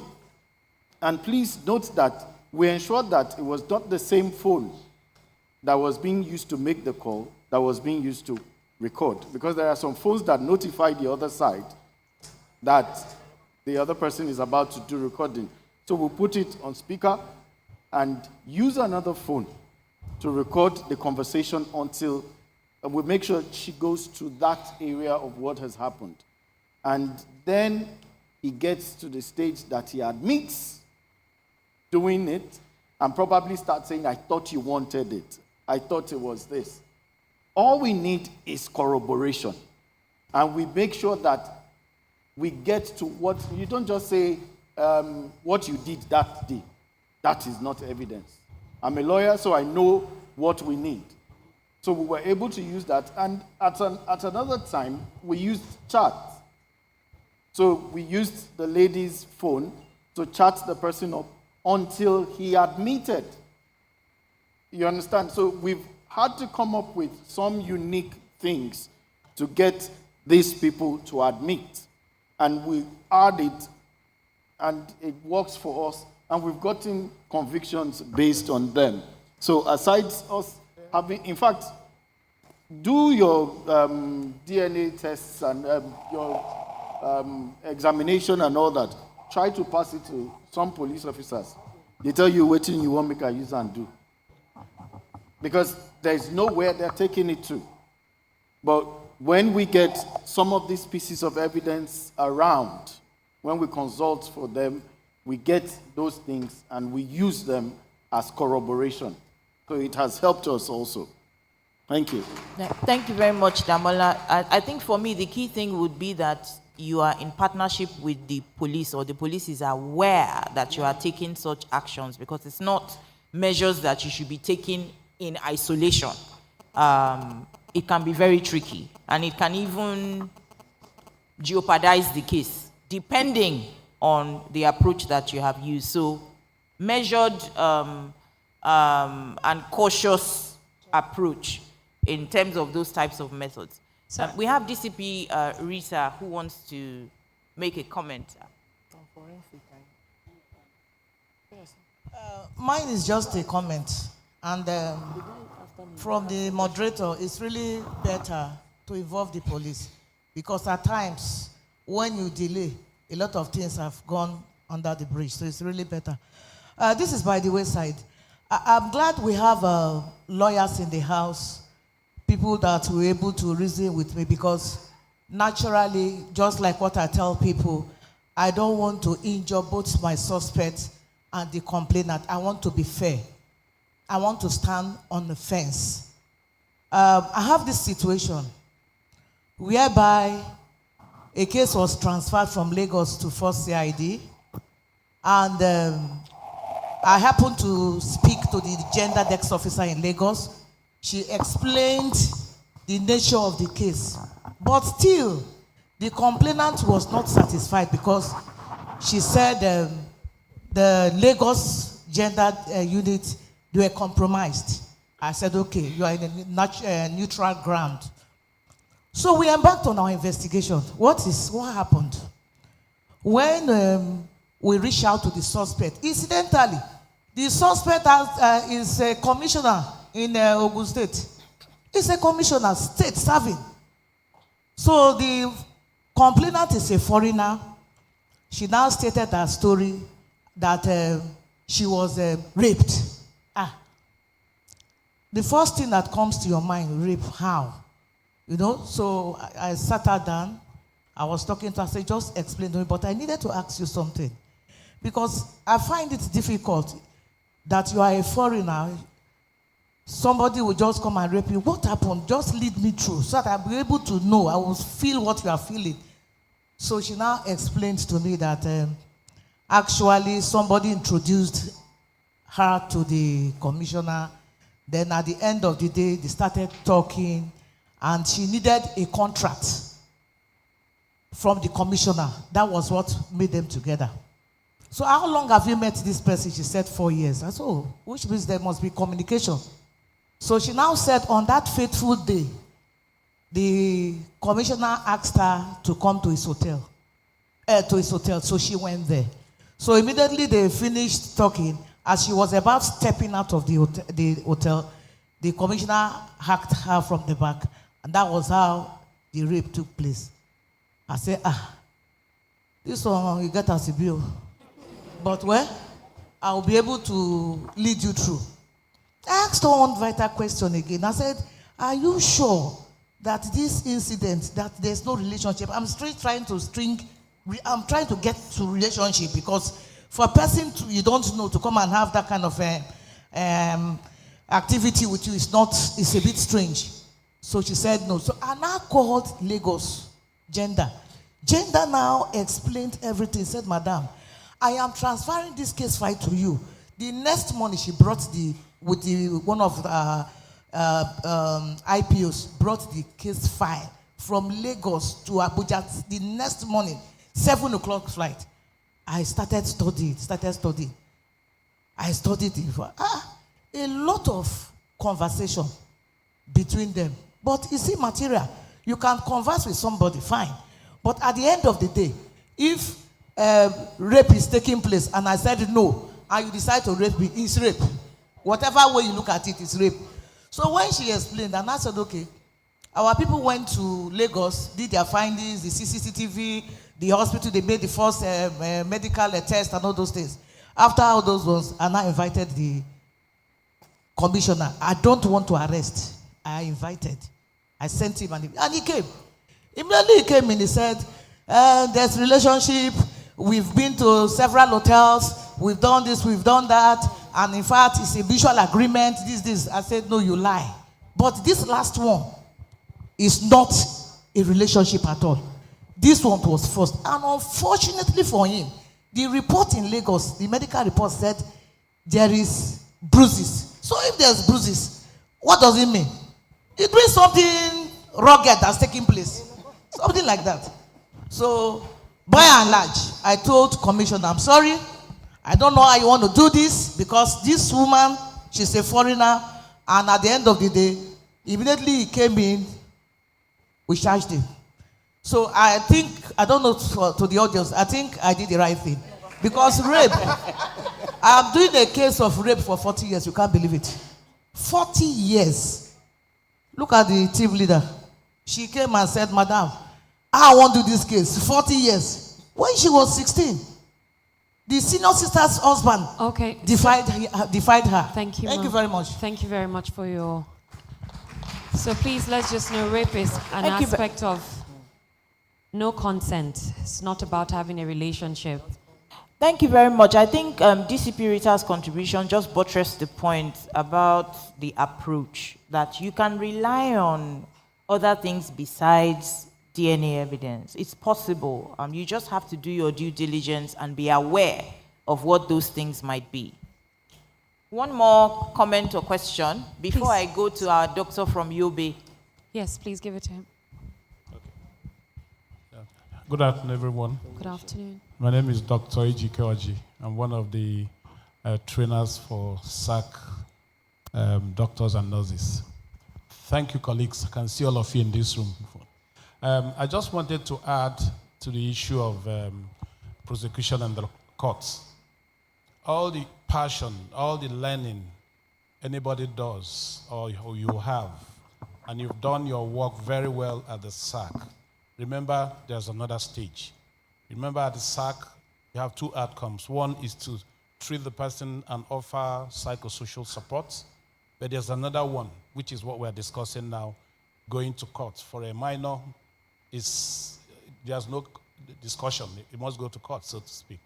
But for the adults, the adult might decide, I don't want to. But when he or she decides to go to court, it means the way you present yourself in the court is so important.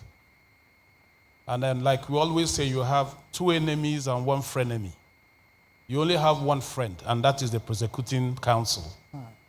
The defense lawyer is your enemy. The defense expert is also your enemy. They want to mess you up. And then, of course, the judge is your frenemy. Depending on how you conduct yourself and present your case, the judge will now be either your friend or your enemy. If you have all those three enemies, that means you have failed in your job in the court. So it's important for people to understand this, that being deliberate, intentional, right from the time you get a consent from the client to document, examine, and document, all through to the presentation in the court, you cannot let any of them slip. If any of them slips, you still not get the judgment you want for the client. But remember, just to underline, I think Dr. Osage has also mentioned it, rape is not a medical diagnosis. It's an issue of consent, yes or no, period. And it's only the court that will determine that. I just wanted to underline that. Thank you very much. Thank you very much, Dr. Ejike. I believe we can. Oh, yes, ma'am. No, go with it. If the consent issue, I'm not coming to that area. I just want to make other. Okay, let me take the contribution of our doctor from Yobe, and then I'll come back to you. Doctor, good afternoon. Good afternoon. There are 5 centers in Yobe. Is it 5 or 6? 5. 5 centers in Yobe, and in Yobe State, they have those 5 centers because of the landmass and the geographical spread. When they had only one SARC, they had a situation where people had to travel very long distances to be able to access the SARC. And the state government was so responsive as to create 4 additional centers that are located across the state. Doctor, yes. Can you tell us a bit about some of the challenges that you are still facing, even though the SARC has been decentralized from one location to 5 different locations? What are some of the challenges that you are still facing as SARC personnel in the States and that your clients are still facing in terms of being able to access and deliver quality services? All right, thank you very much. Good afternoon, everybody. Of course, we are now having about 5 different SARC centers in Yobe, cutting across the 3 geopolitical zones. However, we still have some challenges in the accessibility of some of the SARC centers, being the fact that the insurgency has played a role, and then getting access to some of these places from the villages are very hard. Again, most of the centers don't have the toll-free lines, so the clients need to, use their own out-of-pocket expenses to call the centers, and then, will be guided towards that. Still, most of the centers don't get free services as far as the clients are concerned. So sometimes it's the same issue with having to pay for their transport to the courts and other places by the clients or the survivors themselves. So these are part of the challenges we are seeing. Again, most of the centers don't have shelters. So we just try as much as possible to see and navigate through the remand home and some other things to see how we can make the survivors safe after their presentation at the SARC centers. We also have the issue of medications and drugs. After seeing the survivors, some of them that need treatment will definitely need to have medications. This is also another challenge, as they are also being given by themselves. Only prescriptions are given to them to go and purchase. Some of them don't have even the transport to the center, not to talk of buying the medications. We've tried to see that we navigate through some of these processes by the free drug system of the state, getting some of the drugs from there, and then some of our agencies such as NACA. Just recently, we've started discussing with some of the civil society organizations to see how they support us in this center as well. So these are partly part of the challenges we have as far as Yobe State is concerned. Sorry, Toyosi, someone is asking if you could please mention the location of the SARC centers in Yobe. Chidima, can I have a directory? Everyone should have been given a directory of sexual assault referral centers as part of your folder. If you open that directory and go to Yobe, you will see all of the locations listed there, as well as the contact phone numbers. Thank you. Right? Thank you very much, Doctor. I mean, you've enumerated challenges that virtually most of the SARCs here are facing. Healthcare is not free in every state, and therefore, even though SARC services are supposed to be free, there is some burden on the hospital. If the state is not fully funding or subsidizing those services, there is burden on the doctors, burden on the hospital management to provide these services free of charge. And unfortunately, at least the filing fee many clients have to pay. Drugs are not free in many public hospitals, as you know. Again, who pays for the drugs and medicine if the state doesn't step in? So this is why when we have forums such as this, we want the commissioners for health to also be present here, the commissioners for women affairs, and the commissioners of justice, if they have the availability, because these are some of the challenges that everyone needs to go back to their states, go back home, and think about how the states can address these challenges for the sexual assault referral center, so that you can take that burden off the doctors and off the personnel to be the ones who are providing some of these services or paying for some of these services for clients. And you can take the burden from the clients themselves, who are often impoverished and therefore do not have the means to pay for the services and drugs. So with that, for me, I'm satisfied with this panel session. But if you are not, you have about 5 more minutes to take. We can take your questions, your contributions, and any other comments. Beginning with our Deputy Speaker of the House of Assembly from Edo State. Thank you. Well done. Right Honorable Mrs. Maria Mosdeluligbe-Edeko, Deputy Speaker, Edo State House of Assembly. The issue he just raised about lack of drugs and perhaps other consumables at the sexual assault referral center. That was actually what I was going to talk about. We talked about budgetary concerns a few days ago. This is the time to do what you need to do, because budget making in this country is about lobbying. You need to lobby even when you have been given a ceiling. So what I have observed is that the SARC centers, even the Gender-Based Violence Committee, there is no collective ownership. And when there is no ownership mentality, we are bound to have problem. As they are making budgets now in the Ministry of Health, I was telling my manager, you need to go, I asked her this morning, send the phone number of your permanent secretary to me. Because if I don't speak to that permanent secretary, you don't go and speak to your permanent secretary in any of the ministries, so that they include consumables, what you need to survive in that SARC center. Nothing is going to happen. If there's no appropriation, even in the police, you are wasting your time. So it's an illegality for you to spend money when there is no budgetary provision. We must know the right approach. We cannot always be telling donor agencies to come and help us. Come and help us. So what is the responsibility of government? Thank you. So that is very important.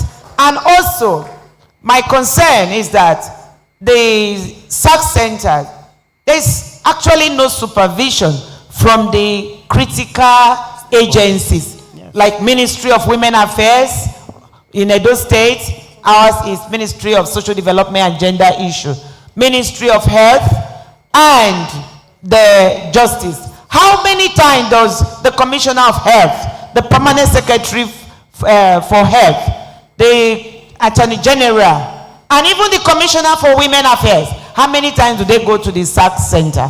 You must go there because it is part of your agency. It's for efficiency. We decided to make this a one-stop shop. So the staff you have there, they are your responsibility. You ought to go there from time to time. Even the police, the gender desk, how the police, the civil defense we have in the SARC center, how often do we go there to see what they are doing? And if we are able to take care of some of these things, it will help us a lot. Then trauma, the Ministries of Women Affairs, sadly, my experience when I was commissioner, I found out that they have sociologists everywhere. They don't have psychologists. Where we are today dealing with trauma is a psychological issue.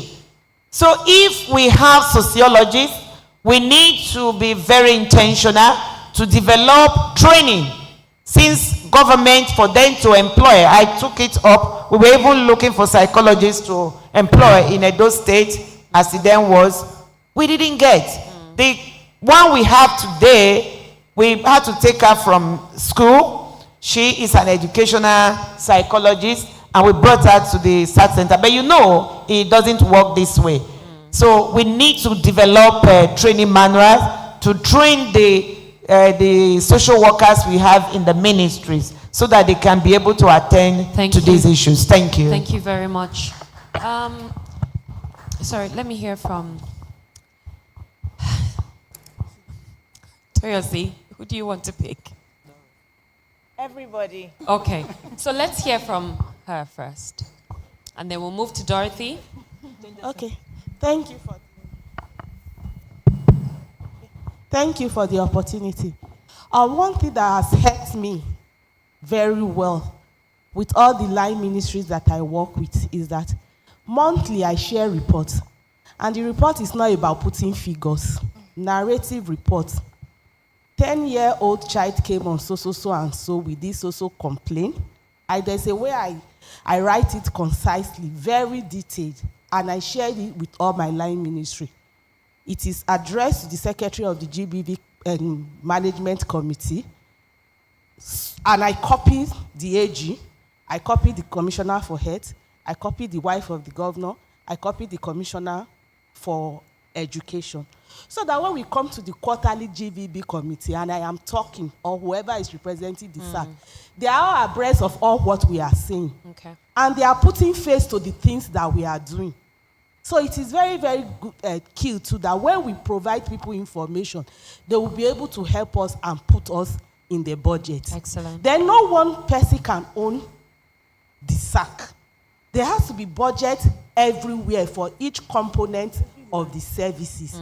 So there has to be budget in the Ministry of Health, Education, Women Affairs, everywhere that your budget needs to be.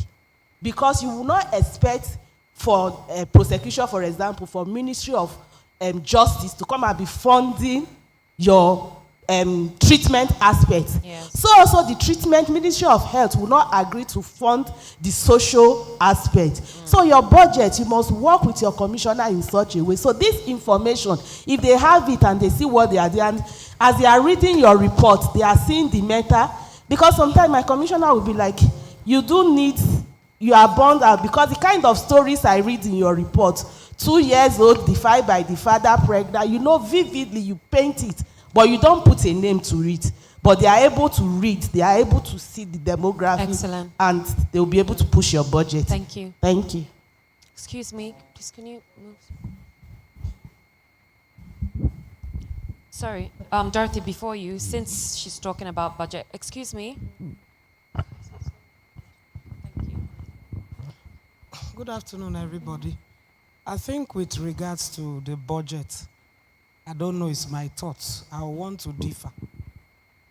If you have the Ministry of Education, Ministry of Health, Women Affairs, and all the line ministries in the technical working group, let's say TWG, you sit down and you decide which ministry is going to, where are we domiciling issues of gender-based violence. You sit down as a collect, bring the health component, bring this, bring that. It is going to be domiciled in Women Affairs. We'll pull from all of them, and then when we are going to demand for so code in so in ministry, it's easier. Because Ministry of Women Affairs is going, health is going, they will start kicking. Is it not a GBV issue? I'm saying that out of experience. I think that going forward from this meeting is my thought that we all gather as a collect, MDAs, working in the gender space. What do we do with the budget that has to do with gender-based violence issues? Because we're already approaching December. Thank you very much. Thank you. Dorothy. Thank you. I was just curious for the people who, for the SARCs, there's a lot of conversations around female genital mutilation, and there's a lot of advocacy around it. And for us in DNF, we see, especially during the holiday periods, a lot of virginity testing. People still put eggs in their daughters' vaginas to know if they are virgins. And as far as I'm concerned, that is rape, that is the same thing as the violations of female genital mutilations, you know. But also, have you had instances where you have had to interface with intersex persons, and how have you handled it? Because for us,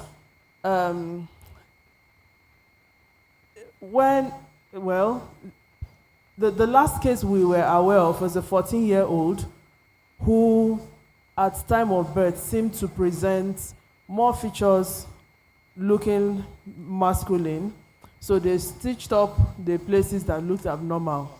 But this 14-year-old person now is menstruating at 14 years, but is going through a lot of pain because the person has been altered to look male. So for these human beings who fall in between, have you encountered them, and how have you've been able to walk across? Many times, intersex persons are accounted for as LGBTI, the I in LGBT. Those are the only people who recognize them. But now, if we must say we render inclusive services, these are people that are easily taken advantage of, amongst other things. So how have we accounted for them? Have you seen them? And, how have you been able to? Thank you. Thank you. But before we get that response, do you want to take the last comment? And then... Okay, thank you very much. Thank so basically, I just wanted to a bit clarify something you said about evidence. And I think it's very important that we tried not to see how we can make convictions at all costs, because at some point we can also be injurious to the case itself. If, for example, you are then using a mobile phone of the perpetrator, of the survivor, to try to obtain evidence, it can also be injurious to your own case if it is later discovered that you essentially tried to either muzzle the person or cajole the person to confess. Now, I say this because sometimes evidence is, the way evidence is obtained is as important as evidence itself. So if you then try to do that, the survivor can later find and just tell, during cross-examination, can just say, oh, I wasn't the one who actually asked him to do this. And then the prosecutor or the IPO would now be looking like, you know, what has just happened, and then the entire case just falls like a pack of cards. So it's better for us to just go through things, you know, the way they are naturally and progress that way than trying to get. Thank you, Chelsea. There's one more. Thank you. Can I just contribute to the intersex question that Dorothy asked before Dr. Sage can share experience? Because I'll forget. My memory is not so good. I think for SARCs, the principle is that you don't turn anybody away.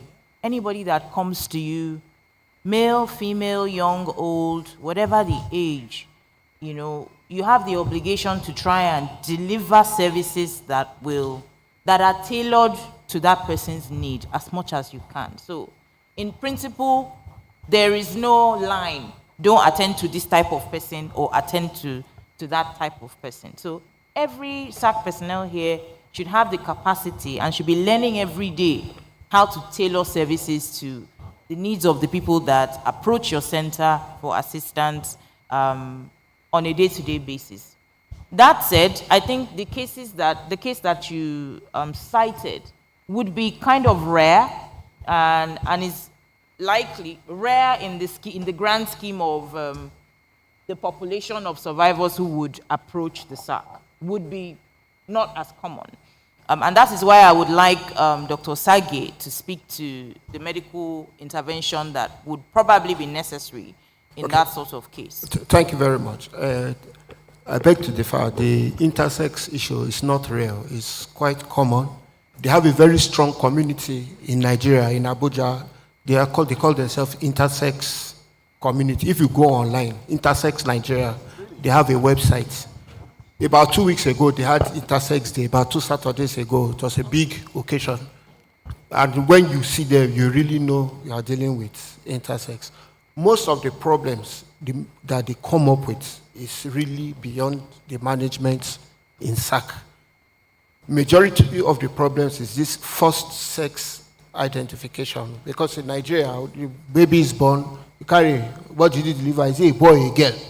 If it is none of them, that is where the problems start, and the parents want the baby to have a particular gender. So sometimes females are forced to become males by surgery, or a male is made to be a female by surgery. And when they now get to puberty, that is where issues now start. Someone that has been designed to be male is now having cyclical monthly abdominal pains. And you are now seeing blood is accumulating in the pelvis. So most of them are really beyond the SAC. So we normally, in relation to their coordinator, he stays in Lagos. So we normally refer them to what can be done. But psychological counseling, because someone grew up in the community as a girl, and you are now saying it's a boy, or vice versa. There's a lot of counseling, psychological counseling there. Sometimes there might be need for reconstructive surgery. So it's not as rare as you think. They are everywhere. When they talk, some of them went to camp and could not take their bath when other people were bathing. When you sit down with them, you'll be shocked what's happening. They are here, or they are very, very, very available. Thank you for that correction, Doctor. Apologies. So I think what Dr. Sage is trying to say is, if it passes your capacity, refer to those who have more are more specialized in that area and can offer. And if you, maybe you can speak to Dr. Sage a little bit later, since he's based in the FCC here, Dorothy. Is there any other question or comment? Yes, we do have from... Yes. So this is the last one from the audience. Good afternoon, everyone. CSP Rosemary. There is a case of a lady between the age of 23 to 25 years that was raped and adopted in the north, Adamawa to be precisely. And along the line, when she noticed that she's been adopted, she has to shout out, and they dropped her from the moving vehicle. And she couldn't get help, but along the line, she was directed to SARS office. Along the line also, it was discovered that she was pregnant from that rape. No help from anywhere, but 2 months ago, she gave birth. The adopters have gone, the rapists have gone. In this case, the perpetrators are not seen. How can we? Sorry, ma, your question is?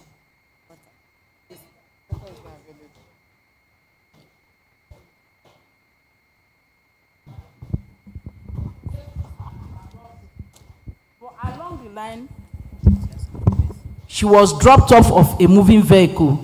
There was no help, but later she was able to get a center, the SARS office in Adamawa.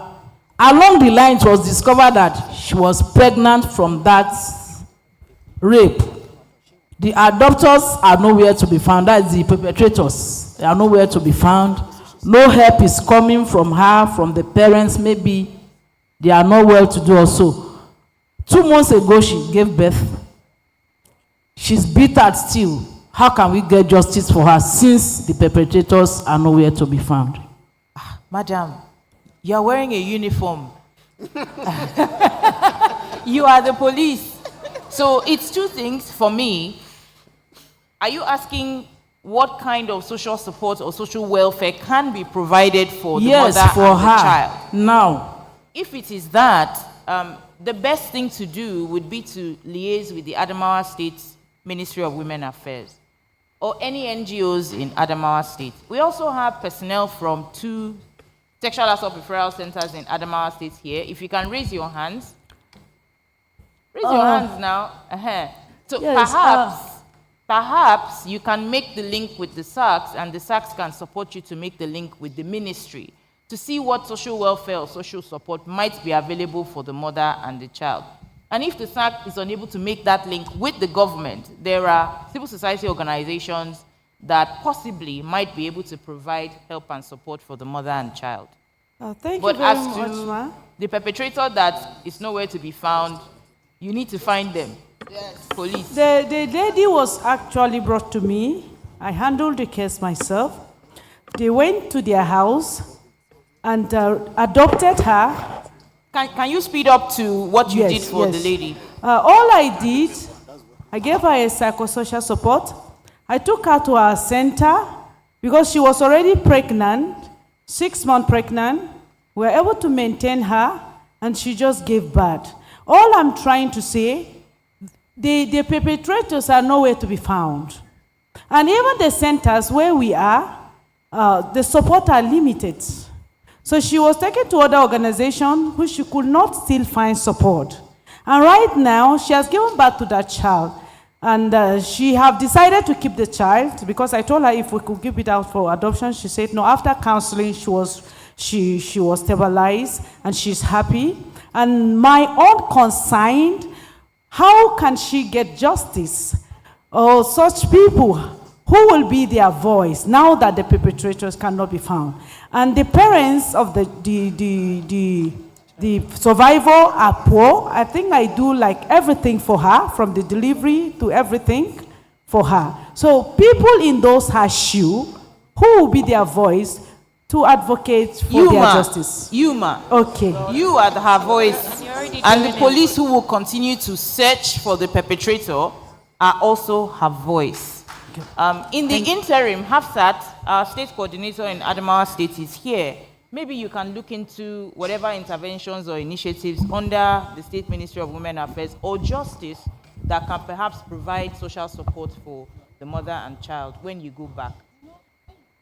Thank you very much, Ma. That's the last question. I apologize. When we bring you here next year, you can ask your follow-up question. Thank you very much to all of our panelists. Comfort has a last word, so I'll just give her the mic before we usher them off the stage. Okay, thank you, Toyosi. I want to talk about two things. One about the evidence. I think we've heard so much story about people wanting evidence. And in the process of looking for evidence, put the survivor into further risk. I see people saying, when next he does it, let me know. When next he does it, let me know. Some women put CCTV just to cash because they don't believe the client or because of the need to look for evidence. And I always say it is not, you don't have to look for evidence. That is what police is for. Because at the SARC, we tend to do more than we should do. There are limitations to the work of a SARC. A SARC is not a police station. You do not do investigation. A SARC is not a hospital. It's not. It's specific on what it does. And we need to be very clear on that. It is not a hospital at all. You only provide counseling and medical treatment on sexual abuse only. I know some SARCs do domestic violence. That is fine. We should have to be clear on the things that we do. Now, virginity testing, we hear that a lot. We've seen the egg, I've even seen the potato that even grew inside the person's body that has been inserted. We've even seen the one that in the process of looking for evidence, a bottle was inserted into an 11-year-old girl's vagina. And the uncle was like, I put the bottle and the whole bottle entered. Yes. So he announced in evidence that the girl has been raped because the vagina is open. And that's what most mothers say. I checked, it was open. I don't even know why the vagina had to be closed in the first place. You know? So all that is what we see. And then you see mothers coming and say, I don't want justice. I don't want my daughter's name to be, the family name to be spoiled. I don't want the education, my daughter's future. And I keep wondering to today, why is the future in the vagina? Why is the family honor in the vagina? That's not where it's supposed to be. So why do we put all this responsibility on a survivor? Because when we look at all the myths, because it's all being, influenced by the myths in the society, vagina is not a way to put the family honor. Vagina is not a way to put the child's future. That's all I have to say. Thank you. Thank you very much. And Jamola? Okay, so I think I need to make a clarification because I say that the DCP and my learned friend here took my statement off where I said it. Now, when I was making the discussion, the question was, what are the other things that have helped? And I said, with consultation with the police, we were not the ones that did it. The police were the ones doing investigation. I'm a lawyer, I know the extent you can go with things. It was the police that did the investigation, but we looked at it, discussing with them. At this point in time, you do not have any evidence. There is no medical evidence. There is nothing that you are going to use. Instead of just arresting, why not do this? And the police were the ones that took up that part and proceeded with it. And of course, we know the processes of taking evidence. And of course, it was done by people who are constitutionally responsible for gathering evidence. So it wasn't the SARC that took it, but it was our advice that was used to gather pieces of evidence. And that's what I was just talking about. Thank you. Thank you very much, Damola. Any last words from our doctor from Yobe or from Dr. Osage or Juliet? Quickly, before we close. Well, SARC is relatively new in Nigeria, and like wine, the older it gets, the better outcomes we get. Thank you very much. All right, and for me, it's important that we remember it's good to have SARCs. And I advocate that once you establish your SARC, before the personnel start having access to survivors, please provide training to them. It's very, very important. And for the question about delay from police, someone mentioned it and I'm not sure it has been addressed. Developing relationships, close relationships with other stakeholders, for instance, the police. If you have a relationship with the OC gender in your state and you even have her number, if an IPO, for instance, walks a client to the SARC and is hurrying, or they have referred them and is hurrying, come back to the station. What I normally do is that I call that IPO or call the OC gender and say that the SARC services are not yet complete. The doctors are still working with the survivor, and the survivor will definitely come back to your station once she is through. Please allow us to complete this process. And they understand. So having that relationship with them and sensitizing them beforehand is very important. So let us do the right thing. Thank you. Doctor. All right, lessons have been learned from the conference, and we hope to see that we take this home and see more collaboration and SARCs getting to become even better. Thank you. Thank you very much to our able panelists. I'm so sorry, I apologize. I didn't give the doctor from Yobe enough time to speak. I actually didn't see him because from where I'm sitting, I can only see Damola and then Dr. Sage after Juliet. I'm so sorry, doctor, that I left you out of the conversation for so long. But thank you very much. Please, a round of applause for all of the panelists. And I'm handing over back to Angela. To call you back up again. But I wanted us to just quickly take pictures. If we could just stand forward between the two speakers, and we'll take pictures. This is just a quick announcement. There was someone who left their car keys. They want to give that to me, but I refuse to take it. They left it here. If you're looking for your car keys, Toyota. Basically just Toyota. Check your bag. And then also there's an announcement. I think someone also left their phone in the bathroom. So if you're missing a phone, please meet with the security. Right at this edge, at the entrance, sorry. They have your phone. If you left that in the bathroom. Can I take your car keys home?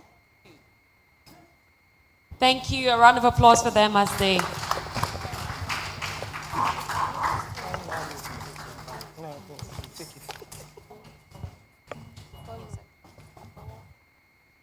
Yes, please.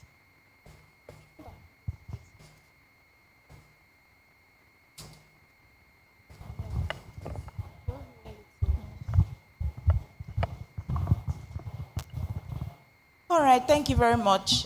Firstly, on behalf of the Rule of Law and Anti-Corruption Program, to say thank you to all of you for the privilege of spending the past 3 days with us. For some of you, it's 2 days. For some of you, it's 3 days. We appreciate how busy all of you are, and we appreciate the chunk of time that you have committed to joining this conference this year. At the Rule of Law and Anti-Corruption Program, one of the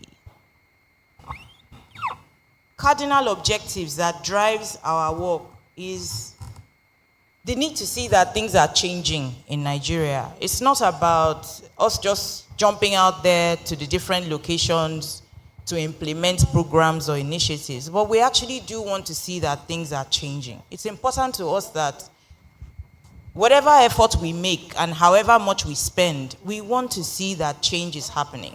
Sometimes it doesn't even matter that that change is happening slowly, but we should be able to see that as a result of bringing you all here, as a result of all of the funding and effort that it took to organize this conference, we want to be able to say next year, when you are all back again for another conference, this period of the year, next year, we want to be able to say that something has changed in your state. We want you to be reporting, as some states are reporting now at this current conference, that certain reforms have taken place in your state. If you have been a part of this conference over the past 3 or 4 years, you will admit that progress has been made in the SGBV response sector in Nigeria. We are not where we were 5 years ago. We are not where we were 3 years ago. Even the police, that is the target of so much criticism, the police is gradually changing too. So things are changing. And why is it changing? Because we have not stopped and we have not relented. You have not relented where you are. Whatever small change, small effort you can make within the means and the constraints that you face, within the realities of the challenges in your particular location. If you make that change, if you make that effort, you will see things changing little by little. Sexual and gender-based violence is not something that's going to disappear in Nigeria overnight. It's going to take decades. It's going to take perhaps 100 years, maybe even, for us to get to the point where we are all seeing much less people in society being assaulted, much less children reporting that they have been abused, much less adults and women in workspaces, in schools, reporting that they have been sexually harassed. And that is where we are going. But for us to get there, you cannot stop your effort. You cannot stop your advocacy. No matter how discouraged and drained you may feel sometimes, as we do, and we're not even the ones at the front line, no matter how discouraged and drained you may feel sometimes, no matter how empty you may feel, because you are not seeing the type of results or effort, or you are not seeing the kind of justice that you would have liked for the survivor yourself, please continue to strive. Because without you, that one survivor that is going to walk into your center 2 years from now, that one child that's going to walk into your center next week, if you don't go there, if you are not accessible, if you are not available, that person won't get any help. That person won't get any assistance. And that person might just spiral, their lives may just spiral completely out of control. They'll be knocked out of orbit because of that thing that has happened to them. So please, we want to thank you at the Rule of Law and Anti-Corruption Program for the effort that you are making as a frontline responder. We cannot, even if we were to pay you and try to reward you for the amount of time and effort you commit, it would never be enough. We cannot afford it. What you are providing is too precious, it's too fragile, it's too vulnerable. And we want you to just know that we see you, we hear you, we believe you in terms of the challenges that you are facing. We acknowledge what your constraints and limitations are. In terms of next steps, we will continue to convene these annual conferences because we want to hear from states that where there are reforms and where there are initiatives that are moving the needle to the right for survivors of sexual and gender-based violence. We want to hear examples of what police is doing differently within your own state command, what the gender desk officer is doing, what measures are being applied that are working in your respective states. We want to see commissioners of women affairs and commissioners of health, commissioners of justice, more front and center in terms of how engaged and committed they are in everything related to SGBV prevention and response. And if we drop this conversation, sometimes you find that nobody is continuing that conversation at the state level. So we commit at ROLAC that every year, for as long as our program is still on, we will bring you all back again to review what you have done in the previous year till that current year, and to share ideas and learn from your colleagues who are doing innovative things in other states. We also commit to continue to train. In October and in November this month, I think we trained roughly about 150 medical and counseling personnel from SARCs across the country. There are currently 47 SARCs across 22 states. If we are all honest, only half of those SARCs are fully functional. Most of them are not. What are you going to do differently when you go back to your states to make your SARC a bit more functional than it was yesterday or before you came for this conference? What are you going to do differently to strengthen your engagement and networking with police, your state police command, your state Ministry of Women Affairs, state Ministry of Justice, and other civil society organizations in your state? What are you going to do differently that will put a smile on the faces of the survivors that come into your SARC? Are you going to create a hotline? Are you going to be accessible when people call that hotline? this directory that we put into your folder, a lot of time and effort goes into publishing this directory every 3 months.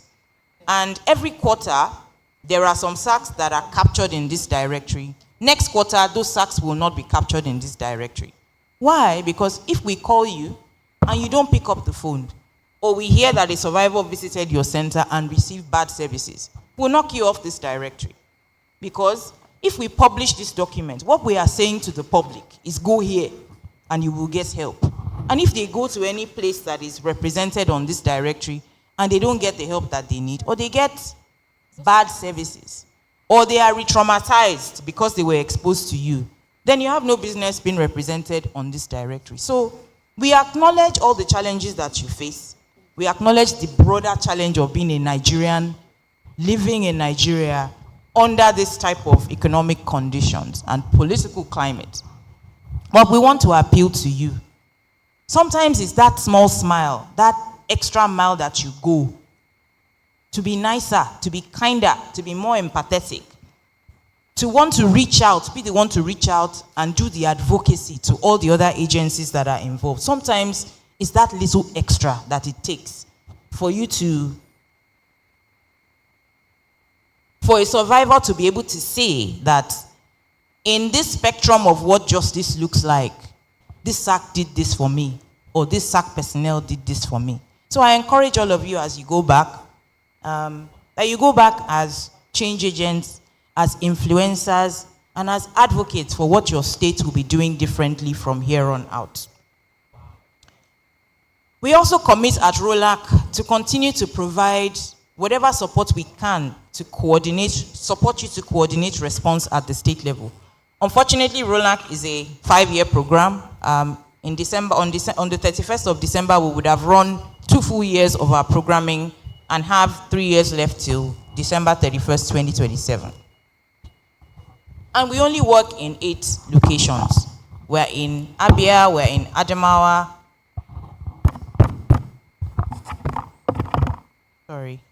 We're in Abia, we're in Adamawa, we're in Anambra, Edo State, we're in Lagos, we're in Kano, we're in Plateau, and we are in the FCT. And the reason the ROLAC program is limited to these locations is that, I mean, we don't have an infinite budget. We have a limited amount of funds to apply across limited locations. And therefore, if you want to achieve any real change in any location, you need to concentrate your effort and your funding in these locations in such a way that that location will feel the substantial nature of the intervention. We are renewing the program.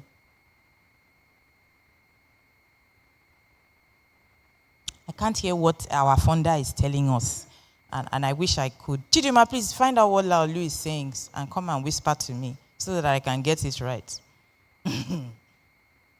So we are limited in the spread of where our interventions can reach. But what we can promise, because you are part of this network of sexual assault referral centers, if you reach out to me, if you reach out to anybody on the ROLAC program and you need guidance, you need us to visit your state perhaps and hold a meeting with your SARC steering committee members. You need us to invite you to a forum like this one. Or you need us to send you documentation or guidelines that will help you set up and operate a SARC. We can't support you in that regard. We just won't be able to provide concentrated funding and interventions in your location if you are not any of the locations that I listed earlier. ROLAC is a program that is supporting the Nigerian government at the federal level and in the states where I mentioned.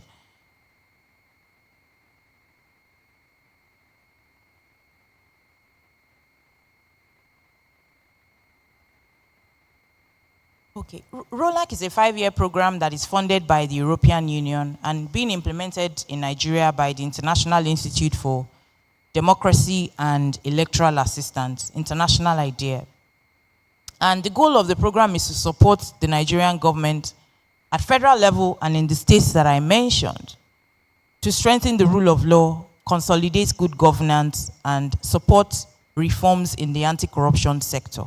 We have 3 main components One component looks at reforms in the criminal justice sector in terms of the administration of criminal justice. We have a second component that looks at access to justice for women, children, and persons with disabilities.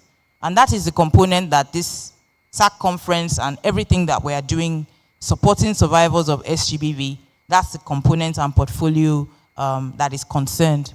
And then we have a third component that looks at anti-corruption reform, where we provide support to anti-corruption agencies to improve measures and strategies to prevent corruption in Nigeria, mostly at the federal level, but there's, of course, some work being done at the state level.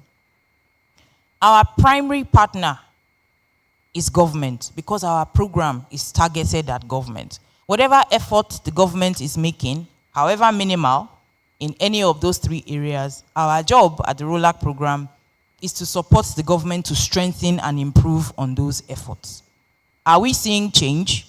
You can argue that, oh, nothing is happening, nothing is changing. But gradually, year on year, some of you will agree with me in this room that we are not where we were 5 years ago. We are not where we were 3 years ago. Things are changing gradually. Over the next 2 or 3 years, the EU is also going to be initiating a brand new program that focuses specifically on gender issues. And that program will expand on the support that the ROLAC program is already providing and potentially will expand on the locations. While we do not yet know what those specific states might be that would benefit under that program, you can be assured that it will definitely expand the scope of work that we are doing in terms of SGBV prevention and response. For example, somebody earlier today had raised the issue of establishing shelters. While ROLAC might be limited in terms of whether we can build shelters or support government in terms of a counterpart arrangement to establish shelters or not, this new program that is coming will be able to address substantial needs in terms of capital projects such as shelters that will improve response to survivors of SGBV. Please stay in touch with everyone that you have networked or communicated with in the course of this conference. We have not just brought you together because we have the money to spend or waste. We are bringing you together because we think that you will benefit from interaction, hearing what everyone is doing in their respective locations and borrowing from some of those strategies to implement in your location. So do not go back and fold your arms. Go back and share what you've learned. Go back and rally your stakeholders together for change. Consult this directory. We publish it every quarter. We may not always have money to print it like this, but it is always available somewhere online. If you look outside, even though we don't have it on this banner, ROLAC and the EU have some social media handles with called Her NG. You can find us at Her OSNG on X, on Facebook, and on Instagram. We publish this directory, and on Facebook. We publish this directory every quarter. We verify the information in it, verify the phone numbers in it, knock off people who are not responsive or who have been nasty on the phone, and then we publish a brand new one that we put on all of our social media handles. The platform on WhatsApp where we have all of our SARC center managers, we also make sure that they have this directory because really the contact details are the contact details of those SARC center managers. So always reach out to us. If you need a copy, electronic copy of this document, we will always have it available for you when you need it. So that you can also consult and use the information in here to seek help for some of the survivors within your location. Again, on behalf of the Rule of Law and Anti-Corruption Program and the European Union, we thank you. We thank you for the work that you are doing. We thank you for your commitment, for your dedication, for your selfless sacrifice. Juliet and Comfort, during the trainings that we've had the past 2 months, emphasized to the trainees that there is no reward for the work that you do. There's nobody that can compensate you. if we can even compensate you for your time, we cannot compensate you for the trauma, for the emotional investment that you have to make to secure any kind of social service or support for a survivor. Talk more of justice. You cannot be compensated enough. So we thank you, and I would like you to clap for yourselves. We also want to deeply thank the Federal Ministry of Justice. Amongst all of the agencies that we've worked with at the federal level, the Federal Ministry of Justice has been the most responsive. They have taken it upon themselves. They have taken it upon themselves to ensure that they are accessible to the public and that their initiatives are responsive to some of the needs that they have identified for SGBV survivors. And that is why they have an SGBV response unit that is headed by our sister Yewande. She will get up and raise her hand. And some of her team members on the left-hand side there who are also doing what they can as the Federal Ministry of Justice to coordinate what is happening within ministries of justice at the state level so that there's some semblance of sanity and organization in terms of what ministries of justice are doing, and also in terms of data management and data reporting. They also have initiatives where they reach out directly to survivors and support survivors to get the justice that they need. So please, a round of applause for the Federal Ministry of Justice.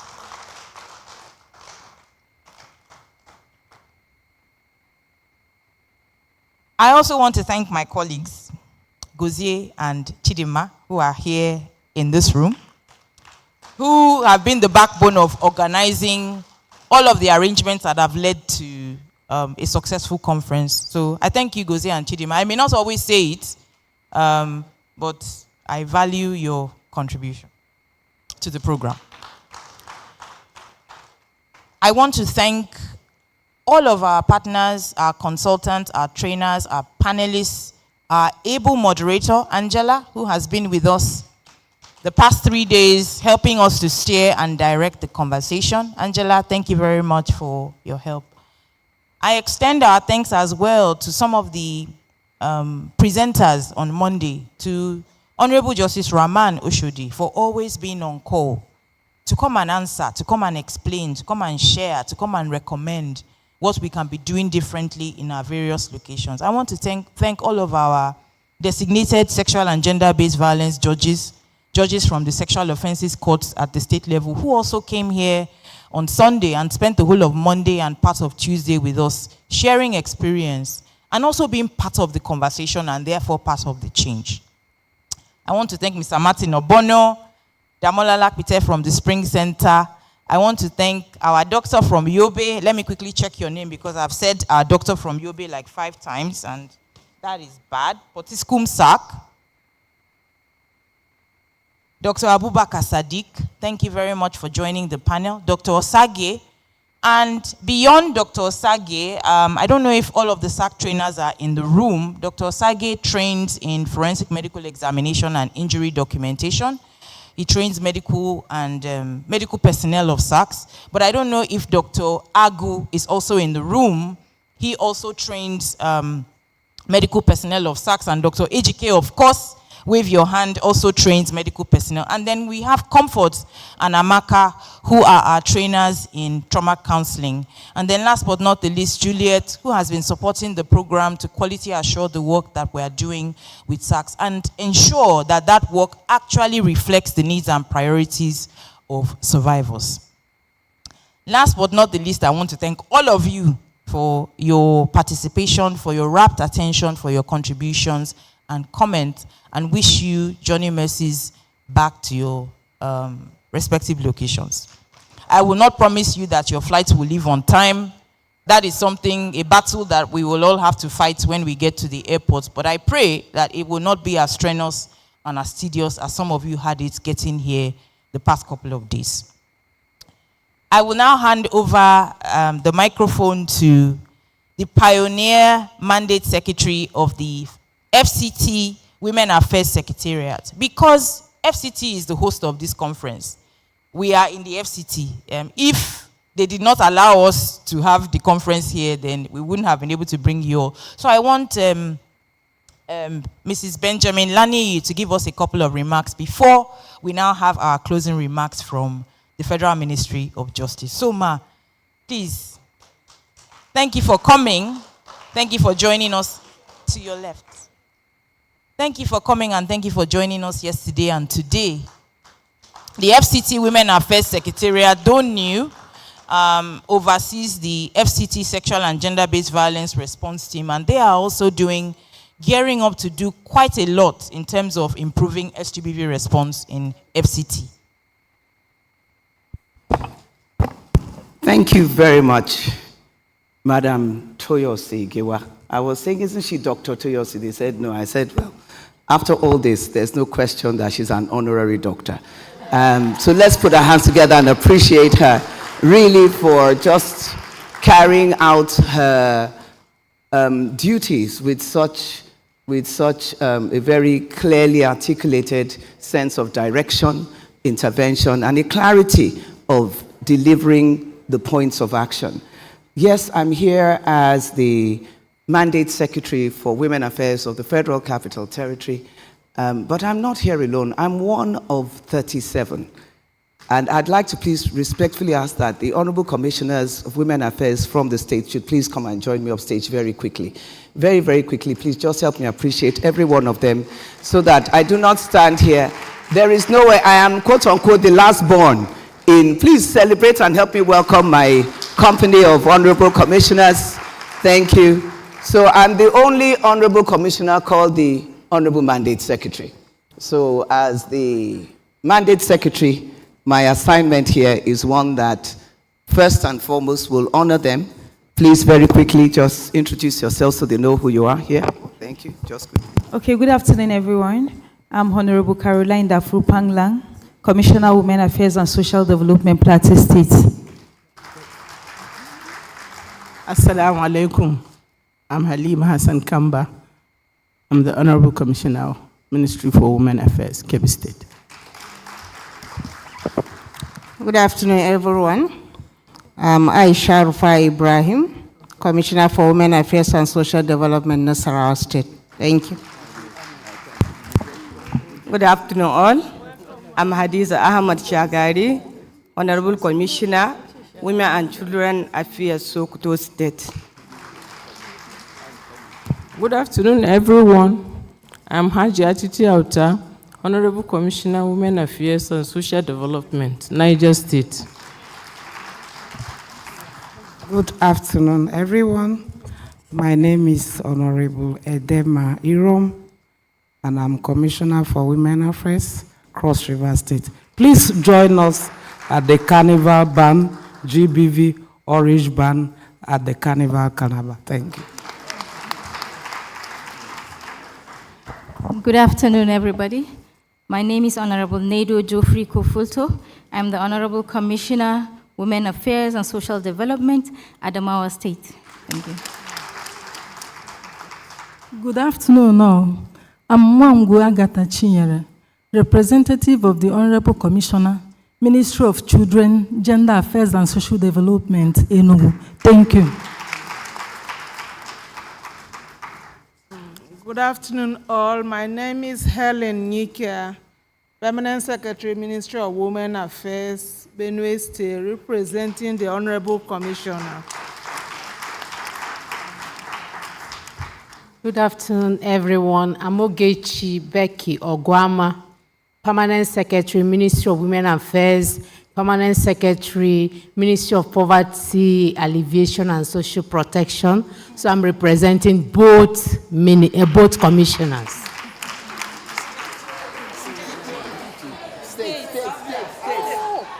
Please, I'm from Abia State.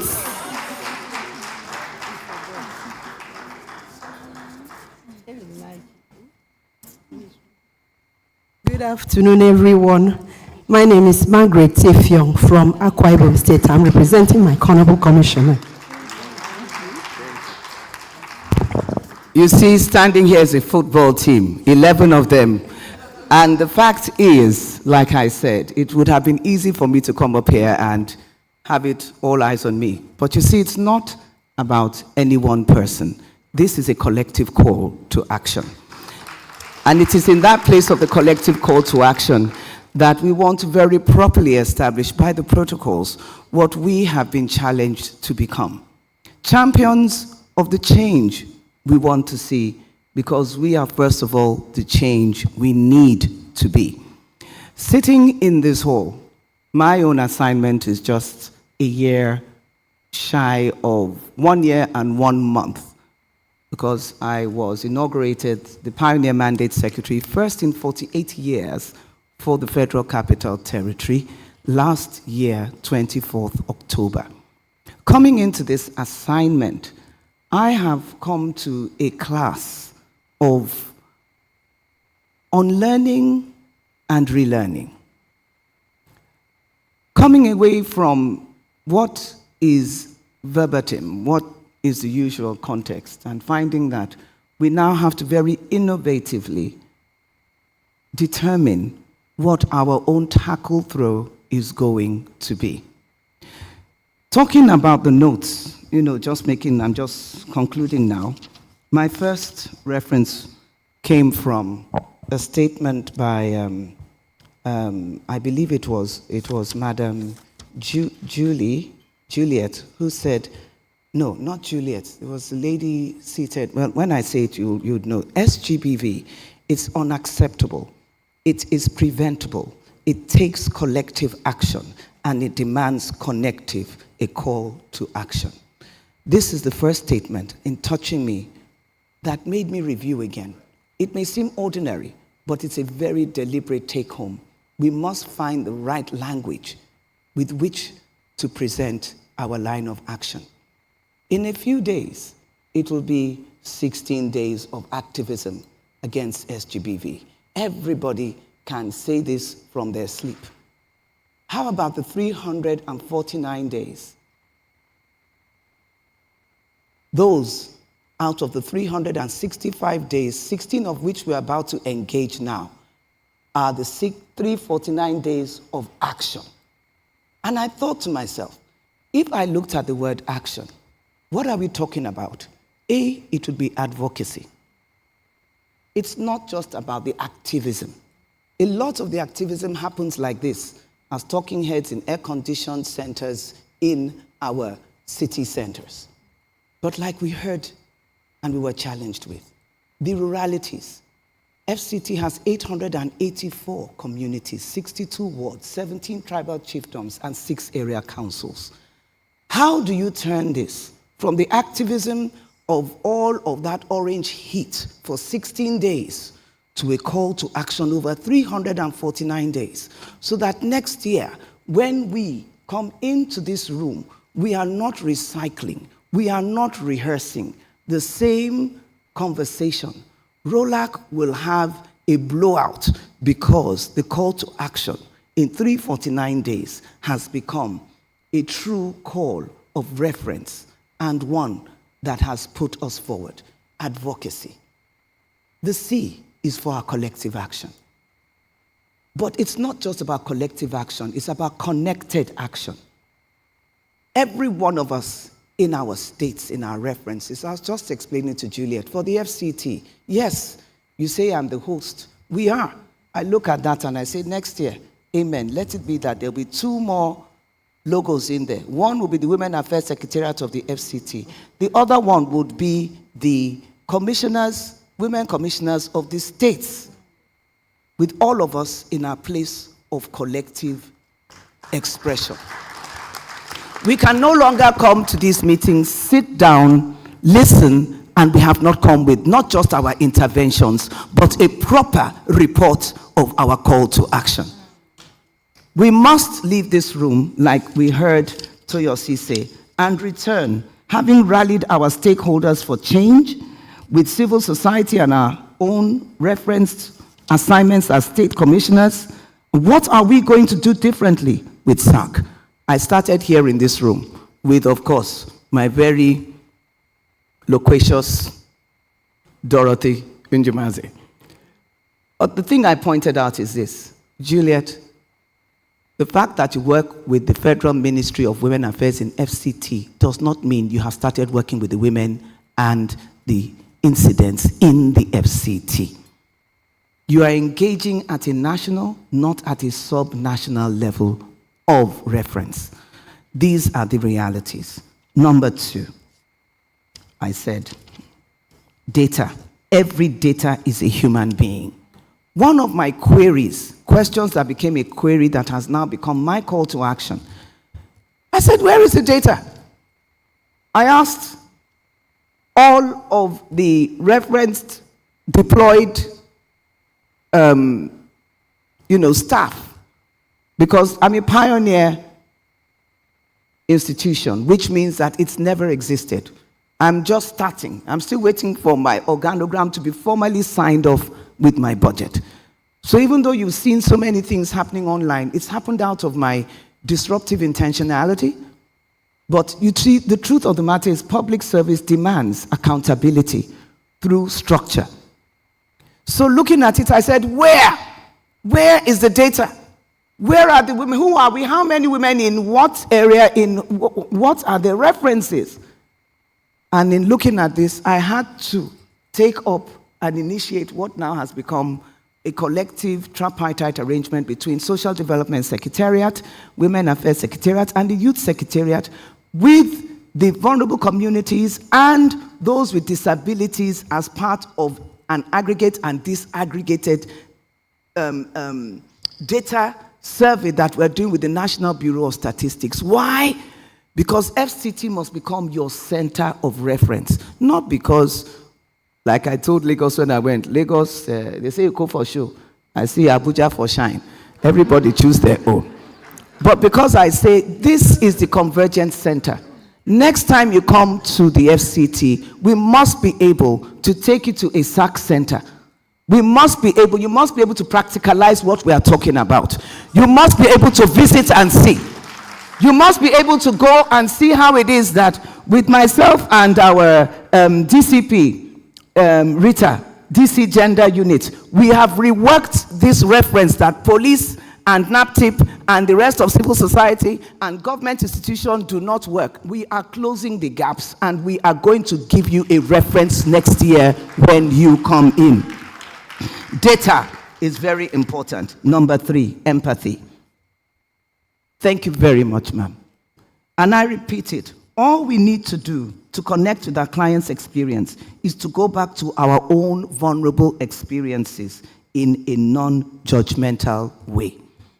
Please, from the phone calls to every expression, let us, even with ourselves, learn to extend respect and not a show of who we are by title or by whatever other reference. This is a work of humanity. It is a call to action, where whether you're in the medical or whatever area, humanitarian action begins with you being the first point of human reference. Humanitarian demands that we are humane with dignity and respect for the next person around us. Finally, the observation on the intersex community, which I understand has 40 variations, excuse me, to all of us in the community of faith, whether Christian, Islamic, or otherwise, the reality has come. We had better find how we are going to engage this and relate with this in a professional context, not from the basis, and I am a pastor. I pastor here every Sunday. I am a pastor. But let me tell you, from Osinachi's case to the cases we are hearing, and parents and families, you are saying intersex is with us. You better believe there's an intersex person in this room who is unable to speak out. It is not possible that we're all gathered here and there isn't one of them here, or someone who is a parent to one and is wondering, how do I manage? This is a stigma. This is a shame. There is no shame when you find the right place to bring your pain to, and with the right empathy and intervention, there is an answer. Yes, it is true. Our religions are what they are. But the truth of the matter is, these are people living with this reality. We have to determine how we begin to speak a language. It's not indulging them. It is us having to understand that even for these ones, let me preach now, Jesus came. So, I would like to conclude by saying we are committed. My sisters, are we committed? Yes.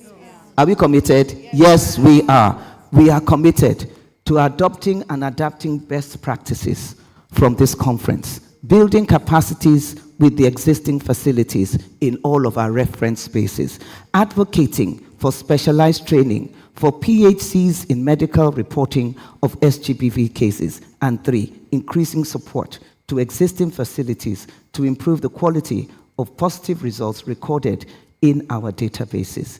And all we ask is that you help us achieve what you want to achieve. Thank you very much. And thank you for visiting the FCT. Thank you for being so gracious to us here and saying we hosted. When I host, you will know I hosted. Don't worry. Next year, we will host you. Thank you. And on behalf of my Honorable Minister for the FCT, Honorable the Excellency Barrister Nyesom Wike, so this is his purview. You know his wife set up the first children's court in Rivers State. This is what they do. This is something, put aside the politics, put aside every other thing. This is the commitment of the heart of Mr. Project and his wife. The children and protection of children. One thing that has broken his heart is seeing children on the streets of the FCT. It's become a controversy, but let me tell you, there is a direction going to it. So on behalf of my Minister of State herself, an amazing doctor of first reference, Dr. Maria Mahmood, the rest of my mandateship team, there are 11 of us, well, 11 secretariats, but 10 of us, because the mandate Secretary of Health is also the mandate Secretary of Environment, Dr. Adit Olakbo Bashewe. So she's the only other girl. We're the 2 she ladies on the mandate team. And yes, we know how to rock our city. And we welcome you once again and thank you. God bless you. Excellent. A round of applause. My sisters. Thank you. Shall we stand and shall we now respectfully ask that you please take a picture with the honorable commissioners from the states? Thank you. Please, who is standing with us from ROLAC? Thank you. From the Ministry of Justice, who is representing, so we get an official picture. Thank you. The podium. Toyosi, please. No, where do we stand? Yes, please? we'll move the podium. Oh, we just see this. Please, paparazzi, please direct us now. Which way do we go? The podium is being moved. They're going to move.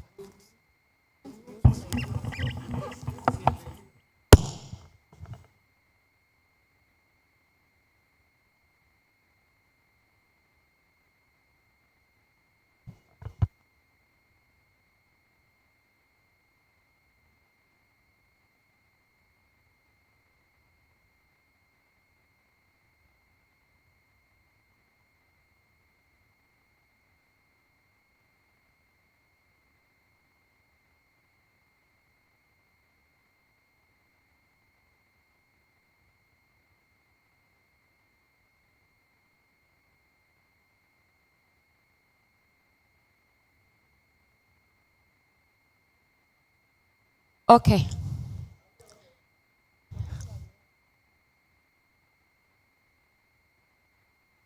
Thank you.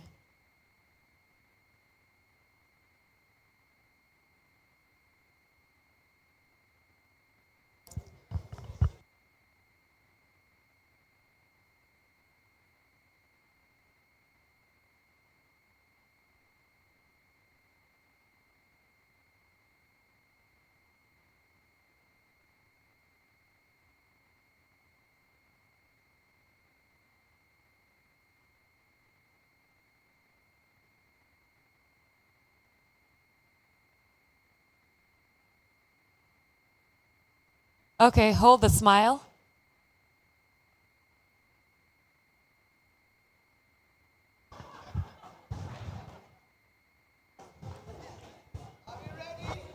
Yes.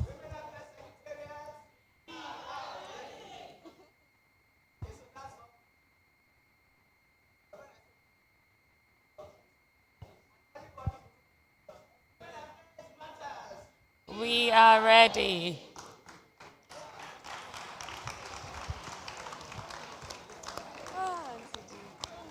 Thank you. Thank you so much.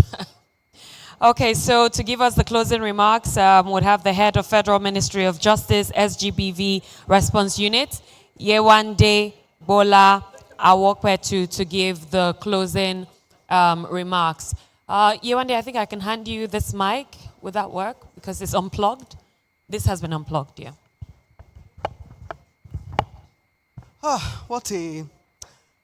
Please, another round of applause to ourselves. I don't know why we find it difficult to clap. I understand clapping is good for the body. Clapping is the gift of champions, and it also makes you lose weight. So let's exercise our arms. Yes, let's clap. Thank you very much. I'm sure it has been 3 days of rewarding and enriching conference. I am so impressed by the level of commitment, participation, and knowledge that I've gained from this audience. I can never forget these 3 days, ever. And I'm sure the Attorney General, wherever he is pleased also. So on his behalf, I want to say thank you to everyone who has taken their time to attend this event, participate, give their knowledge, in fact, some people have poured into us, we have poured into them, we are almost vomiting. So we are so grateful that everybody is present. And it is our prayer that, like our Monday secretary said, next year will be greater and better. I can't speak much because everything that I need to say has been said.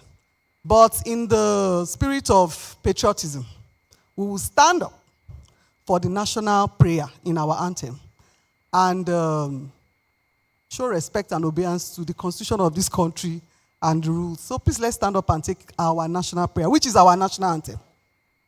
Please, in closing, don't be tired. It is our call to action. Thank you very much. Please, media, we need the anthem.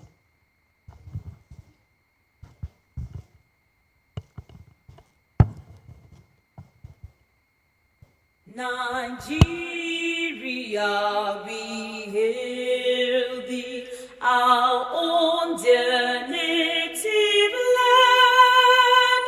Though tribe and tongue may differ, in brotherhood we stand. Nigerians old and proud to serve our sovereign motherland. Our flag shall be a symbol that truth and justice reign. In peace all battle honored, and this we count as gain. To hand unto our children a banner without stain. O God of all creation, grant this our warm request. Help us to build our nation where no man is oppressed, and so with peace and plenty Nigeria may be blessed.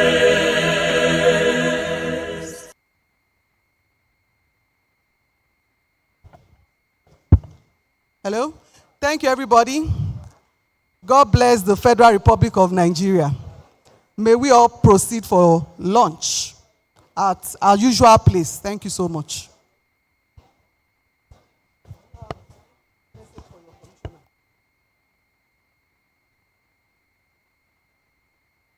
Everyone, but you have lunch tickets. You should all have lunch tickets. If you don't, please see me or see Chidima or Gozie. They'll give you a lunch ticket if you don't have one. Lunch is served upstairs. If you go out the door to my right, there's a staircase that will take you up to the level for lunch. Or if you go through the back and turn right, the stairs will take you up to the level for lunch. For wheelchair users, there's an elevator. If you go out the back and turn left, that can take you to the level upstairs for lunch. If you have any administrative issues, receipts, reimbursement of travel expenses claims, please see my colleagues Chidima, Gozier, or Daniel at the registration desk outside or somewhere within the hall. Thank you very much.